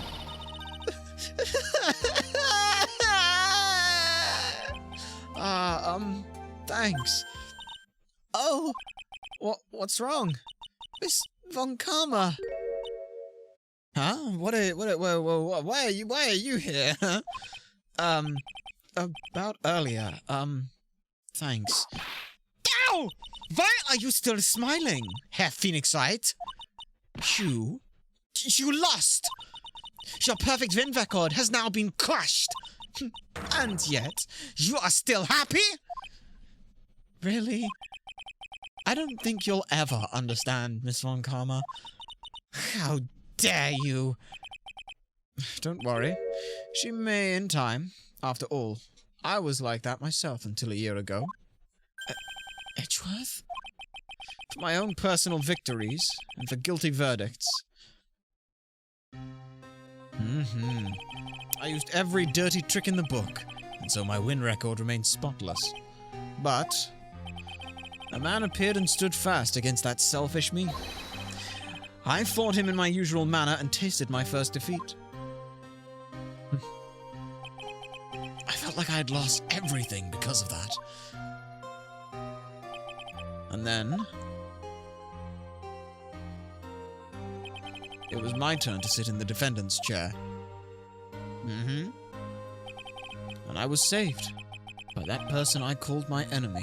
I couldn't forgive myself for all that had happened, so I left the prosecutor's office. Alright then. And I left that note. Prosecutor Miles Edgeworth chooses death.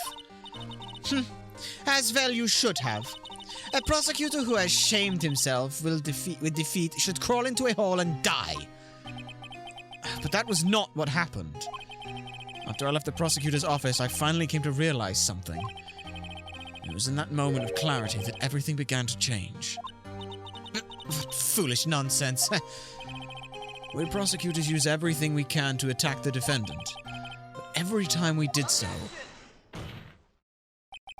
no matter how desperate the situation, instead of giving up like most people, that man would hold strong with his unyielding faith and undying faith. And then, before I knew it, I began to trust that man as well. What? You trusted your enemy? It doesn't matter how many underhanded tricks a person uses. The truth will always find its way to make itself known. The only thing we can do is to fight with the knowledge we hold and everything we have, erasing the paradoxes one by one. It's never easy. We claw and scratch for every inch, but we will always eventually reach that one single truth. This I promise you. The truth? Yes, that's the reason why prosecutors and defense attorneys exist. But I'm sure you knew that already, didn't you, Wright? That's why you couldn't forgive me. This man who went into hiding. Isn't that right? This man who only had his sights set on victory. Who ran away into the night. Is Mr. Edgeworth alright, Mr. Nick? You really let me down. When you disappeared, I felt betrayed. The reason I decided to become a lawyer to begin with was because I believed in the things you said to me all those years ago. Ah, yes. Back when he still wanted to become a defense attorney. And you betrayed your own words. That's why, 1 year ago, I made up my mind. I decided that the Miles Edgeworth I knew had died. At least, that's what I told myself. You pathetic fool. Miss Von Karma? I don't want to hear the wretched whimpers of a disgraced loser. Von Karma is someone who is destined to be perfect. Miles Edgeworth, you are no longer worthy. You are no longer worthy of being a Von Karma. And neither am I. It's over. It's all over. Franziska threw something on the ground just now. This is an electromagnetic receiver? Isn't that the thing she used to track Detective Gumshoe? I'll return this to the precinct later. There's something else. Isn't that Miss Von Karma's whip? I'll never set foot in another courtroom again. I'm sure that's what she's saying by this action. You should keep this, right? Why the fuck would I want a whip? Unless you're suggesting something? Okay. Nick! Maya?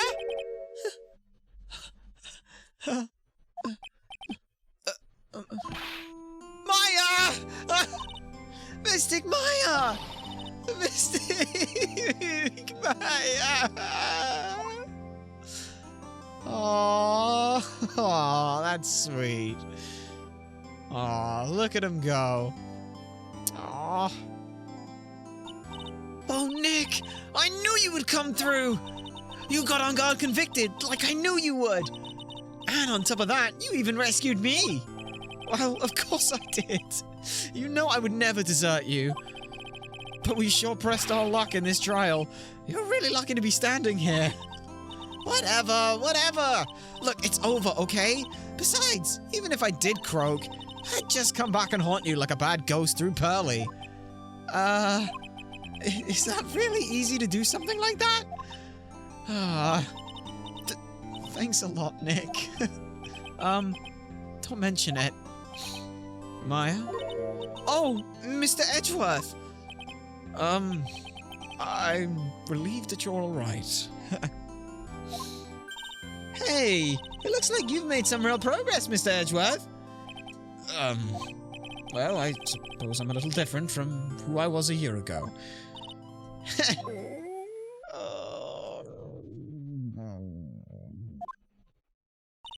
Alright. I think it's time we get out of this depressing place.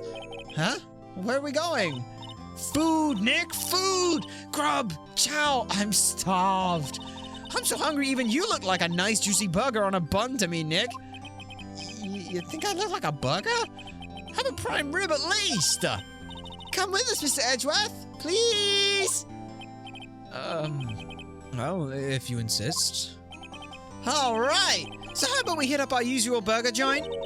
Don't be silly, Nick. Huh? This case messed up that awesome evening and got in the way of my gourmet food. So I've decided that we have to make up for it by having another feast. Another feast? Come on, Nick! Food! Wait, hang on a second. Alright. Well, 2 hours later. Good thing we could get this place back. Hey, pal. Sorry to keep you guys waiting. Gumshoe! You're actually not in a coma. Are you alright? Yeah, but I'm really embarrassed. I didn't even think I would hit a telephone pole of all things. A telephone pole? Then it wasn't a red light that got him? He did it again, city boy. Hi, Lotta. I feel like my dear old heart was gonna give out on me, and I ain't joking. Yeah, that was more exciting than the very last episode of The Steel Samurai. Thanks. Now, looky here, Mr. Snooty Prosecutor. Don't you reckon you bullied Mr. Wright too hard? If you don't start being a lot nicer to him, he might just kick it. Tonight, even. I'll keep that in mind. Well, come on now. Everyone gather round. Y'all are gonna get your picture taken by a genuine professional photographer. Looks like Lotta bought herself a new camera. Whatever happened to the one in evidence? Well, pal, at least we can put this messy case behind us now. Come on, the night's all about eating, so let's chow down, pal. Amen to that, pal. Amen. Aww. You know, when you think about it, you were the one who saved the day, Detective. Huh? Me? You really think so? He's right. If it wasn't for the 3 items you took, I think this trial would have had a very different ending. Well, you know, it's... Wait. That's odd. But I ran off with the things from the killer's hideout. I was sure I took 4 things in total, sir. What? 4? Hang on, what? Whoa. What the fuck else did you get?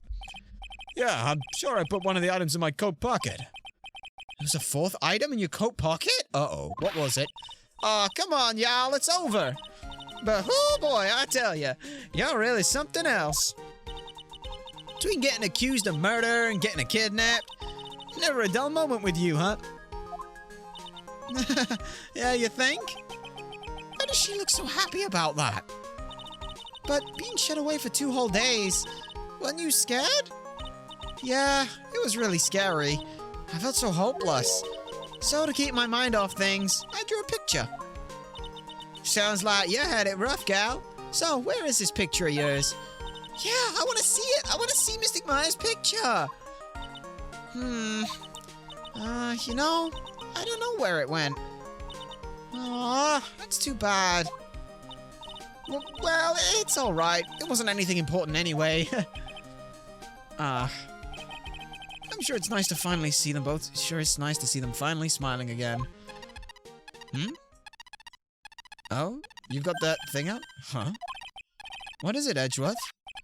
This thing's picking up something up. That's Miss Von Karma's receiver.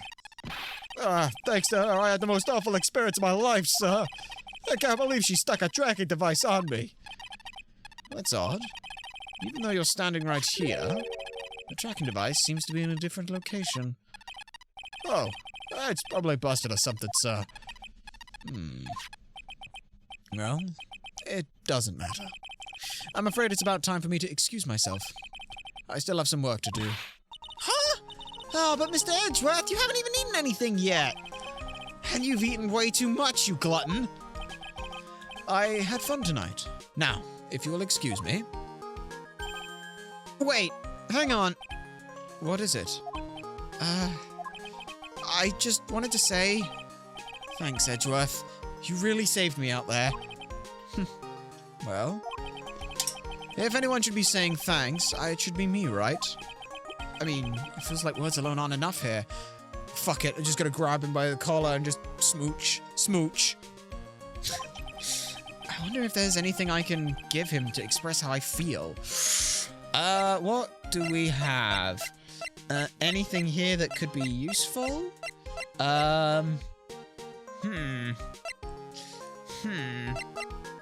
Maybe I give him the whip? Maybe we give him the whip, like... It was the thing that she gave, right? Like, that's the only thing they could do?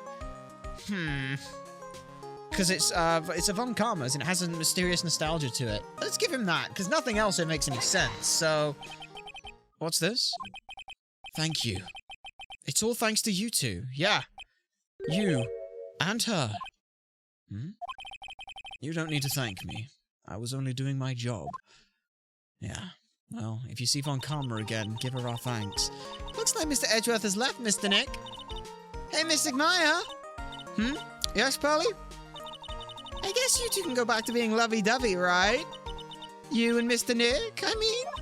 But, Pearly, would you cut it out already? You're embarrassing me. Anyway, so, who's paying for this lovely dinner party? As if you need to ask. Everyone say thank you to Nick. Huh? What? Wait, hold on a second. Yeah, I'm kinda at the point where I can't even buy instant noodles, pal. Yeah, So I kinda already put your name on the bill. Huh? Wait, what? Yeah, I got my situation just like that myself. There's this camera shop in this hotel, see? I just bought myself this good old beauty here. It'd better be anyhow for $3,000. What? Actually, I reckon you bought it for me since you're on your tab and all. But huh? Isn't this great, Mr. Nick? Yeah, Nick. I think I've only got one thing to say to this. Why do I suddenly feel like screaming? You don't need to hold back now, do you hear? Yeah, pal. Time to let it all out. This is gonna be the first time I hear the real you. Go on. It's been a while since I heard you say it. I've been busy being a hostage and all, I know. All right then. All right then, if you say so. Objection! Why not? And with that, we have finished Justice for All. This was a very fun game. Alright, the third case wasn't great to start and it was really fucking slow. You really came through for me, Nick. I had to hide that letter, but I knew you'd find it. I really feel like I've been living on the edge lately. I mean, I've escaped death 3 times now. Pretty cool, huh? I feel like almost like a pro. Alright. So what's next then, huh? What do you got next for us, huh? There's gotta be some more we gotta do. We gotta call it to that when they don't get to the end of this. I'm so happy that you could save Mystic Maya, Mr. Nick. And I'm so happy for the two of you. Speaking of which, I think this hotel is a pretty popular place for honeymooners, so I sort of made reservations for you two, just in case. Only got 2 cases. Yeah, it is unfortunate. She was a decent prosecutor, though. I did like her. Well, pal, it looks like I'm back on the force again. Miss Tetrith had a long talk with the chief, and he got me reinstated for my sake. I heard he said things like, letting that one go is bad for the society. I knew it. Crashing headlong into everything is the only way to live, pal. The ultimate wingman. Well, I mean, Pels is also like Ace, I want to say. Maggie! I, Maggie Bird, am retiring this uniform as of today, sir. I'm going to be a waitress from now on. And bring smiles and joy to the people who come by the restaurant, sir. Well, I hope you'll stop by sometime, Mr. Wright. Well, you'll bring smiles to people's faces by not being in the police force, so that's a start. Good job. Good job. Oh, Maggie. We forgot about Maggie in her case. That was the first one, which was okay. It wasn't great. Oh, fuck off. Yes. Are you two here to visit a patient? Yes, I'm Dr. Hottie. Recently, yes. That girl, you know. I haven't seen her around. Yes. But I remember, if I ever laid so much as an eye on her, it would go crack. It didn't matter if I got whipped, though. Yes. Yeah. Fuck everything about Dr. Hottie. Just get them out. Let's never remember Dr. Hottie ever, please. They were not worth remembering. It's time to begin our quest of World Circus Domination, sweetie. And to let the world know we are serious, I plan to make a fabulous flight to Zimbabwe. Hey, Max, do you like Zimbabwe? Do you think there are castles made out of cake and bunnies who can help? I think there are talking bunnies, even if they won't laugh. I think if there are any talking bunnies, even they won't laugh at Mo's jokes. I thought Mo was the ringmaster now. Where's Mo? Show me Mo. I want to see Mo as the ringmaster. Ah, cringe for Max. Oh, for Max? I'm ready. I'm ready. There is no way these jokes are going to fall on deaf ears. I'm going to be more contemporary with my humor. Mo Curls represent.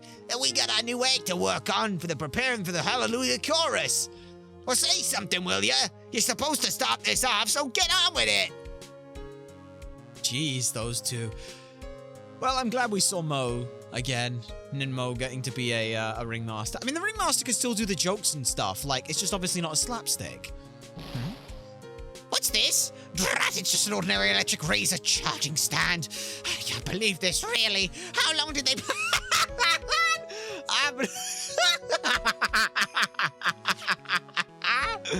Why do I get the feeling they wouldn't forget about me, would they?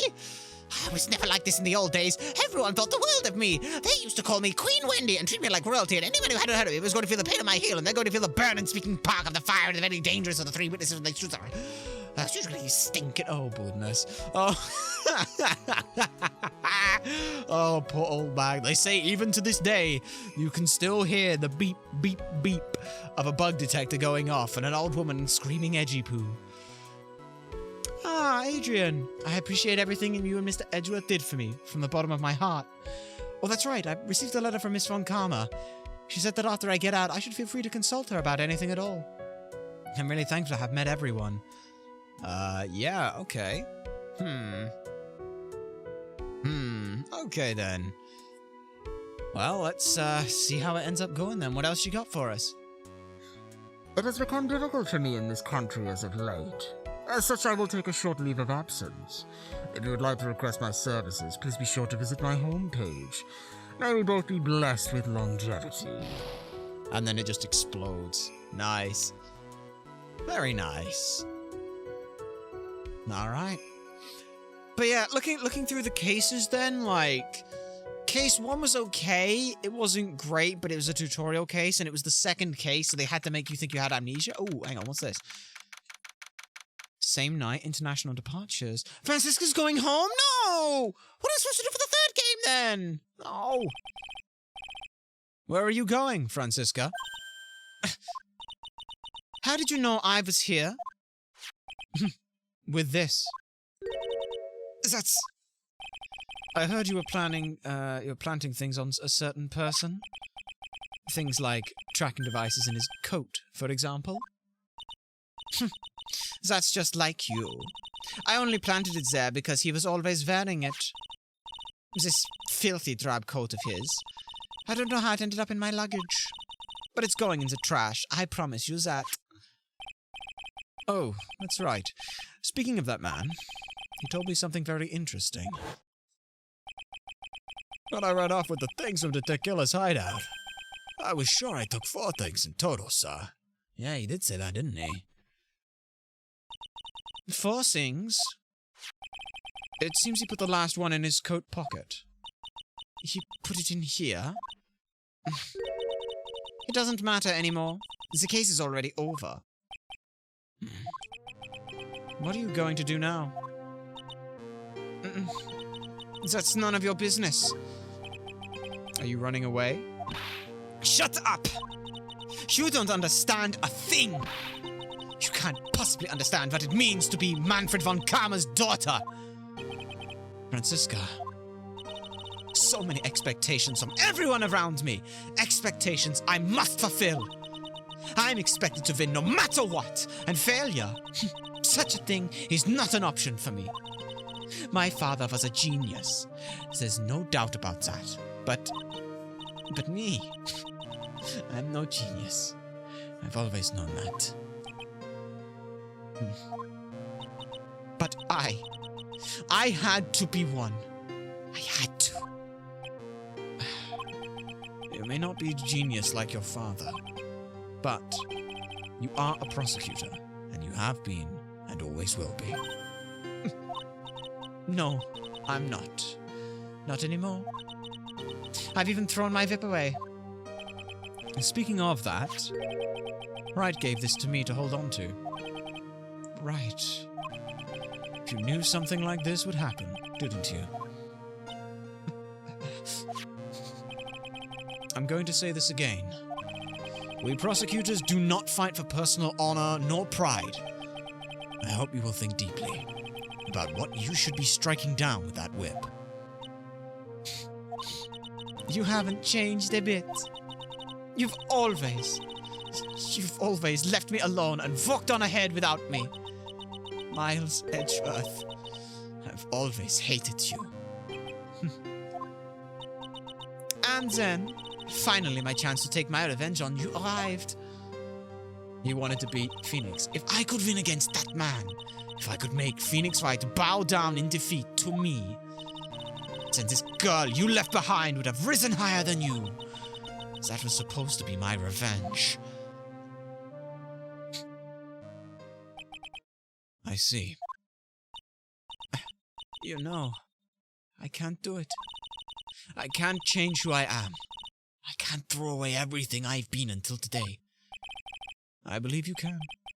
Just like how Adrian Andrews did. Adrian Andrews? You were going to use her during the trial, right? But you were dependent on your father by using his tactics. Isn't that right?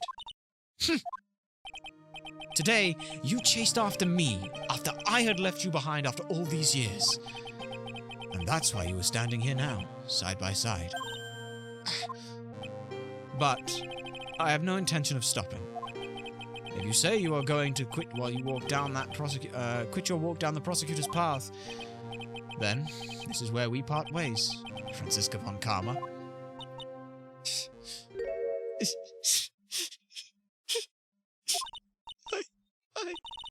I'm Franziska von Karma. Don't think I'm going to walk in your shadow forever. Our battle begins now. So you better prepare yourself, Miles Edgeworth. Aww. That's kind of cute to see at the end of that. That's kind of sweet. That's also kind of sad, like, aww. Aww, poor. I feel bad for her. Yeah, right. Fun day. Someday. I'm sure we'll meet again in battle. Until then, this last piece of evidence that never made it to you, I'll take good care of this fourth piece. What is it you took, so I can give it to you? When at last we meet again. What did she take? What is it? Was it the picture that Maya drew? What did she draw? What is it? What happened? Oh, it is Maya's picture. And she drew Venus. Oh. You know, it's funny. We did actually look at that bit of the shell and thought it looked like a nose. So, oh, that's really kind of sad, but also not sad as well. That's so cute. It really is. Like, the fact that, like, okay, so Von Karma's final things that happen there, like, the final thing that came through with Von Karma, where it's like this whole I'm pushing out of your shadow, that was really great. I love that. The last case was incredible. The first case was okay, but as a tutorial, obviously you're towing the line between new people coming back for the second game and, like, new people to the game in general. It's kind of really fucking hard to answer that. So, the amnesia thing, it played out, but it worked. Second case, what the fuck was the second case? It's Maggie Bird. Oh, yes, Maya and Pearls and all that stuff. That was interesting, though that plotline never actually went anywhere. It just kind of existed for a bit, so we're not really sure where that's going to end up going, but it's probably going to go somewhere if we had to imagine. That's going to be something, but that would be for the next game. And for now, well, for now, we're going to go ahead and end things off here. We're just going to go ahead and check a little bit of thing. We got to go ahead and where is the things that we need? Yep, we can just close that there. And the Hazard, congratulations on being first this late into the stream, but congratulations. And like we said, we're going to go ahead and end things off here. Thank you to everyone who has followed the stream. We hope that you will stick around for more and stick around for the raid of our own. But until next time, we have been Ultrasonic Blur. You're a fantastic audience, and we'll see you next time.